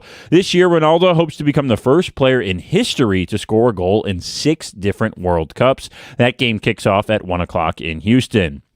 At 4 o'clock, Harry Kane and Luka Modric match up in what is expected to be a good game between England and Croatia. That's at AT&T Stadium in Dallas. Ghana and Panama start at 7 o'clock from Toronto, while Colombia and Uzbekistan kick off at 10 p.m. tonight in Mexico City. Tigers are also going for a series win against the Astros in the rubber match today. It'll be the first start for Casey Mize since May 27th after a groin injury. First pitch is at 2:10 right here on 97.1. Pregame show begins at 1:45. At the Corewell Health Sports Desk, I'm Brendan Shabath. For more, go to 97.1 The Ticket or Odyssey.com.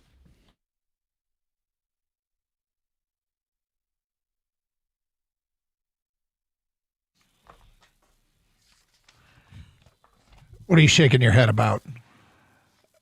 Sometimes you got to stop and watch, and it puts a smile on your face. And you're like, these are the greatest things ever. Like highlight packages from the past. Mm-hmm. I feel like I always pause and I'll stop and I'll watch Barry Sanders highlights, even though I've seen him a million times. And every time you're like, yep, that was Barry. He was incredible. Yep. Even Calvin Johnson, his highlight package is unreal. But Super 70 Sports just tweeted out, Magic Johnson is the greatest point guard to ever walk this planet, and nobody is telling me any different. And then goes on and shows like 60 seconds of Magic highlights. Yeah. I mean, Magic Johnson was insane. A 6'9" point guard. Yeah. That just was the most creative player in the history of the league. He was so fun continues to watch. to be. Like So fun to watch. Yeah. And and he played center when he needed to and helped the Lakers won the secure championship. a championship in it was his rookie year. His rookie wasn't it? year, yeah. Kareem got hurt, and there's Magic against Moses Malone. Was he part of that team? It was 76ers at that time? I don't think he was. No, I think he maybe was the year. Yeah, he came later. Caldwell but Jones. He was, he's a special player. By the way, Super 70 Sports is a great follow. Very entertaining. Yeah. All right, I want you to make a prediction tonight. Okay. Who goes number 1 in the Professional Women's Hockey League draft? Will it be Caroline Harvey, Abby Murphy, Layla Edwards, Kristen Sims, or Tessa Janicki? It's going to be Murph. Abby Murphy? Yeah, she's going first. Okay. To the Vancouver Golden Eyes. The Golden Eyes? They are the Golden Eyes. Okay. She's going first. Okay. I have no idea. We were talking in the office the possibility of there being women in the Professional Women's Hockey League and men in the NHL with the same name. There could be a Sidney Crosby. Right. Yeah. There could be a Dylan Larkin. I suppose you're right. Yep. Yeah. There could be an Alex Ovechkin. There could be. There could be a Sam Reinhart. Yeah. Lots of Sams out there. This can work with a bunch of names, right? This can. Yeah. Feel free if you want to text in. Laurie Markkinen could be drafted in the WNBA. Right? Yeah. It was a Laurie Boschman in the NHL. Yeah. So if you want to text in some ideas, crossover names that we could see in the Professional Women's League and the Men's League. We've traded our first pick here in Detroit, our unnamed team, for Hillary Knight, which is a big name get for them. So probably not going to see Hillary Knight in the NHL. Probably not. But anyway, if you have any names that could be a crossover name for NHL and Professional Women's Hockey League, did we get one of those indoor golf teams? Yeah. Okay, that sounds like you're not sure. Well, I saw the release and I didn't really go through it too much, but it's the WTGL is announcing that they're going to have a Detroit affiliate. I don't know if they're. It's hard to say teams, right? Because they all play in the same place. Mm-hmm. But one associated with Detroit. Motor City Golf Club. So we do have one of those. Are we going to get, I'm asking, are we going to get fired up on this? Because you, and by we, I guess I mean you watched a lot of that. I watched some of it. I don't know if I watched a lot. Well, maybe in my sphere of people that I know, right? Nobody watched more than you. I mean, when I remember that was on, it was. Scott. Do you? Yep. If there was no Red Wing game on, was I watching some of the TGL? Yeah, I thought that they made improvements one year to the next with it. I find it interesting, and when it's fun to watch these guys when they get competitive with it. But they're starting to learn that whole system with a simulator, and the indoor stadium. It seems like the people that are there have a blast. But they won't play here. Is that correct? Not yet. I think because they don't have the stadium yet. But that there may be something. Well, tell me how this works. There are groups of PGA Tour pros. Yeah, there's like teams of 3 or. Okay, and they go 3 or to. 4. I'm going to guess in Jupiter, Florida, just because it feels like that's it's where somewhere everybody, in Florida. Yeah. It's like the Palm Beach, Javits Center. I don't know. It's like the Palm Beach indoor arena of some kind. But so all of the matches are held there. So there's going to be 3 or 4 or whatever PGA pros that are representing Detroit. Each team, yeah. So they've got whatever it's Jupiter or they have a Jupiter team with it's Tigers team, and then you've got a team representing LA or New York or Boston. So Detroit will have one, and now they're apparently going to have one with the women's golf as well. They're going to try to get this going with women's golf. I'm not sure if this has legs.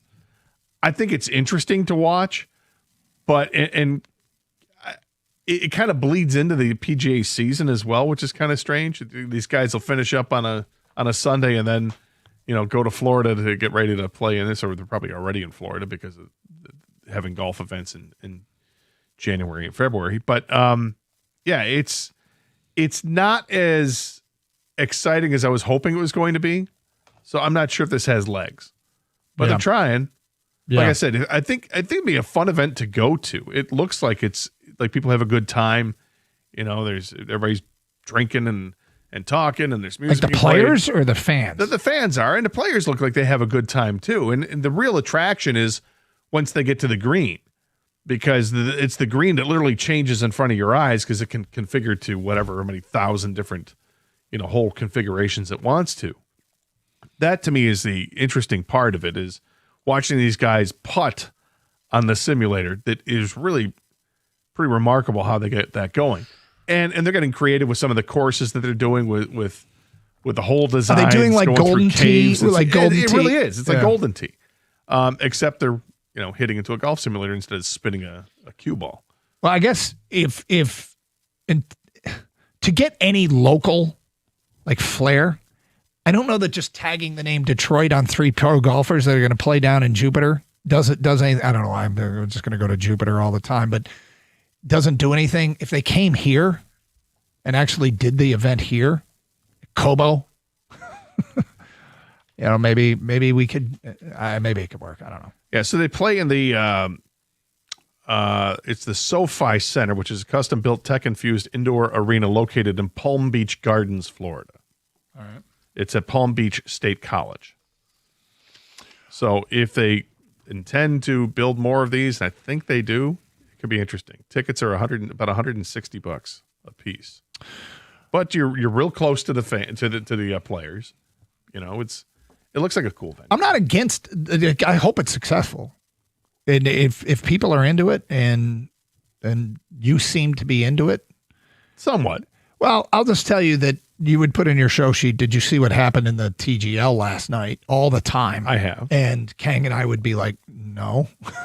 Because, like anything else, if there's something remarkable that happens, you want to talk about it, a viral moment, where somebody mishits a ball out of a trap, because they have traps there. And if you mishit the ball out of the trap, like I think Max Homa did, and it went on a line drive at 100 miles an hour right at somebody, but it hits the flag, so it avoids total disaster by hitting somebody in the face. Mm-hmm. It's kind of wild to see some stuff like that happen, or somebody just had an absolutely horrific shot or hole in one. It's kind of fun. All right, 248-539-9797. Let's get. We got a bunch of Tiger stuff to get to, including an amazing fact about their top 100 tradable players. The ESPN's list, trade deadline primer, 100 tradable players. We'll get to it today at 11:20. That really is interesting as it pertains to our Tigers. We've already done all the Skubal stuff. And again, the story concluded that Detroit will get an enormous haul for Skubal, and whoever gets him will happily pay it, which... That's Jeff Passan saying. That's Jeff Passan and Kylie McDaniel, their prospect and draft writer. If that's the case, it really is going to be hard for Scott Harris to say no unless this team goes on a bit of a miracle run. 248-539-9797. It's Carson Anderson, 97.1. Summer is here, and if you didn't get your AC tuned up this spring, well, you're officially playing beat the clock against that Michigan humidity. Don't wait until you're sweating through a July heat wave only to find out that your system is down. Don't do that. Do what I did instead, and that's call Birmingham Plumbing, Heating, and Cooling. Call them right now, whether it's a quick AC check to make sure that those energy bills are going to stay low or to make sure that your pool boiler has everything it needs for that tune-up for the peak swimming season. These guys are the local pros. They know what they're doing. Whether it's hot showers to crisp living rooms, Birmingham Plumbing, Heating, and Cooling have you covered. They were just at my house a couple weeks ago, at my mom's house a couple weeks ago as well. We're all set to go for the summertime, and I can't wait for summer to really hit here. Visit them at birminghamplumbingco.com. That's birminghamplumbingco.com. Birmingham Plumbing, Heating, and Cooling, your Metro Detroit boiler experts.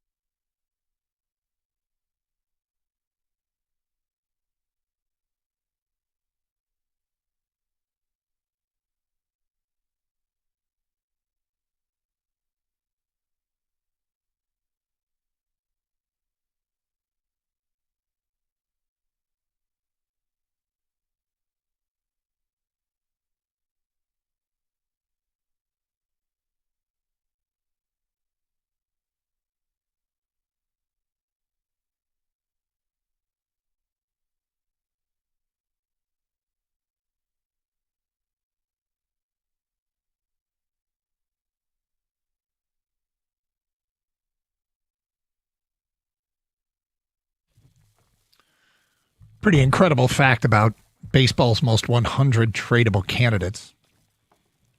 We'll get to that today at 11:20. Gator, you ready for some names? Oh, yeah. These are crossover names, players that could play in the NHL and the Professional Women's Hockey League. All right. Jordan Stahl. Yeah. Yep. Bill and Wayne says Alexei Kovalev. Yeah. Taylor Hall. Lots of Taylors, yeah. Greg on Twitch says Kelly Rudy. Yes, 100%. Greg is getting carried away. Sean Burke. Yeah. Pat LaFontaine.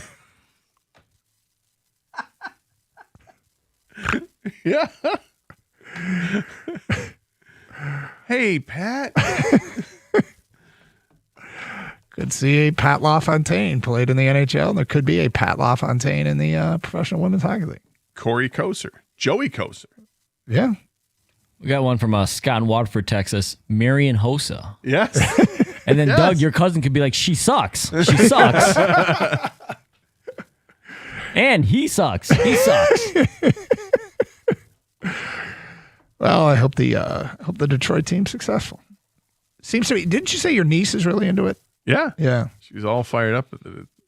She's never played hockey in her life, but she's fired up about it. Well, my cousin Mo, who's married to Gouge, who called the show when the Red Wings acquired Marion Hossa, and because he was in Ottawa where they live, he wanted Detroit to know that he sucks, Doug. He sucks because he didn't perform in the postseason. Well, no, which he really did not do in Detroit, right? But he did it in Chicago. He did. Yeah, he's a great player. Yep. Just not here for that couple week stretch that needed him to be. Anyway, cousin Mo in Ottawa is a season ticket holder for their women's team there. So, for what it's worth. How about Mo? Mo Mantha. Could be a Mo Mantha. Sure. All right. So, Mo Sider. Mo Sider. It could be a Mo Sider. Probably not a Moritz, although I don't know. Nah. Maybe not. Yeah. All right. So, this top 100 list. 9 Tigers are on it. How many? 9. Like, including like prospects or something? No. 9 Major League Tigers are on it. So that's almost a 10th of the list. Wow. 9. 9. Do you think you can name them? I've not looked out of respect for the show. So I know that Torres and Skubal are there. So I had to come up with 7 more. Mm-hmm. Most tradable assets at the trade deadline. Wow. I'm going to guess Kyle Finnegan. Kyle Finnegan. I don't think he's on the list. I would think he would be. Did I miss him? Maybe there's 10. Is Kyle Finnegan not on this list? I don't think he is, Scott. Okay. How about Casey Mize? Well, let's start with there could be a Casey Mize in the NHL and the Yeah, Professional right, Women's right, Hockey. And yeah. yes, Casey Mize is listed at number 16 on the list. Okay. Is Justin Verlander on that list? JV is on the list at number 56. Is Jack Flaherty on that list? At number 67. You know, the caller brought it up. Is Framber Valdez on the list? He's not. Okay. Yeah. Wasn't sure about that. Yeah. Kenley Jansen. Number 43 on the list. I don't know how many more I have left. You have 3 left. 3 left. Yep, you're doing well. Yeah. So if I'm just focusing on pitchers at this point, Yep. which I probably should still be doing that. Is Will Vest on the list? He's not. Manuel de Jesus. He's not. All right. I'm going to stop with the pitchers because There's one more pitcher. there's one more pitcher. Yep. Also a name that could be in the NHL and the PWHL.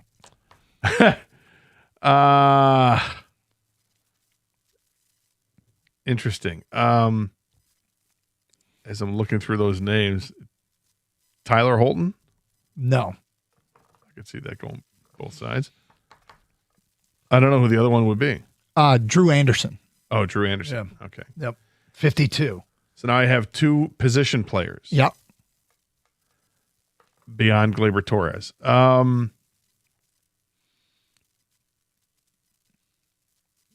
Spencer Torkelson. He's not on the list. Okay. Why don't you just tell me the name? Okay. Zach McKinstry is 92 and Jake Rogers is 99. Now, look, these are ESPN's most tradable players at the trade deadline.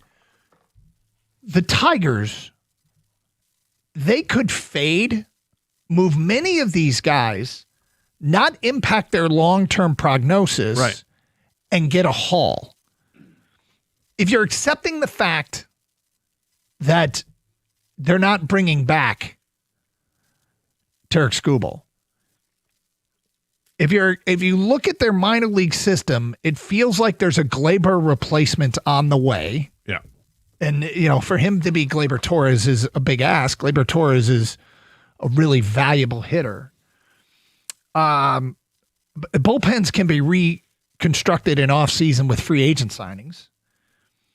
JV won't be missed down the road. Jack Flaherty won't be missed down the road.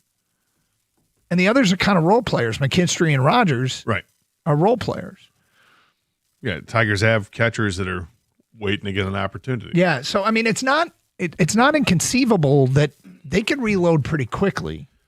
And I don't think there's indications for the organization that if they sell, I don't think there's indications that they're looking at a long-term rebuild. This isn't a full-scale rebuild, right? They're trying to restock.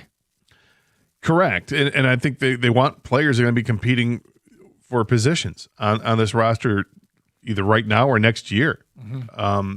If you're going to deal, some of these guys are obviously going to get top-notch players in return like this, like we mentioned with Skubal. A lot of these guys would not. They're just, hey, we're doing you a solid. We're going to ship you. They showed some interest. We're going to get this other team's 15th rated prospect or 20th rated prospect. It's a bullpen arm or whatever. That's what it's going to be. But they do have some guys on this list that are intriguing for other teams. The fact that Tigers have now it's a plethora of starting pitching. I don't want them to trade Casey Mize because I think he's got a really bright future. And I think because he's just kind of putting it together now and hasn't done it for many years, I don't think his price is going to be that astronomical in the offseason to re-sign him. But other guys would be interesting. I keep looking at the Dodgers prospect list, and it's insane how deep they are with pitching and outfielders. Part of it feels a little bit disgusting to help the Dodgers. It does. Right, it does, of course. But again, these are short-term deals. I really don't. I don't care if I make the Tigers better. Yeah. So there's a lot to work with if you're Scott Harris. And it seems like some of this would have to be packaged together. They're not going to trade all 9 guys, obviously. Nope. But I could see them trading 3 or 4 of these guys. Yeah, and restocking to a degree, there is the opportunity is there. And I am all about selling at the trade deadline if you can't buy. But the play has to dictate it's worth buying. And they, at this point, they got a lot of work to do to put themselves in that position. So yeah. And as I mentioned with the Dodger prospects, a lot of these guys are AA players, AA outfielders, but they're killing it there. Like killing it in the same way that Kevin McGonigal was killing it in AA last year. Is it a stretch to think that one of those guys might have an opportunity to make the team out of spring training next year if that's what they land in their haul for Skubal? I wouldn't think that it's out of the realm of possibility. Yep.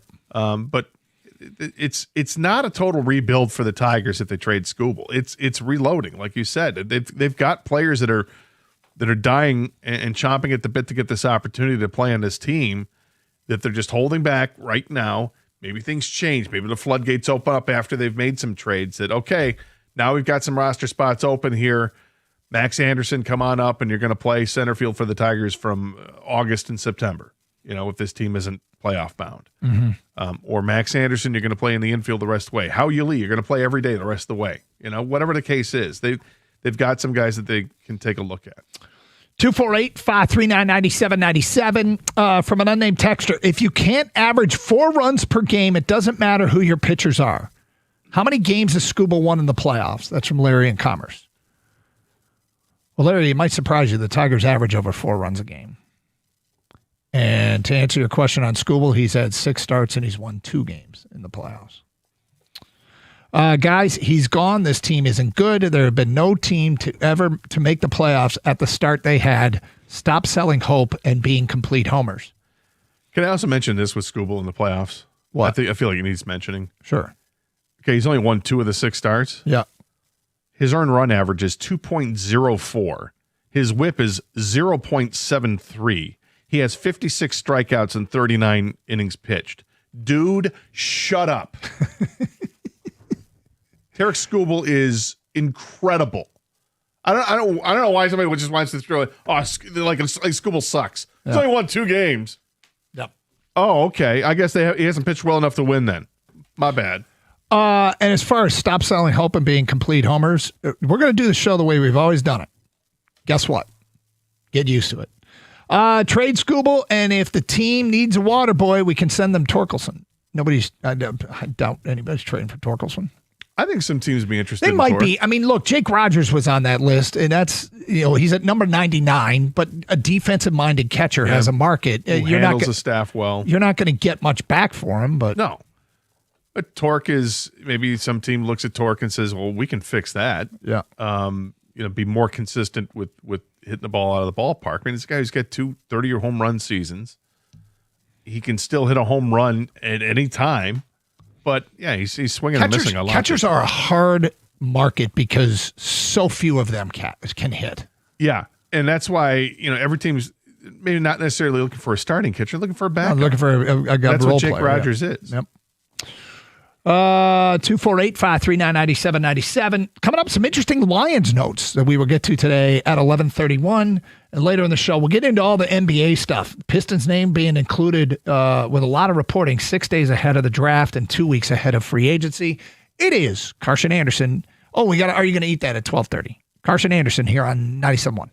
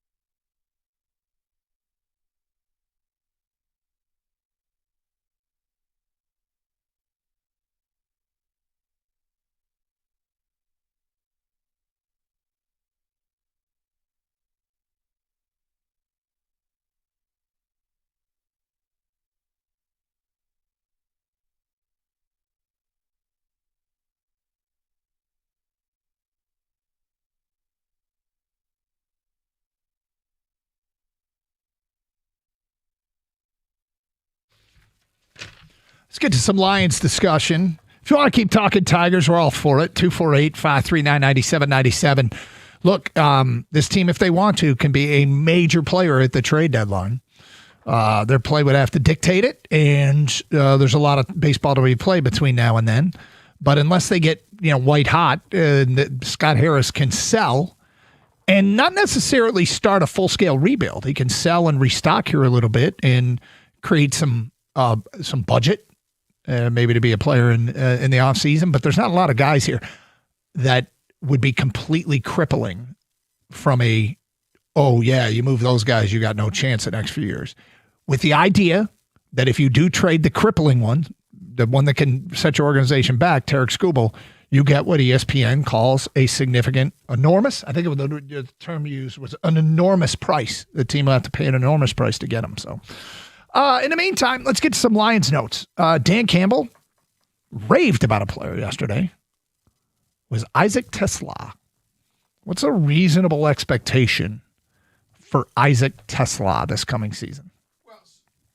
So his rookie season, he had 16 receptions? Yes. 6 of them for touchdowns. Crazy. The first few catches he made were highlight reel stuff. The incredible one-hand grab, tiptoeing out of bounds or falling out of bounds and somehow keeps 2 feet in. Incredible stuff, right? Mm-hmm. He's got the size. He's got speed. He's got the ability to catch the football. There's a lot to like with Isaac TeSlaa. But keep in mind that he caught less than 20 passes last year. Doubling that seems like would be a reasonable expectation, and yet I feel like Lions fans are probably going to say 60 catches, 70 catches.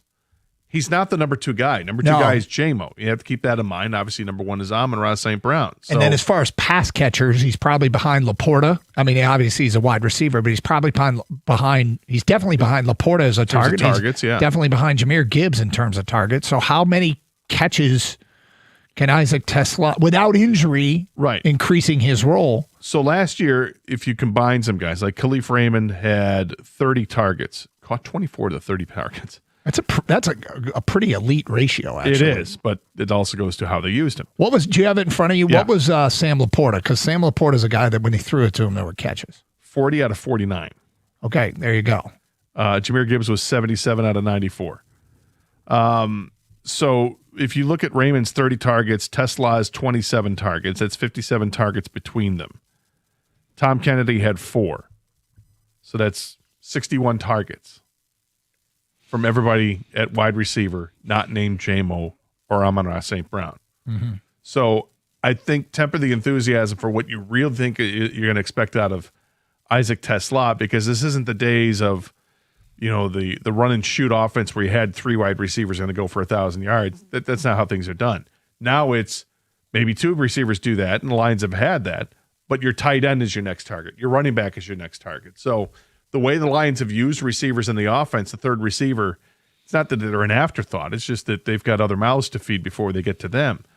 So if TeSlaa gets, let's say he gets 50 targets, so is 35 or 30 reasonable for him to catch? 30 out of 50? I would probably keep the number around 30 for receptions for Isaac TeSlaa. I would also probably play the under number of touchdown receptions. That's an amazing ratio, but he's just not as good as he might be.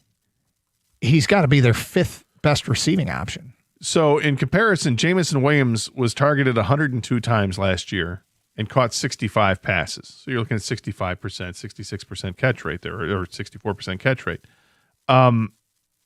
It's not that he drops. Actually, J-Mo did have quite a few drops last year, but sometimes you're just throwing the ball to that receiver, but it's not a catchable pass, whatever the case is. So 60%, I don't think is too crazy to expect. If you're going to get targeted 50 times, it's 30 receptions. So somewhere between 30 and 35 receptions, I think is probably a number I'd settle in on for your number 3 receiver. What do you think, Kang? How big a role do you think TeSlaa is going to play this year? Well, I think it progressively gets more like you would hope with young players. I think that I want to see him on the field more for big time, like big important downs, like 3rd down, 2nd, 4th down, right? Because I feel like the reason why they got him was he's a big target with a big catch radius, very athletic.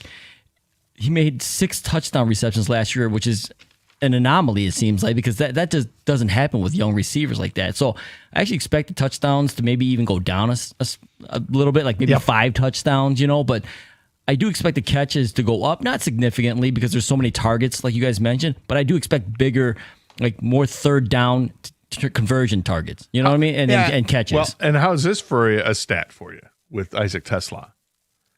Of his 16 receptions, 14 of them went for first down. All right, so I just want more of those, I guess. No, it's a good point. I mean, he's a guy who's proven he's reliable in the situation where we got to get a first down. Okay, check down. Isaac Tesla, there it is, first down. I'm pretty damn comfortable with him being the third wide receiver. Yeah. Yep. Next note, Hank Fraley likes how Blake Miller is picking things up, learning from mistakes, and keeping his mouth shut. He's in a position battle with Larry Borum for that right tackle spot.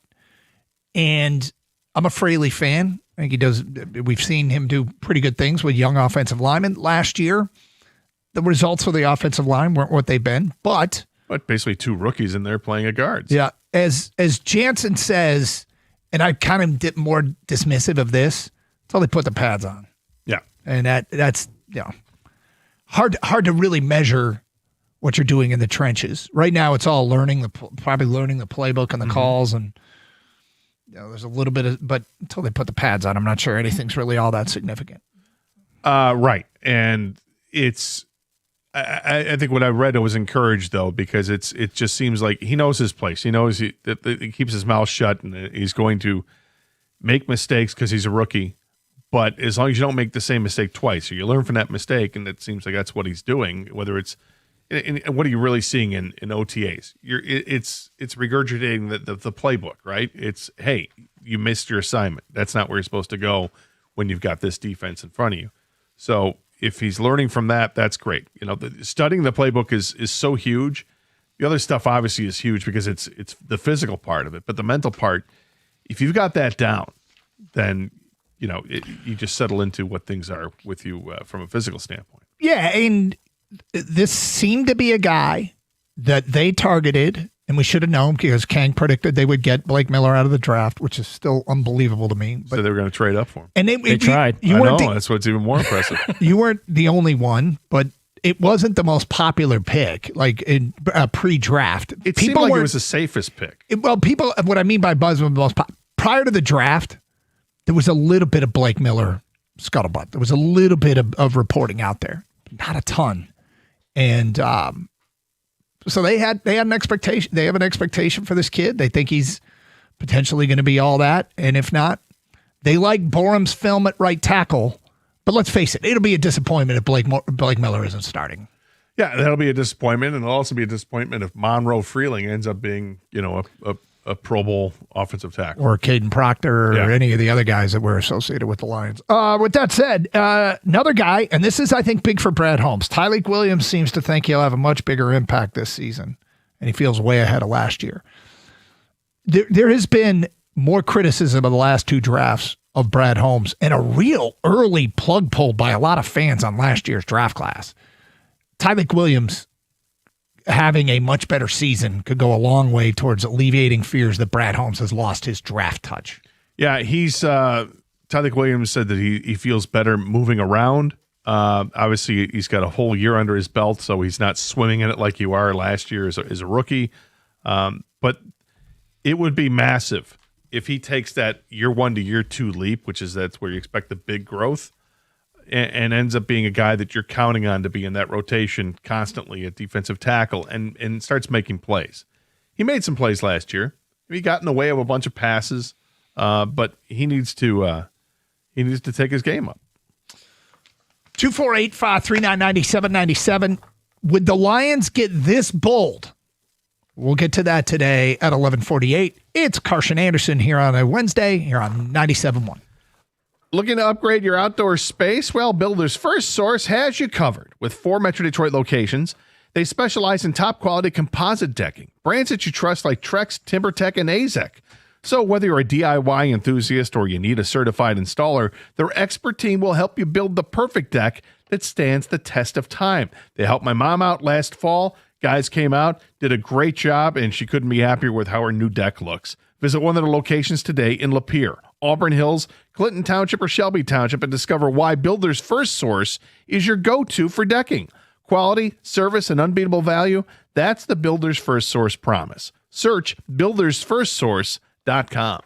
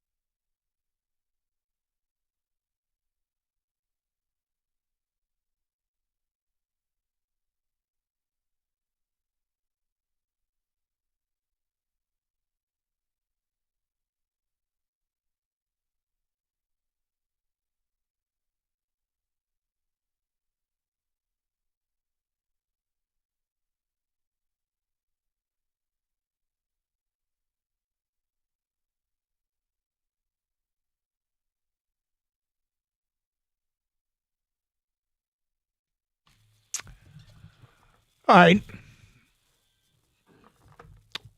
Something very interesting will happen in sports. Coming up, let me see here. In July. It's going to happen in July. The date has yet to be determined. It is the National Football League supplemental draft. This essentially operates as a silent auction. Teams would submit in what round they'd be willing to bid on a player.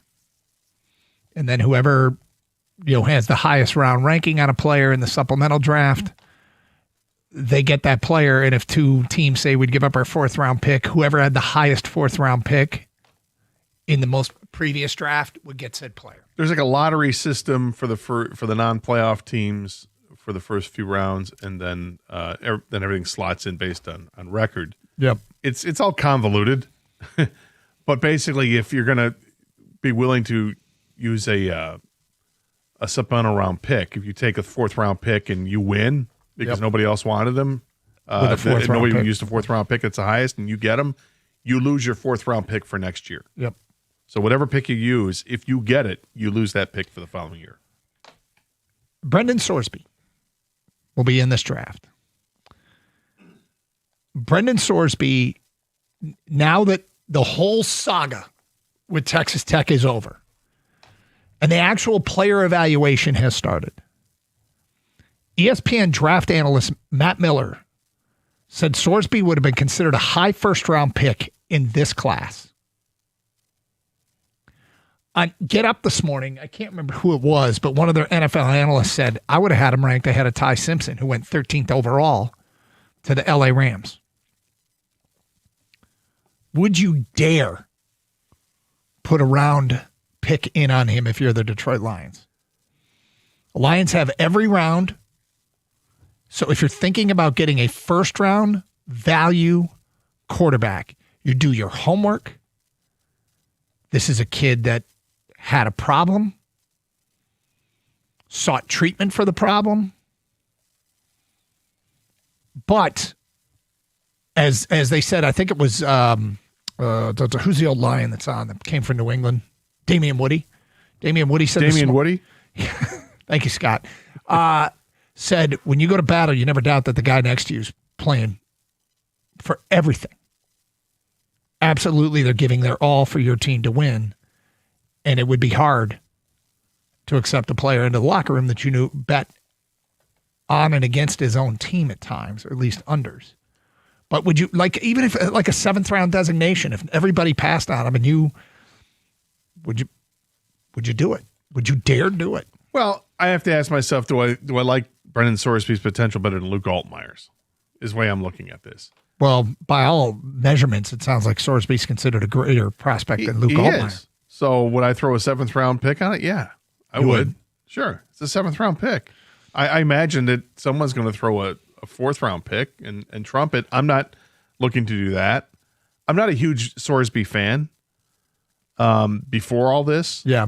And I'm sure this doesn't help. No, this doesn't help, but I'll be objective about it. I thought he had some pretty good numbers last year. Wasn't as accurate as maybe you want him to be, but is some of that because of who he's playing with at Cincinnati as opposed to, would he have taken a huge leap, a huge jump in his game playing at Texas Tech if he was able to play this year? He probably would have, and maybe would look brilliant. But I'm not. I can pass. The hard part is that like people with addiction issues can really fool you, and you know what the Brendan Sorsby reputation. And he's going to do the tour and going to get trained on saying all the right things and try and make it seem like a case of redemption. And I'm going to have to think that the kid had already convinced Texas Tech for them to put their entire organizational reputation on the line for this kid. He would probably have done a decent job selling who he is as a person now to Texas Tech for them to take that chance. So he's going to go out and he's going to do it. Now, like I said, people with addiction issues can be can fool you. And it doesn't seem like a kind of chance that an organization that operates like the Lions would take. Probably not. But you ask yourself, if you're willing to take a chance, what does it look like to you? And I don't think it certainly doesn't look like first or second or third round pick to the Lions to be looking at that. No. But when do they start looking and say, okay, I would submit a pick in this round for him? He's got there's lots to like. He's got decent size, 6'3", but he's thick. He's 235 pounds. Mm-hmm. He can run. The last couple of seasons, he ran for over 1,000 yards total and 18 touchdowns. So and over 5 yards a carry, right around 5 yards a carry. So that's good. Last year, the last 2 years, he jumped his numbers from touchdowns from 18 to 27, reduced interceptions from 7 to 5. So last year was 27 touchdowns and 5 picks.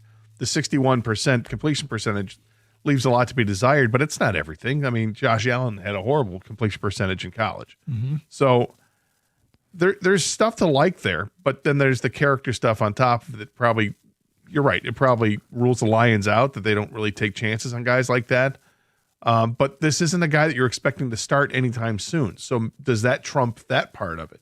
I struggle mightily with the judging someone in their early 20s and saying that's who they're always going to be. Right. And just think of yourself.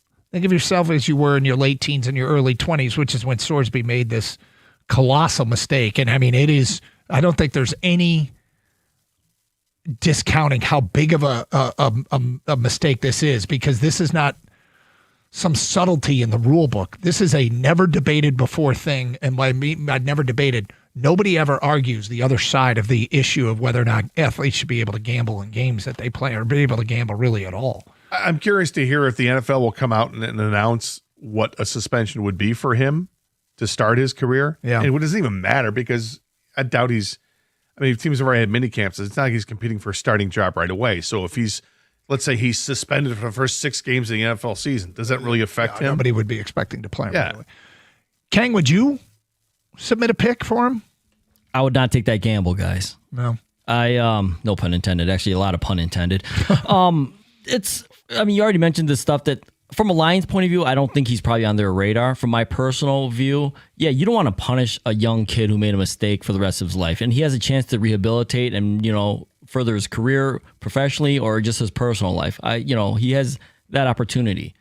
With that being said, though, you kind of mentioned it too, Doug. This wasn't like a small little, this was like an enormous mistake that he continued over and over and over. And then on his own team, on his own games, things like that. That's, I don't want to say it's unforgivable. Those are huge, huge mistakes. Yeah. And I think I don't want to take that chance. I think I'd prefer to see him, how he's grown from this before I would go, take a chance on a guy like that. And it's not like the Lions are desperate for a quarterback anyways. So I'm good with this. I would move on. I wouldn't even think about it.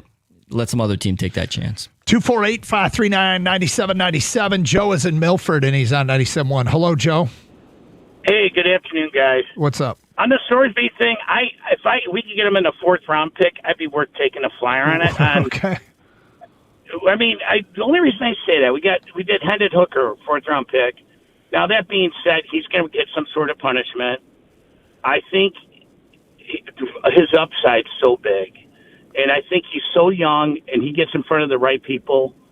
It'll be impactful for him to get over what he did, and I think he will get through that, because you look at Texas Tech, they put millions up to bring him over there, and then I don't even think they're making him return his NIL monies, which is really odd to me. But I know I have a hard time giving up on young men that make bad choices, and I think he can be recuperated. Rehabilitated. Yeah, I mean, Joe, rehabilitated. I'm sorry. I'm a huge fan of second opportunities, and the mistakes I think about that I made were minuscule, relatively speaking, but they're still. I mean, I got some regrets, things I did, things I said, things I believed, and now, so I really like to think that I did okay and grew up a lot. So I afford other people that same leeway. It's just, this one is such a big screw up. It is the thing that is the unthinkable, right? Correct. So what, knowing that the Lions have all 7 picks so far in the draft next year. I mean, maybe only a 7th rounder. Just 7? Maybe. But, and King, you're a no-go no matter what.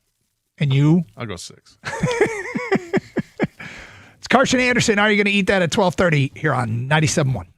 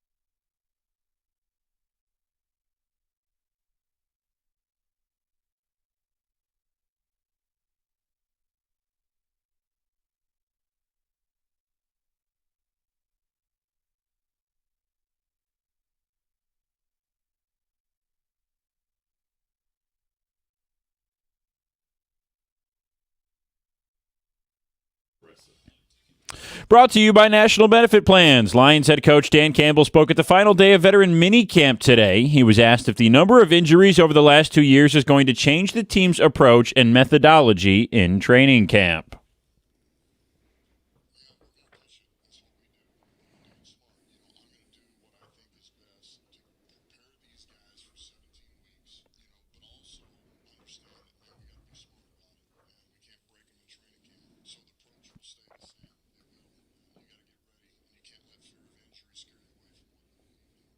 Campbell also did not rule out a bid for Texas Tech quarterback Brendan Sorsby in the supplemental draft, saying the team always looks at everything. Some breaking news in the WNBA today. The league is expanding its regular season to 50 games starting next year. The W has slowly been expanding its regular season from 34 games back in 2019. They will play 44 this year before the new number of 50 next season. USGA CEO Mike Wan said the U.S. Open purse was up to $22.5 million this year, meaning the winner will get $4.5. The Open starts at Shinnecock Hills tomorrow. And the Tigers lineup is out ahead of their game today. Colt Keith is back after sitting with wrist soreness yesterday. He'll be at third base. Kevin McGonigal will be at short with Hao Yu Lee at second. Dylan Dingler is the DH with Rogers catching. Wenzel Perez, James Outman, and Zach McKinstry are all on the bench. The top three in order are McGonigal, Dingler, and Riley Green. First pitch at 2:10 here on 97.1. At the Corewell Health Sports Desk, I'm Brendan Shabath. For more, go to 97.1 The Ticket or Odyssey.com.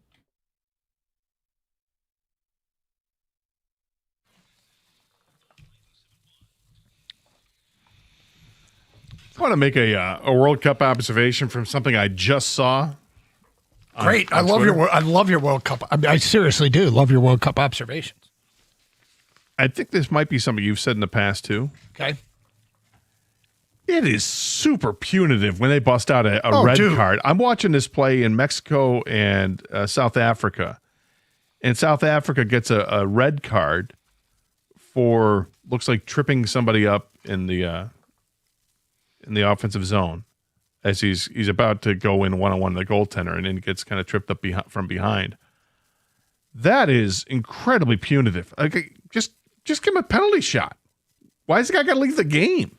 Doesn't look like he elbows him in the head or, eye gouges or kicks him in the schnutz. It's nothing like that. He just kind of stepped around and tripped him up. Nobody got hurt. And the guy who got tripped up isn't even like writhing on the ground waiting for, towel and spray to come and save his life.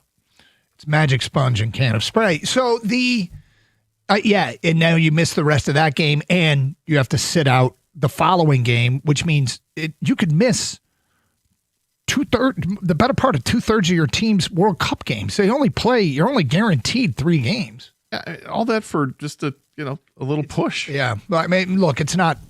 The one thing we probably shouldn't do is parachute in on a sport and start criticizing the rules to people who love the sport and have been around it and understand it. But I'm just saying it is punitive. That's very punitive for a move like that. And yet although not always, didn't they handed out a yellow card for embellishing?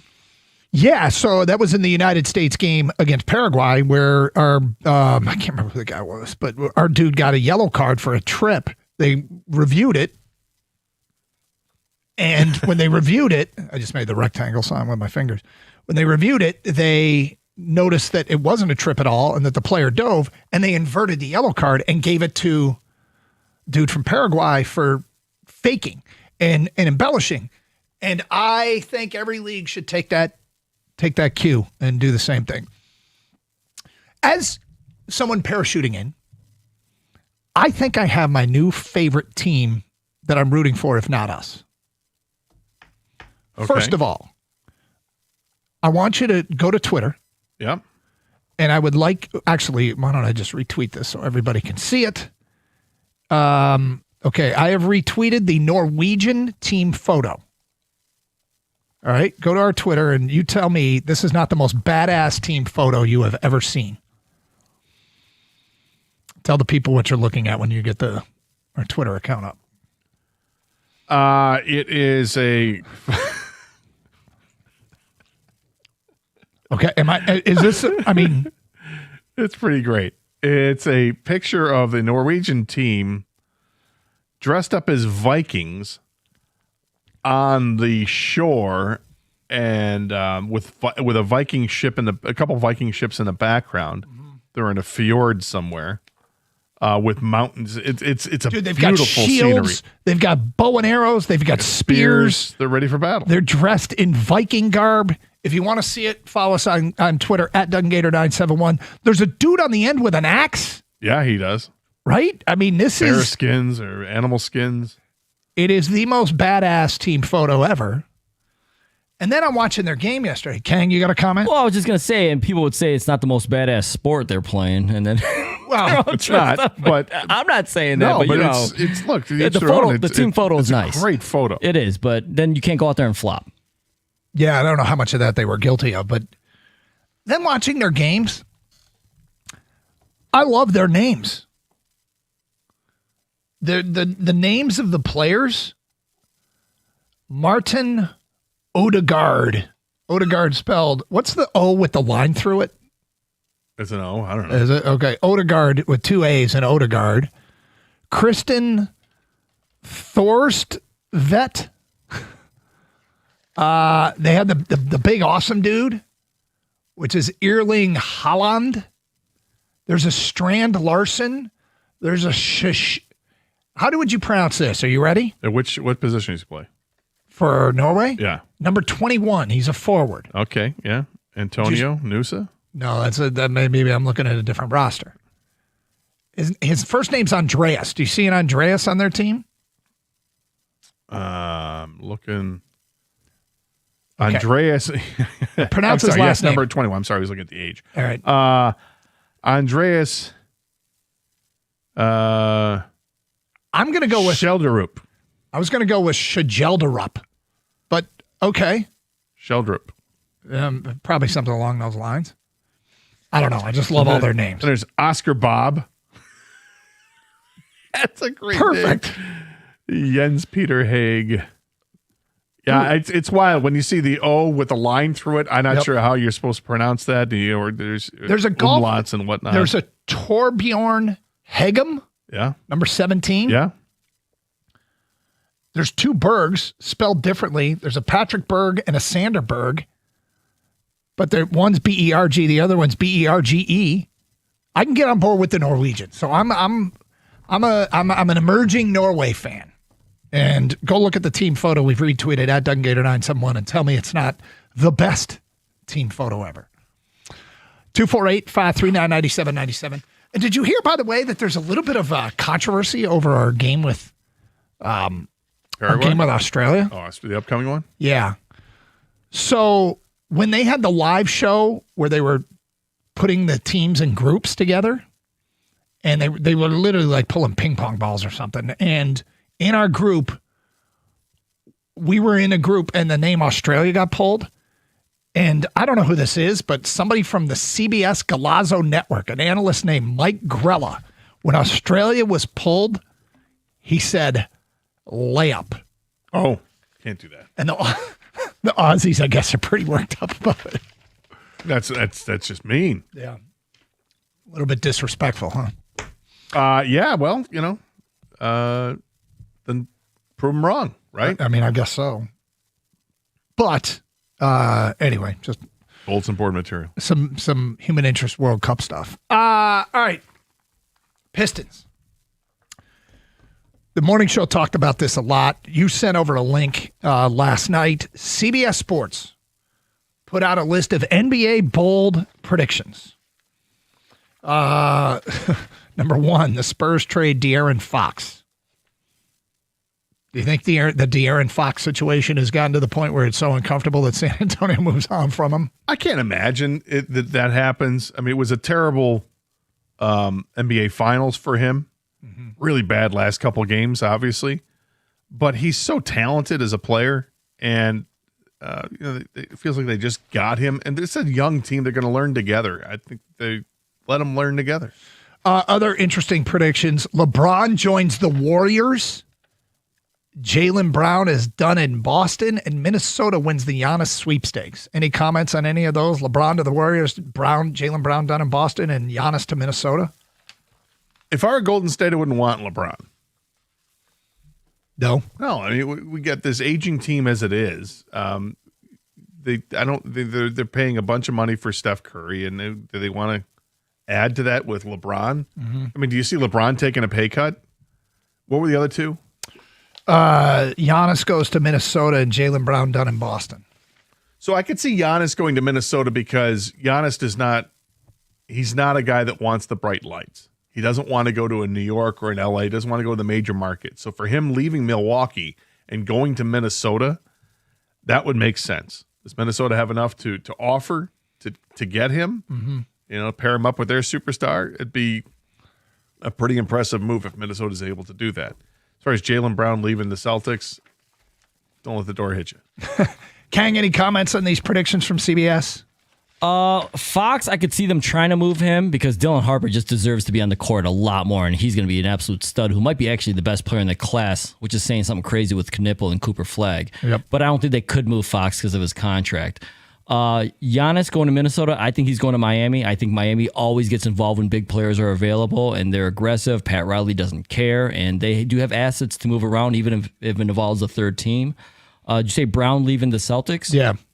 Yeah, that's a lot of smoke there. If they want to get in the Giannis sweepstakes, Brown would probably have to be moved. Some say he's worn out his welcome there with things he said after the playoffs. So, and they always have Jason Tatum as a star, so they could move on from Brown. And then their final prediction was one that involved our Pistons. We will get to that coming up today at 12:16 here on Carson Anderson on 97.1. Injured? You need Michigan's most experienced injury law firm on your side. Call Sam. I know the Bernstein family. They'll treat you with dignity and strength needed to win, get results, and call my friends for a free consultation. It's 1-800-CALL-SAM.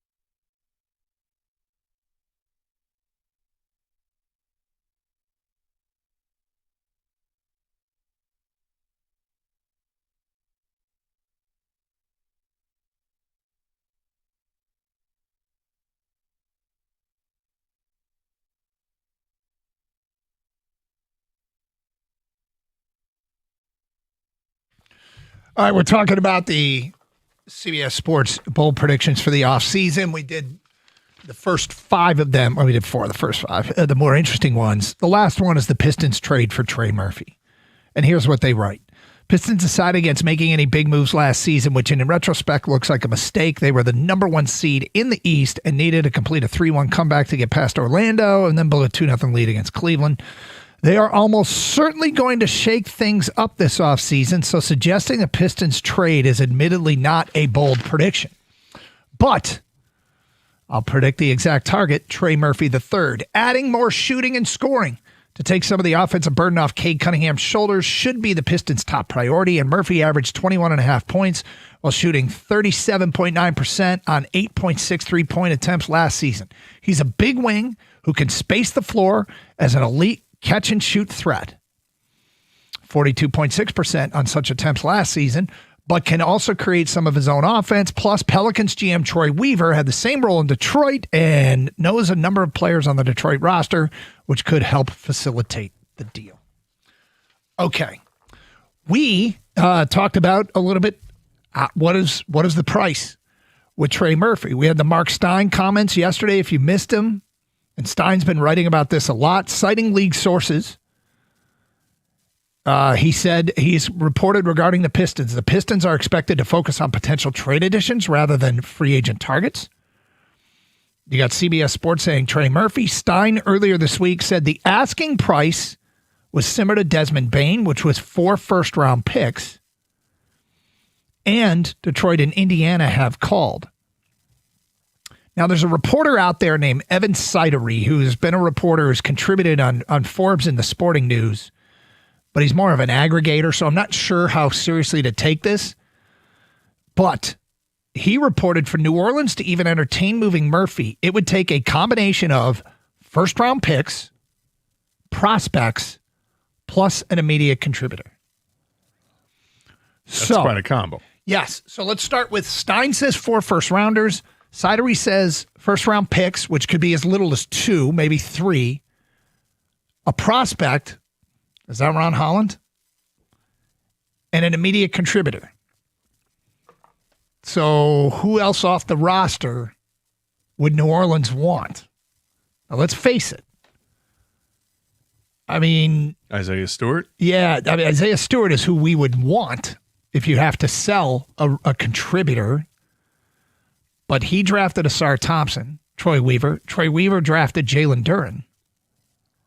And my guess is, at this point, you'd just be creating another problem if you answered one question but created another. Well, Duren's a restricted free agent. Yes. So probably not part of that. But Asar Thompson seems like he's untouchable. I think that's what basically the Pistons writers have said. Yeah, and the question is, should he be? But that's a different question. But right. I think it seems pretty clear that the Pistons see him as I think it's pretty clear you see him as an untouchable.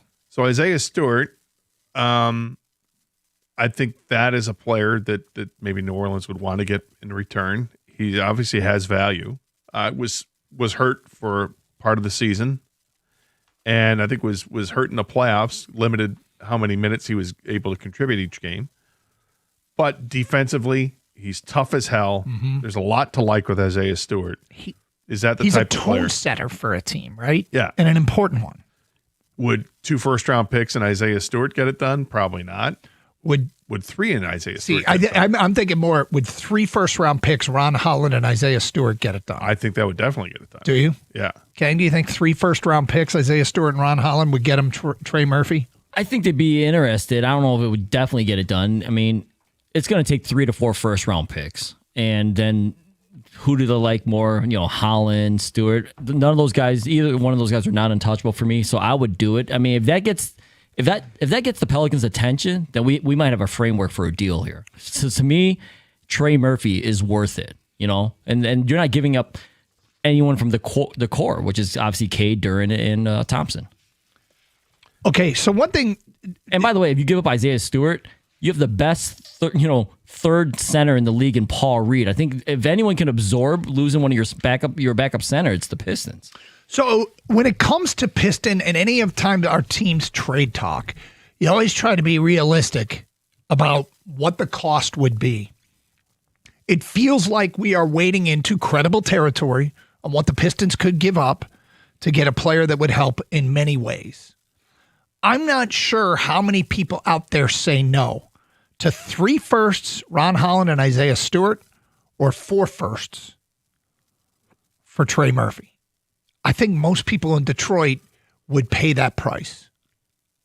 Maybe I'm wrong, but I think most would. The question, though, is if you bring up, and once again, looking at reporting that's out there, which includes from CBS Sports the top 50 players that could be traded this offseason. Number 29 is Michael Porter Jr., who has won an NBA championship in Denver. And I don't think the Nets have a first-round pick, so they could be very interested. The speculation seems to be you could get him for less. So would you rather do that? Now, age on, do you have the age on Trey Murphy? I think it was 25. Okay. So Michael Porter Jr. is 27. 27. So you're getting a younger player. Then there's contract. He's about to turn 28.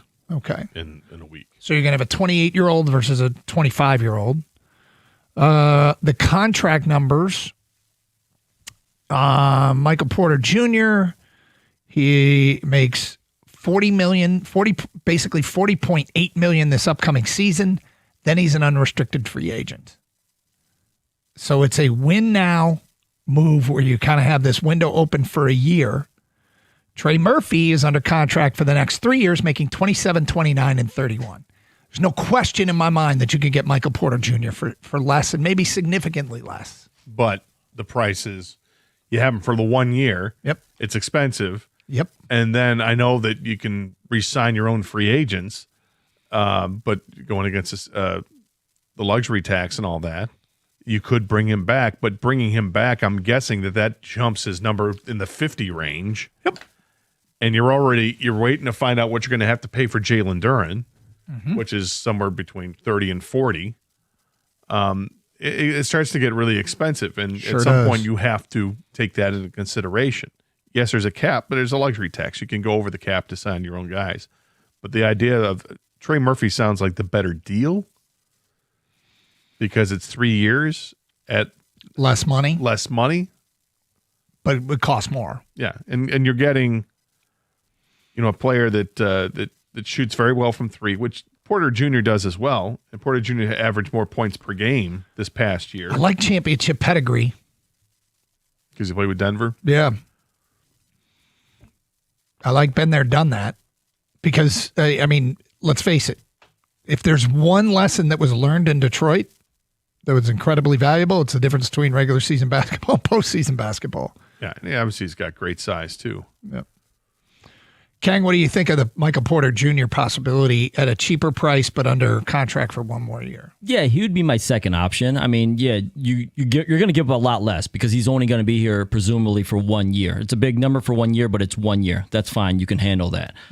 And like I said, you'll give up less. He's my second choice, though. My first choice is Trey Murphy Jr. because, yeah, he's locked up for a very reasonable cost at $27 million, $29 million, $31 million. They may sound like big numbers to people, but in the NBA, for a player that young with that skill set, that's a deal. Okay, so to have him under club control for the next 3 years like that, huge plus, which means you're going to have to give up a lot more for him. The Pelicans know this. They know his contract, obviously. So I'm willing to give up to 3, 4 first rounders and players to get him because he is an athletic wing that can defend, he can score, he can shoot the three. He's a great free throw shooter. He's a really, really good second option for a team that desperately needs one. And like I said, he plays defense too, because a lot of times with the Pistons mentality, you got to play defense, right? I mean, there's going to be players that Duncan Robinsons or whatever, that are specialists, but a guy that you're counting on to be one of the guys, he's got to be able to play defense too. And Trey Murphy does. And like I said, he brings a great offensive skill set. And he actually he'll turn 26 tomorrow. Oh, okay. Happy birthday. Happy birthday to Yeah. Trey Murphy. But yeah, there's also a difference with the volume of shooting that you're getting from Michael Porter Jr. He took 18 shots a game this past season, and half of them were from 3-point range. So you're talking nine shots a game from beyond the arc. Murphy takes a bunch of 3-point shots as well, but didn't take as many shots in the field by a couple of shots. Murphy to me sounds like the better player and the better fit. Porter Jr. scares me a little bit. I know you like, I don't know why. It's just more of a gut feeling. You like the championship pedigree. Can't argue with that. But then there's also the hunger factor for a player that's played 5 years in New Orleans and they weren't going anywhere. Does he want a chance to win somewhere, knowing that he would be thought of as that piece that the Pistons desperately need? One thing I really like is 1 year ago, there weren't articles being written about the Pistons in this way, right? There's a reason why. Mark Stein went so far as to actually report that the Pistons have called about Trey Murphy. Mm-hmm. And they've been associated with other people, Kyrie and Kawhi Leonard. So knowing all that, it does feel like the Pistons are more active this offseason. Trajan Langdon speaks tomorrow, by the way. 248-539-9797. Your thoughts on this reporting? Our team right in the middle of it. Lots of Detroit-centric stuff out there today. It is Carson Anderson on 97.1.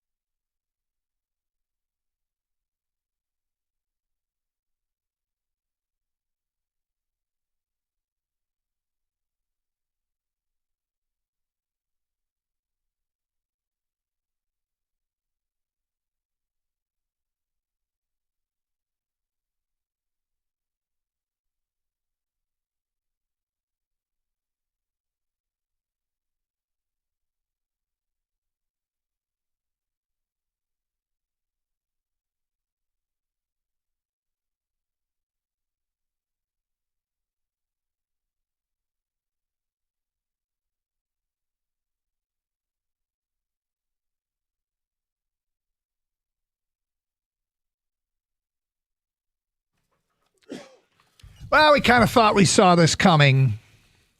Gleyber Torres is being placed on the injured list. Yep. 10-day list with the left oblique strain. The simple corresponding move right now might just be that they had to activate Casey Mize for the start. So Casey Mize is activated. This is just a simple move unless we see another roster transaction. Maybe something else takes place later this week because of this. But right now, it just looks like it's Casey Mize for Torres. And Colt Keith is in the starting lineup. Okay. So his bruise is fine. But if they want to bring up an infielder and let the Watapa back or whatever the one guy is go, the relief pitcher, Whittebeck, whatever is Jack, I don't know. If they want to let him go, who's the infielder they bring up? Is it Max Anderson? I mean, it could be. It could be Max Anderson. But it could be Jace Young. But he's left-handed. He plays some second base there, obviously. Mm-hmm. I don't know. We'll see what they decide to do, and I think there's got to be some things that settle down here over the next week. What pitcher is going to be sent away? They got some moves that are going to happen because they have to activate Justin Verlander. If Max Anderson is successful, there is a chance that this 2023 draft class, which I believe was Scott Harris's first, Max Clark, Kevin McGonigal, Max Anderson. There's potential here now. Yeah, there is. And look, in baseball, you don't typically see that where you're going to hit on multiple players in that same draft like that. And we've seen one guy hit really well with Kevin McGonigal. It's not a small assumption saying that all three are going to hit. That's a pretty big assumption. Yeah, but Max Clark is a top 10 prospect in all baseball right now. He's number 7 according to MLB Pipeline, which is through MLB.com. Max Anderson, there's a lot of hope for him as well. We'll see. They've got. I think when you get past the trade deadline, we could see so many different faces on this team. Yep. And some of that will just be because they've traded away a couple guys, but otherwise it might be time. I'm not sure how much time is left on what's the center fielder's name? Outcry. What's his name? Outland. Outleft. Outman. Outman. I don't think he's long for this team. I think he's holding a spot until perhaps Max Clark is proven that he can handle the rigors. And if the Tigers are out of it by the trade deadline, then you can go ahead and promote a guy like Max Clark and let him play the rest of the season because you can give him real at bats. All right, time for another edition. Are you going to eat that?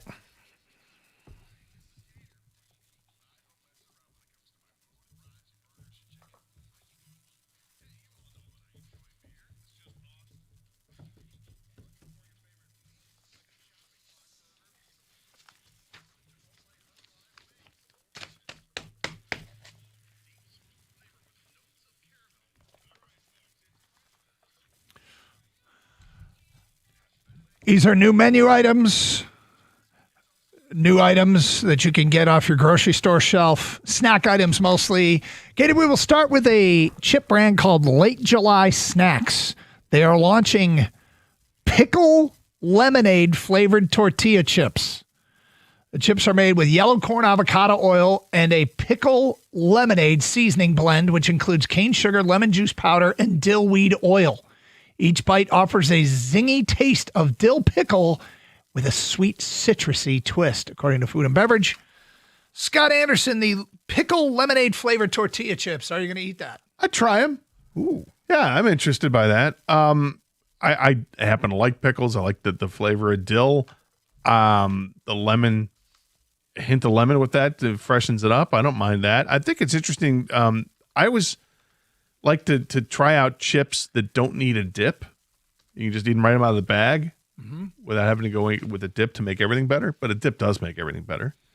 And this sounds like this would also kind of go well with a dip. Kang, the pickle lemonade. Interesting. Kang doesn't like pickles. Yeah, you know how I feel about pickle, man. Yep. Can't do it.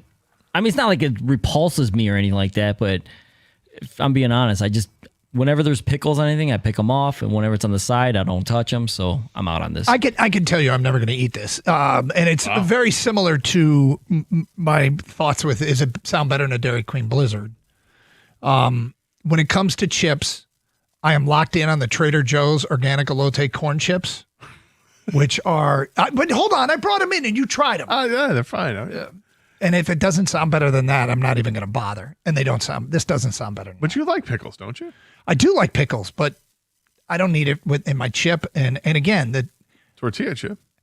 Yeah, I'll just stick with my Trader Joe's organic elote corn chips, which I highly recommend. Ken, you tried those, right? Yeah, they're fine. Yeah. Mm-hmm. It's not one of your worst food takes. Okay, great. No, it's not like the feces. The fake Reese's? Yeah. Next up, KFC, their new tenders and 6 new sauces. Who's doing this? Kentucky Fried Chicken. Okay. The tenders are chicken tenders. Here are the sauces. Tell me if any of these appeal to you. Okay. Pickle Ranch, Garlic Parm, Kentucky Barbecue, Creole Honey Mustard, Zinger Hot Sauce, and Jalapeno Ranch. They're all something I would dip my tender in. I would try them all. There are some I'd certainly prefer over others. Some I'm skeptical about, but that's one of the reasons I love like boneless chicken wings, if you will, or chicken tenders. I don't like to dress them ahead of time. I like to dip into different sauces, and if I like one, great. If I don't, and I've tried it, and I'm like, oh, that's no good. I just move on to the next. But one, what if you really like, you like one, and you still don't prefer them, tossed? No, I don't. Yeah, you just like the dipping. Always like to dip. Like to control how much I want to throw on. You said you'd try all of them. Which one does it least for you, and which one does it most for you? That sounds like it. Pickle Ranch, Garlic Parm, Kentucky Barbecue, Creole Honey Mustard, Zinger Hot Sauce, and Jalapeno Ranch. I think the Pickle Ranch is probably the one that I'm least enamored with, and that one sounds pretty good. But they all sound really good. Kang, you? I mean, you know how I feel about pickle. Yeah. We just mentioned that, so that'd be the least for me. I love a good garlic parm, man. Yeah, love a good garlic parm. Great on with chicken. Yeah. So that would be your number one. Mm-hmm. My number one would be the Creole Honey Mustard, and I wouldn't touch the Garlic Parm or the Pickle Ranch. But the Creole Honey Mustard, I think sounds not with your good. pickle. You hate things that are like creamy white sauce. Like I feel like, right? We talked about Alfredo yesterday. You don't like mayo. You're 100% right. Right? That ranch. Hundo P. There you go. Next up, McDonald's is bringing back, after 34 years off the menu, the fried apple pie. For a limited time, the dessert originated from a family recipe from East Tennessee owner-operator Lytton Cochran in the 1960s. This is Gator clapping in the background. The treat features McDonald's signature apple filling wrapped in a golden fried crust. The apple filling, 100% of the time, contributes to third-degree burns. Gator, are you going to eat that? Oh, hell yeah. Can I get a hell yeah? Hell yeah. Can I get a hell yeah from Huel Perkins? I mean, yeah, thank you, Huel. Oh, my God, yes. This was such a great treat back in the day when you got McDonald's, getting it late night, you get your 2 cheeseburger meal deal, and would you like an apple pie for it? Yes, I would. Abso-freaking-lutely. It was apple pie or the cherry pie. They had a pumpkin pie version of this. It was the deep fried version is so much better than the other versions they came up with afterwards. I remember distinctly one night. Hold on for a second. Wound him up on this one, didn't we, Dude, Ken? I haven't seen him this excited since you brought up like Kmart subs. Like, you know how I'm sorry I even said it. Yeah, this is I mean, you're taking Gator back, and you know how it feels about going back. He loves going back. I was like a freshman or sophomore in high school, and my brother came back late one night at like 2 a.m, and he had 2 bags full of apple pie, cherry pie, and pumpkin pie from McDonald's. And I'm like, what is this? He's like, they gave us all these pies because they had to get rid of them, and they had them. We had those things sitting in the refrigerator for like the next week and just pounded those things. Was that the happiest week of your childhood? It was one of the happiest weeks of my childhood. My God, did I love the deep fried apple pie from McDonald's. It's one of the best. I mean, look, the caramel apple empanada from Taco Bell. That's why I love the caramel apple empanada from Taco Bell, because it harkens to this McDonald's version of the apple pie. So, Doug, Hold on, just real quick. It was I- I- 12:38:45 when I finished describing it. It's now 12:41:15. Oh, would you use a third of the segment on this? Just this love of the fried apple pie. When coming is this back. thing coming out? June 23rd. Yeah, I was gonna say yes, but there's gonna be none left, Doug. Yep, So, so no. no. Gator's gonna eat them all. Yeah, I'm a no on this too. Coca-Cola. You guys don't know what you're missing. Coca-Cola. You can't get this here, but apparently it's in Belgium, and I'm just intrigued by this. They have a Coca-Cola Light Sango. This is a spin-off of Diet Coke. Instead of having a typical artificial sweetener flavored soda, it was made more complex with the flavor of blood orange. It debuted in France in 2006. They have it in Belgium 2008, and apparently they're bringing it back. Gator, if you could get your hands on some Coca-Cola Light Sango, would you eat that? I want to say yes, but I'm not sure because Coca-Cola came out with some kind of orange Coke, and I thought it was awful. So, yeah, no, I don't think orange and cola go together. Can you? I would try it because I pretty much love everything. I love Coca-Cola too much not to give a shot of everything they put out there. At least I'm not going to say I'm going to love it, but I think the reason they did the orange Coke before Gator, because you know those machines where they let you pick your own flavors? Yeah. The most popular flavor mix was orange and Coke, and so that's what they based it off of. So, but I would try this. I'm not sure how great it would be, but I like. Kind of feels Spritey, but with more orange. Come on, live a little. I'm intrigued How because about the zero version? I've cut back a lot on drinking pop, but if there were, it says it's like a spin-off of Diet Coke. Oh, there you go. Sure, maybe a taste. Gator, you ready? I am This ready. is my favorite thing ever. Japan is selling cotton candy that looks like cat fur, or at least something that's alarmingly close to it. Sora News 24, a Japanese pet lifestyle brand, recently launched Delicious Cat Fur, a cotton candy treat designed to resemble fluffy clumps that come off a calico cat during grooming. No cats were involved in the making of this product. The snack uses colored cotton candy to recreate the texture and tricolor appearance of calico fur, while popping candy is hidden throughout the fluff and crackles as you eat it. The cat fur cotton candy, Gator, are you going to eat that? Speaking as somebody who grew up with cats in the household up until the time that I moved out of said household, my mom still has a cat to this day, Walter, who is just a real SOB. I've seen plenty of cat fur. Mm-hmm. You know, that has no appeal. And the other thing, even before this is a non-starter because cotton candy is a weird treat. I'm not a big fan of cotton candy. That surprises me. It gets sticky, and it just, it feels like when you first taste it, like you are eating hair. So to actually make it into a product that resembles cat hair is disgusting to me. No, I want nothing to do with it. Can you? One of the worst feelings, underrated, feelings in life is feeling like you have hair stuck in your tongue or in your mouth, right? Yep. Cat? That's even worse. No, I'm out. And I'm with you, Gator. I'm not the biggest fan of cotton candy either. It's like as soon as it hits your mouth, it turns into granulated sugar. Yeah. It's like, I'm not a kid, right, Gator? You're a grown adult. I'm a grown-ass man. He's a man. And there's even some evidence now and again to support that. Yeah, I'm a no on this. My favorite thing is in describing this on Twitch, MCats113 wrote, "Brother, what?" I'll pass on the cotton candy cat fur. There it is, another edition of Are You Going to Eat That here on 97.1. Summer is right around the corner, and there's never been a better time to drive home a brand new Chevrolet from Sarah Chevrolet of Southfield. Right now, lease the all-new 2026 Chevy Silverado for just $189 a month. Need something sporty and versatile? Get the 2026 Chevy Trailblazer. That's only $219 a month. Or cruise into summer in the stylish 2026 Chevy Trax. That's just $249 a month. And every one of these incredible offers comes with just $1,999 down.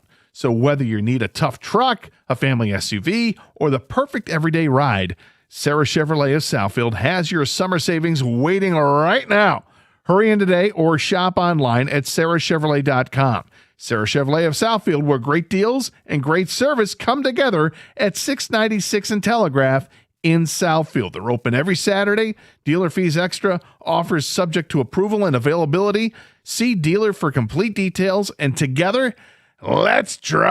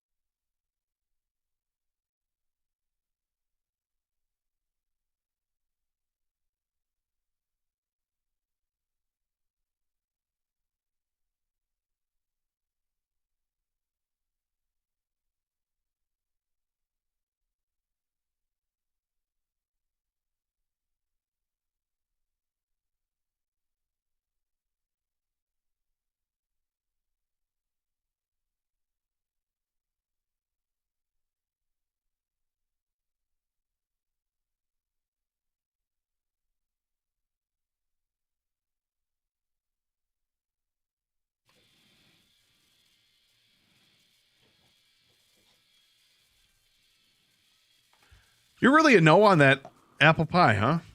Yeah. Does this surprise you? I mean, a little bit. Yeah. Kang, you're a no on that. No, I was joking because there'd be none left after you got them all. But yeah, I'd try it. I mean, With Doug, soft serve vanilla ice cream. Oh, that'd be perfect. A la mode, yeah. Come on. But Doug, it's fried. He's not eating that. It's at a fast food place. He ain't going there unless his kids want something. Like there's really no chance for Doug to even. He's not trying this. Yeah, I mean, I honestly can't remember the last time I said I am going to McDonald's.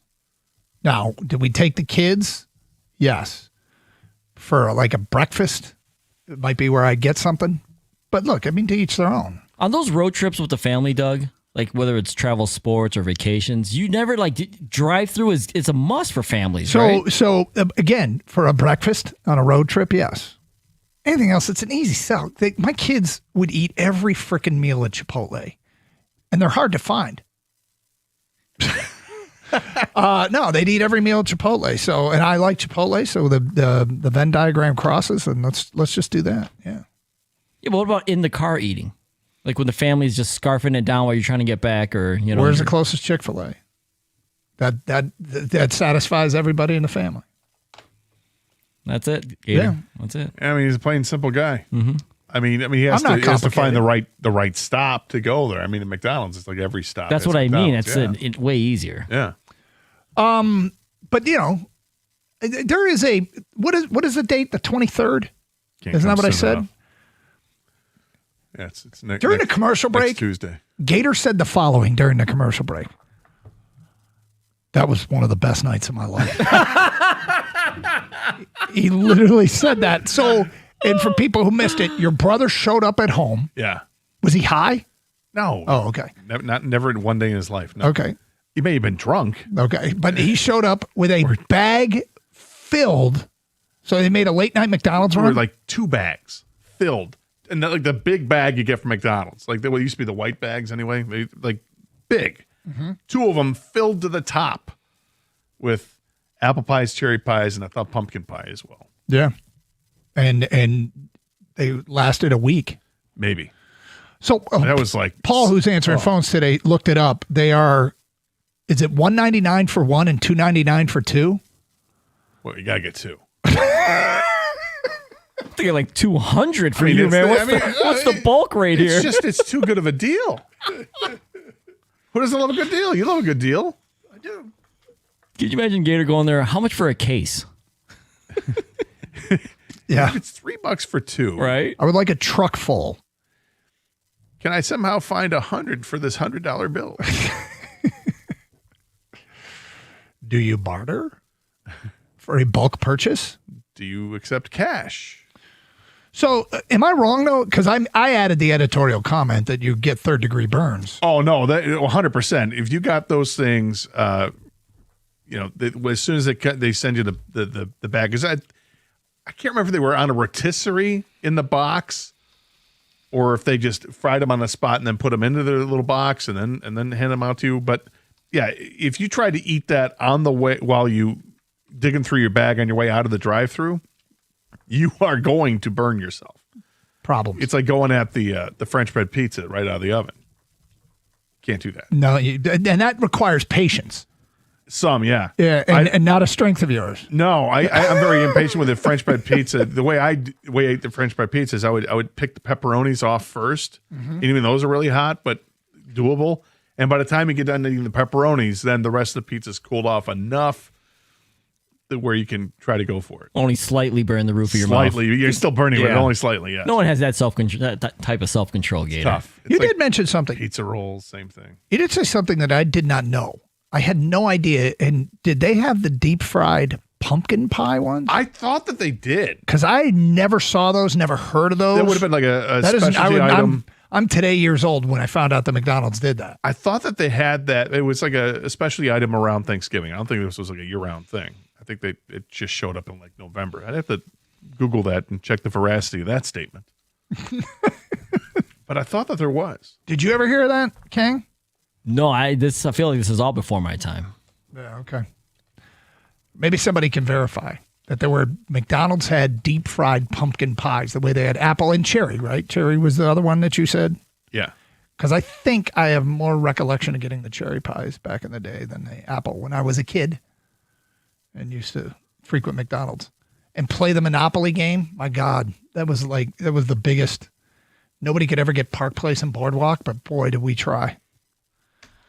Also, we had the Grimace glasses. Like you could get the actual glass. Well, it sounds like McDonald's has done some marketing. They did, yeah. They're really good at it. Those glasses back in the day, those were collectibles. Yeah. I know, dude. Yeah. They've done everything, man. They're doing World Cup stuff right now. Are they really? Yeah. Oh, maybe we get Doug to go finally. Oh, yeah. They got if they got a Norwegian glass, I'm Yes. down, man. Yeah. Which McDonald's character did you want to hang out with? Wow. I never gave that an ounce of thought, but clearly you did. Yeah, why don't you just tell us, Gator? I kind of want to spend a day with the Hamburglar and see what he's up to. Because I can't be all no good. There's got to be something with a Hamburglar. He's not just always looking to steal a burglar. Like, hey, what else you doing, buddy? What else goes on in your life? Yep. What other capers are you up to? Yeah. What kind of contraband can you get from this guy? Wait, what's in a day in the life of Mayor McCheese? You know? Oh, he seems like he'd be your best bud. Is he? What kind of bills is that guy signing? Does he use the auto pen? What do we got going with Mayor McCheese? Okay, straight ahead. This would not be considered a big trade for Detroit, but it might be the best move they could make in the offseason. We will get to that today at 102 here on Carson Anderson on a Wednesday. Tiger Baseball coming up next hour here on 97.1.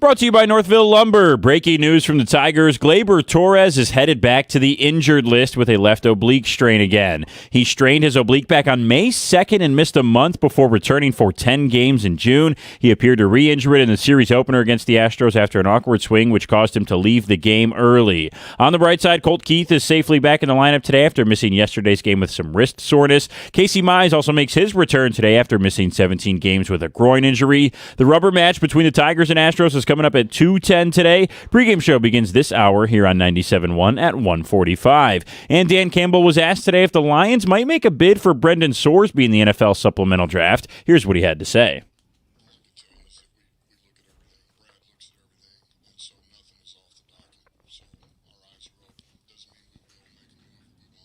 Some breaking news in the WNBA today. The league is expanding its regular season from 44 to 50 games next year per Commissioner Kathy Engelbert. And the 2026 PWHL Draft is coming up tonight in downtown Detroit. It will be hosted at the Fox Theater at 5 p.m. this evening.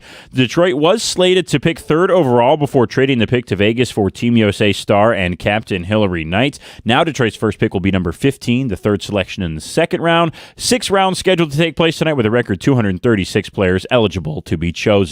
At the Corwell Health Sports Desk, I'm Brendan Shabath. For more, go to 971 The Ticket or Odyssey.com.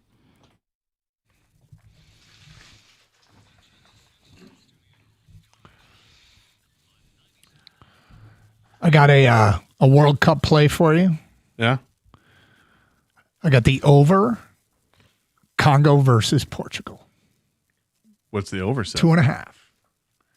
With the 50% profit boost. Makes it a little bit spicier. That dollar turns into Yeah, Doug's going nice a little return. bit. Hey, I'm going a little bit bigger than I normally do on this one. Going 5?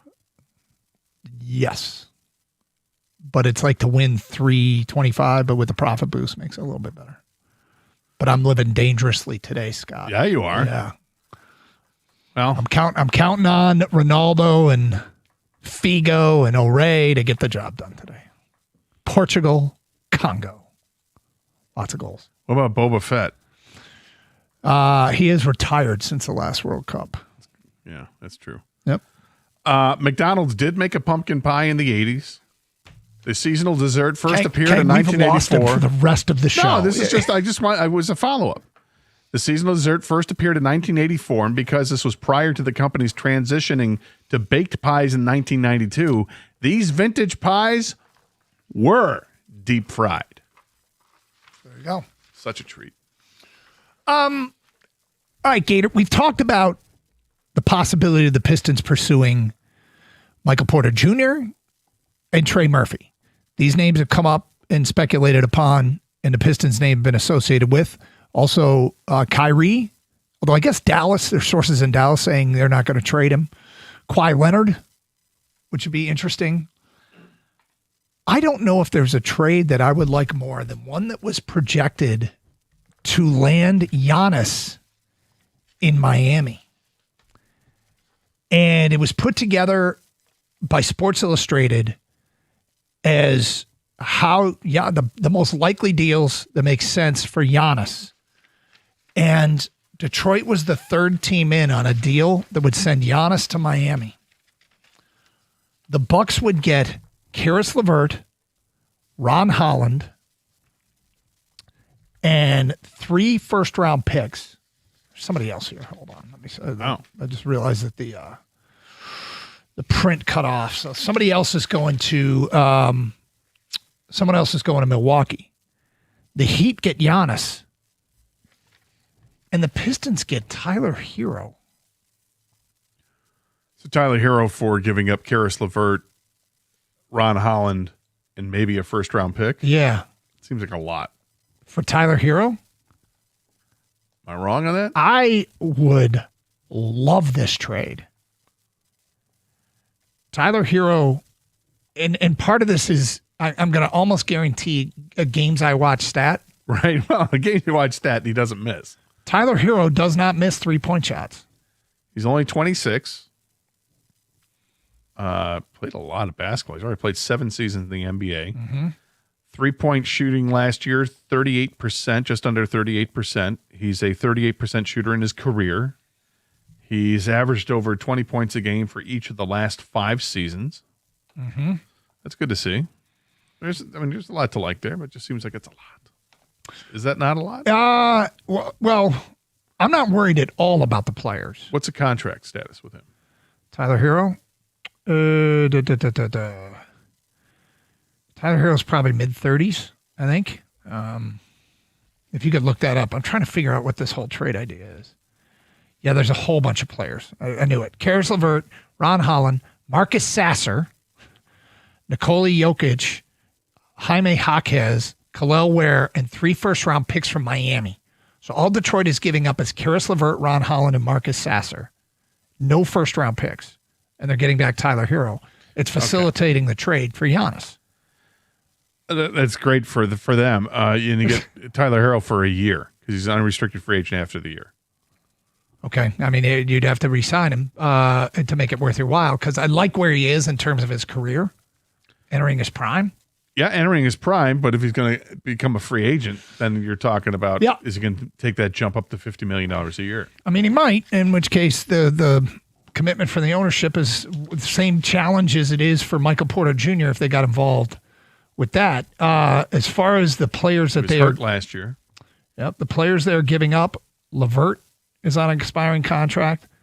Ron Holland has a option year next year, and Marcus Sasser's on an expiring contract. So you'd be trading players on expiring contract. The only one that you might not is Ron Holland, but for a player on an expiring contract. So you would have Duncan Robinson and Tyler Hero. Mm-hmm. I mean, you might move Duncan at this point. Look, he's. I should be so quick to this. I'm not. Yeah, you don't like it about, like I like. I love it. I don't I mind absolutely it. It's just love it. there's that. They're just saying you're giving up something there for sure with several players to give up, and the guy you're getting in return is a guy who's oft injured. In his 7-year career, he's played just under 400 games. He's only had one season where he's played more than 67 games, and that was 2 years ago. He played 77. This past year, he only played 33. So there's a concern. Those are regular season games, right? Regular season games, yeah. But, I mean, it's hard to ignore the consistency in scoring. His third year in the league started with 21 points a game, 20, 21, 24, and this past year, 20 and a half. There's a lot to like there. I mean, it's consistent. You know he's a good three-point shooter. Assist-to-turnover ratio is roughly 2-1. So that's good. Mm-hmm. I don't know what he is defensively. I mean, Sasser doesn't play. LeVert's a role player. You're giving up on Ron Holland, right? Yes, but as you know, people love Marcus Sasser. Oh, people love Marcus Sasser. And his ability to shoot, and he showed even in the playoffs, he can shoot. Undersized, but he can shoot. Yeah. Is he somebody that you want to move on from? For Tyler Hero, I mean, yeah. Kang, you? I'd make the deal. So the positives and negatives, like, you're going to give up a lot less to get Hero than Trey Murphy Jr. because of his expiring contract, right? No draft picks are involved in this. It's just 3 players. Tyler Hero is definitely a big shot taker and a big shot maker. Now, health is a concern, and he doesn't play great defense, Gator. So those are 2 things that you have to keep in mind. But as far as the offensive end, you're getting a clear upgrade over the 3 guys you're trading away. LeVert is just a veteran role player at this point. Holland brings nothing to the table offensively yet. He has room to grow, but as of right now, nothing. Sasser's a good shooter, but they don't even play him when he's healthy, and he's got injury issues as well, and he's undersized. To me, it's worth the risk to bring in a guy like Tyler Hero for that price. Will this concern you at all? His postseason numbers, and he's played in 6 postseasons in his 7-year career. The only year he didn't play was this last year when Miami didn't make the playoffs. He has averaged 14 points a game, 14.5 points a game, and his 3-point shooting percentage drops down to just under 33%. So, great regular season guy, not so much postseason guy. Is it still the guy you want? Yeah, considering the 3 guys are giving up and what they got out of them in the postseason, I'll go ahead and take the risk. And this is a guy that really stretches the floor. I doubt teams will not guard him in the postseason because of his postseason numbers. No, he can flat out shoot. Yeah, I hear you. So I feel like they're giving up almost nothing that they got out of that trio of players they give up in the postseason to land Tyler Hero. Yeah, I mean, this guy definitely spaces the floor. And also, yeah, maybe the overall numbers haven't been great in the postseason for Hero, but he's made it to a finals run. So he's got the experience, at least mentally, to know what it's like and help this team. I think giving up those 3 guys for Tyler Hero, I'd be the facilitator for Giannis to go into Miami.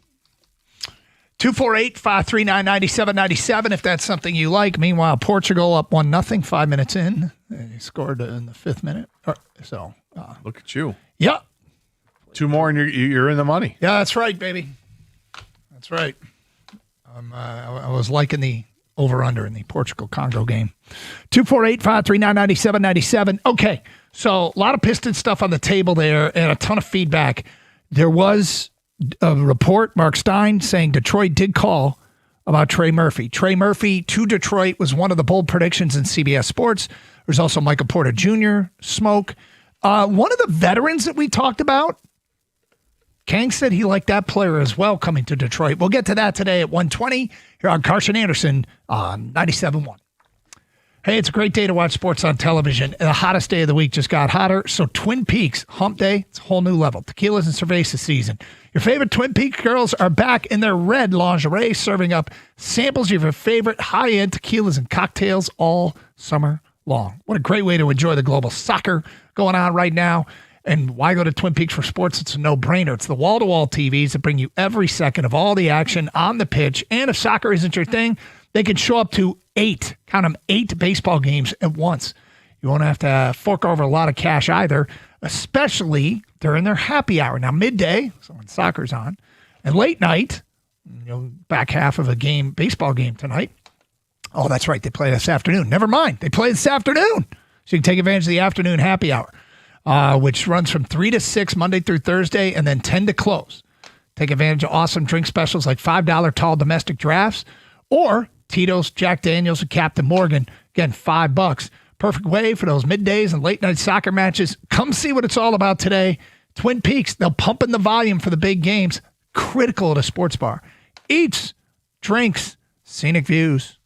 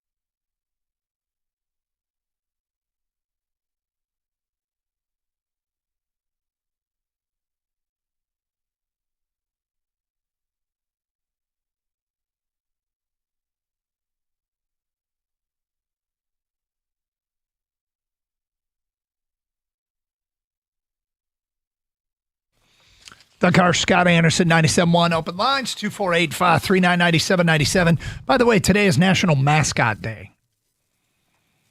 Do you have a favorite mascot? And not affiliated, like I'm sure it's Sparty for you, but is there it's not affiliated with like our local teams. Yeah.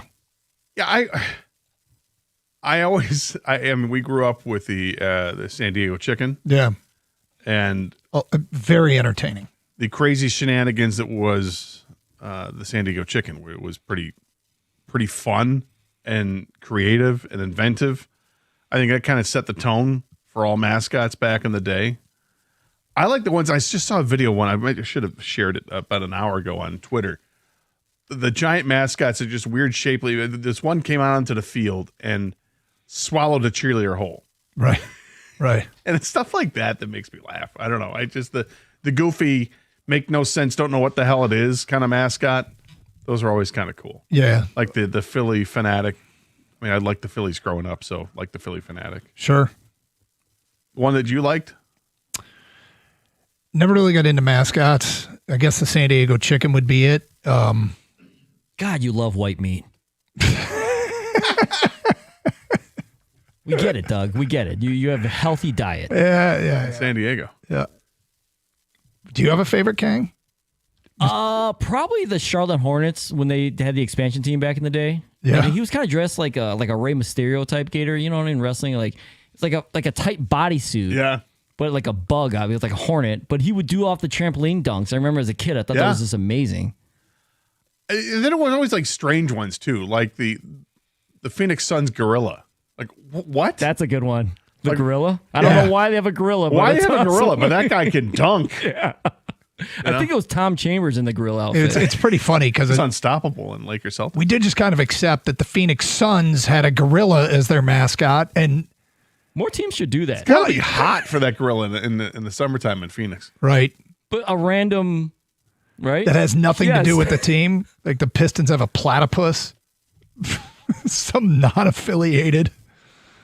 Instead of Hooper. There's nothing wrong with Hooper. But what did the Michigan Wolverines have? They So years ago, very briefly, and I don't know if it was officially sanctioned, there was Willie the Wolverine. And I remember seeing him at Chrysler a couple of times. But Willie the Wolverine did not last very long at all. It's like an actual Wolverine sighting in the state of Michigan. It just you don't see them out. No. I don't know if there's like a Wikipedia page or anything dedicated to Willie the Wolverine. I'd like to know the history. Willie the Wolverine was a costume unofficial mascot created by the University of Michigan students in the 1980s, designed to drum up crowd enthusiasm. The mascot featured a fuzzy, friendly Wolverine wearing a dark blue sweater and a maize block M. I mean, Wolverines are not friendly. It was standing over 7 feet tall. That's menacing. Made real-life appearances around Ann Arbor at tailgates, even served as the homecoming parade grand marshal in 1989. Was never officially embraced by the university. Polarized the student body. That AI is amazing. Some love the energy. While traditionalists and student journalists, like a young Rich Eisen, argued that Michigan should remain mascot-free, relying solely on the storied history of the Block M. Eisen going all pretentious as a student. The university eventually rejected the costume and forced a cease and desist in 1992, citing copyright infringement. So there you go. There's the history of Willie the Wolverine. Remember when Brutus the Buckeye and Rufus the Bobcat from Ohio U, they got in that fight? Yeah, they got in a real fight, It was right? a real fight. It was awesome. Dude, that's elite mascot trouble. You get mascots fighting. That's pretty great. I don't disagree. All right, following What up. about the tree? The Stanford tree. Stanford does everything so counterculture. Stanford like tries to be dumb. They're called the Cardinal. Yeah, and they have a tree, and their band like marches out of formation all the time intentionally, and Those wacky kids. yeah.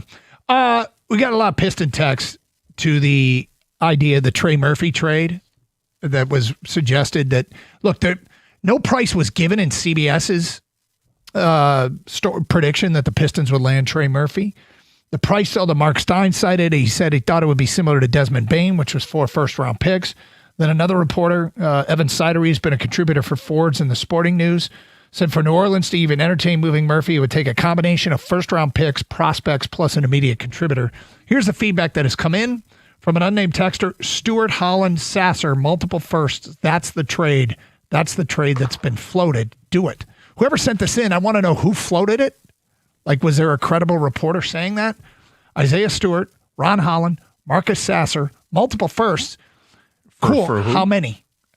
For Trey Murphy. Two first-round picks is multiple firsts.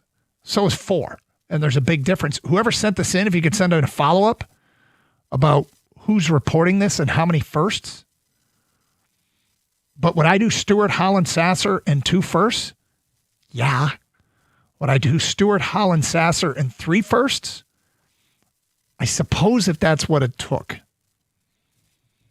Would I do Stewart, Holland, Sasser, and 4 firsts? No.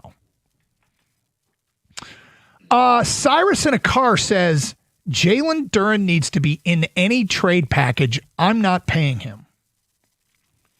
Now, I think if you're going to be punitive to Jalen Duren because of what he didn't do in the playoffs, yep, I'd tread very lightly on that because he's so young, and the larger sample size of the regular season was that he was great. And what was it that changed in the postseason? I don't know. But do you think that's really who he is? So Cyrus, the one thing, again, Gators cautioned you on one thing, which is the performance he had in the postseason. You know who would pay him based on that performance? Nobody. Nobody would pay him the kind of money he might get based on that performance. What you're paying him for and what you should pay him for is what do you expect him to do next? And you're talking about a extraordinarily young player that's got a lot of room for growth. And if you're mad that this 22-year-old struggled in the postseason and let him go because of that anger, and he develops somewhere else, it'll be a massive loss. If you don't think he'll ever develop any kind of game, more of a consistent offensive game that he could take to the postseason, then I suppose don't trade him. The people that should know that the best are the people that have had him in the organization the last few years. You know, does his work ethic match what is necessary and his skill set match what is necessary to develop a more consistent offensive game? And that's a measurement that, since you didn't see it in the postseason, it might be hard to project, but it sounds as though the Pistons think he's got much more upside offensively and they're willing to pay for what they think he's going to do. He doesn't turn 23 until November of this year. Mm-hmm. And he's already played 4 full seasons in the NBA. Yeah, his production dropped in half in the postseason compared to where it was in the regular season. Find out why that is. Was there an injury that he was dealing with? Was it teams took away his game? Did he lose all confidence whatsoever and he got to rebuild it up this summer? I don't know, but they should have an idea of what it is. But it's hard for me to slam the door shut on a guy who's 22 and won't be 23 until 15 games, 20 games into the regular season this upcoming season. So I want to hang on to Duren. Plus, if Duren, what is he chasing? Does he want the big contract to play anywhere, or would he take a reasonable contract and stay with the Pistons because the Pistons have, built him up to this point? If you're talking about north of $40 million a year, I don't know what he can actually get out there on the market, but there are teams that are reportedly interested in him right now. But, are the Pistons going to want to match a number that gets that high or spend that money elsewhere? That's a tough decision to make for the Pistons. But if you can somehow convince him, hey, $35 million a year or $30 million a year, whatever, somewhere in the 30 range for a 4-year deal, does that make more sense to hang on to him? I think it would. Mm-hmm.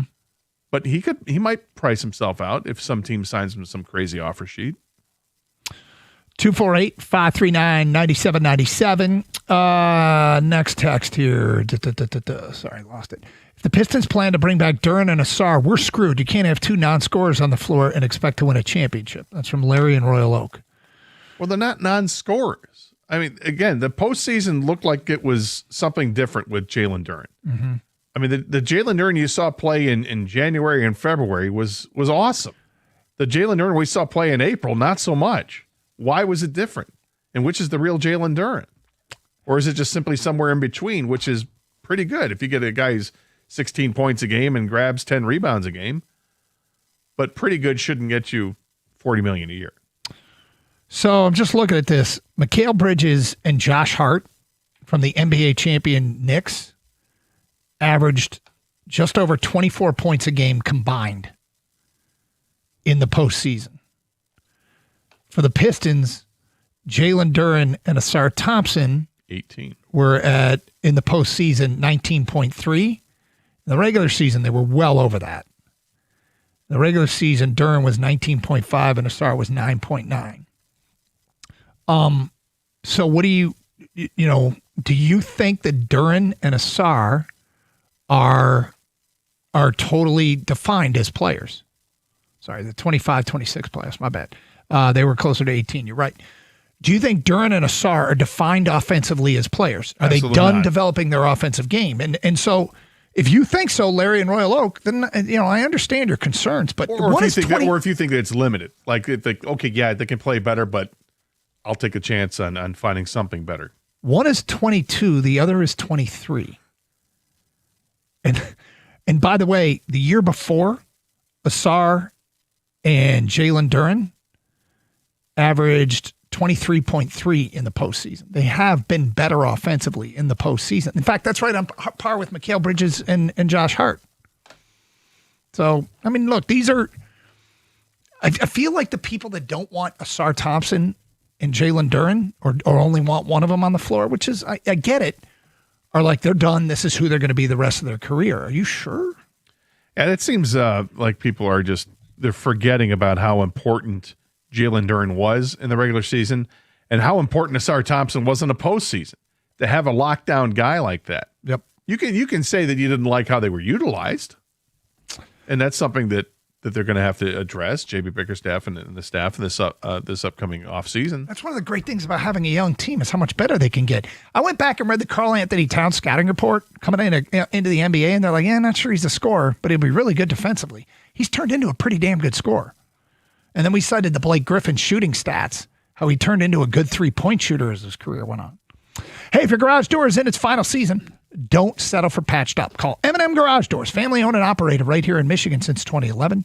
These guys arrive in fully stocked trucks. They give you upfront pricing and back every job with a warranty. Right now, get a brand-new garage door and they'll throw in a free opener. That's a $600 value on them. Just mention my name, Doug Karsh, when you call. Call 844-ONLY-DOOR or visit garagedoorrightnow.com. M&M Garage Doors. Open your door to exceptional.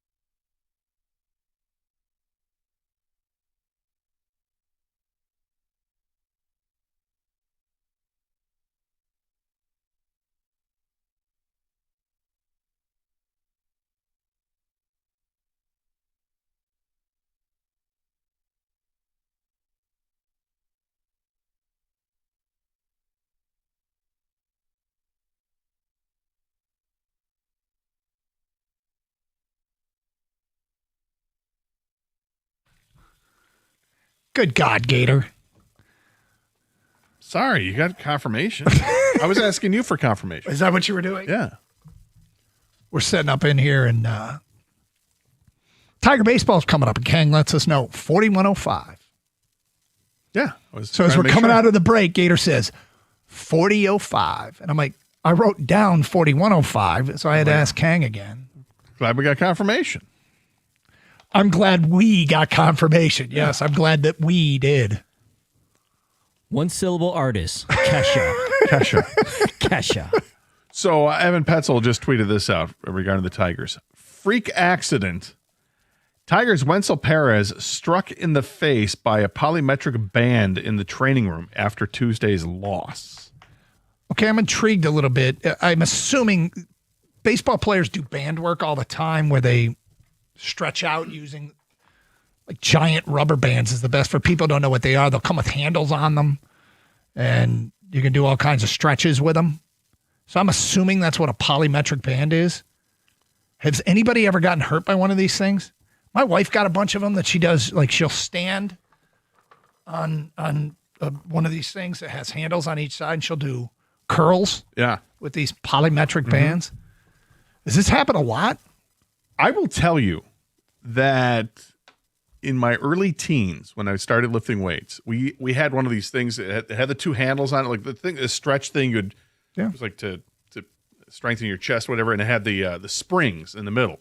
The springs were like 1.5 feet long, and you'd extend them and build up muscle. And you could also do other exercises. You could put your foot in the handle of one, and you could do curls with it. So I tried that. Yeah. It slipped off my foot. Oh, no. Flew up in the air, hit me in the face, and then continued to fly up and smashed my overhead lamp that was in my bedroom. And I'm assuming the light fixture, yeah. Broke the light fixture? 100%. It used to be it was like a globe of the world, like a half globe, if you will. Just a little cover on it, and they just smashed it, and it come back down and hit me in the head again. Yeah. I got hit in the face and then hit in the head. And the handles were wood, and that hurt, man. Dude. I was like, ow. So you were Wenzel. I was Wenzel. Look, I want to address, because we get a flood of these texts about you can't pay Duran, you can't have Duran and Asar on the field, or the court at the same time. Because the Pistons, things are afoot, and the draft is next Tuesday, so some stuff might go down here. I'll just say this. You need to be sure that if you're giving up on Asar or giving up on Jalen Duran, you're giving up on a player that is so young that you have to be damn sure that they're defined as a player, that they can't possibly get better or develop. Let's face it, for both of them, it's develop a more consistent offensive game.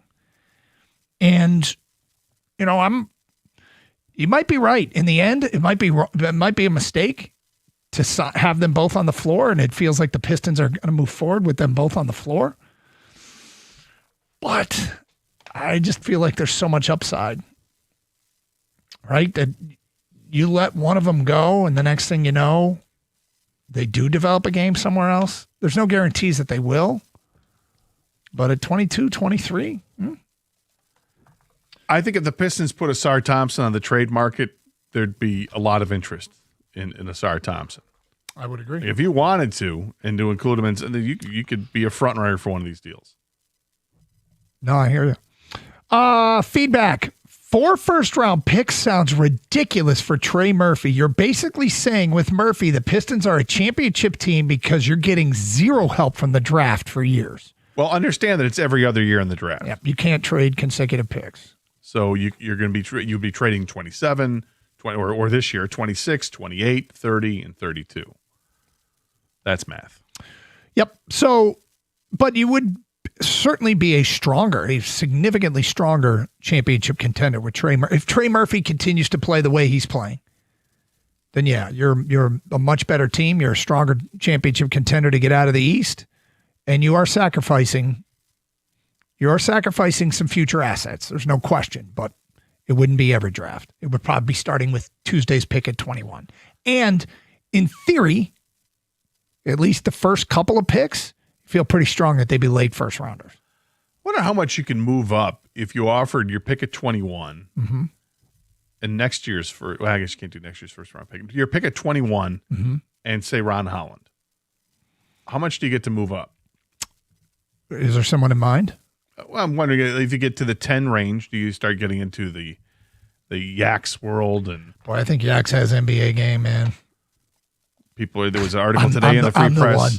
The Yeah, there was an article today in the Free Press about Morez Johnson that he's more appealing than Yaks is.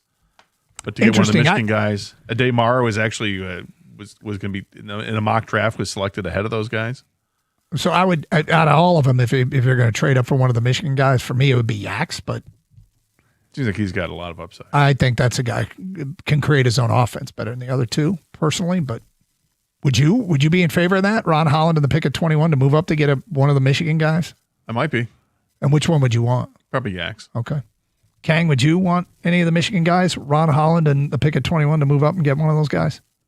I don't know, man. I think Mara's going to be one of those guys where I feel like we look back at this draft and be like, why was he a lottery pick? I feel like his advantage in college was he was taller than everybody, and everyone's tall in the NBA. And he's not super athletic or anything. And I'm not saying he's a garbage player, but lottery pick, you expect like maybe you build your franchise around him. So what about the other two? The other two, Morez Johnson Jr., to me, I told you this before, he kind of looks and plays like Joel Embiid light, you know?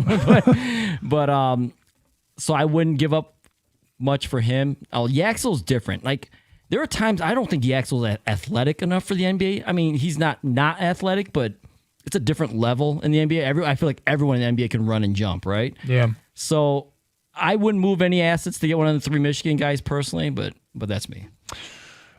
Feedback coming in. OG Anunoby just helped in a major way the Knicks win a title. Ron Holland is very similar to OG. Those guys are worth their weight in gold in the NBA these days. Anyone who would trade Holland for peanuts value is not very basketball smart. Or they might just see things differently than you, Dimitri. I don't know if it means they're not basketball smart. It feels like you haven't even scratched the surface of what Ron Holland is. I mean, he's played almost every game, and he hasn't really been much of a scorer. He's averaging 7 points a game during that time. He's not a 3-point shooter at all, 24% in his career from 3-point land. But he's a defensive gift, and he's got nowhere to go but up offensively. But can he take a giant leap? I don't see him being OG Anunoby. I love this one. Trey at work says, Gator, the regular season is meaningless. They were playing 5-on-3 in the playoffs when JD and Thompson were on the floor at the same time.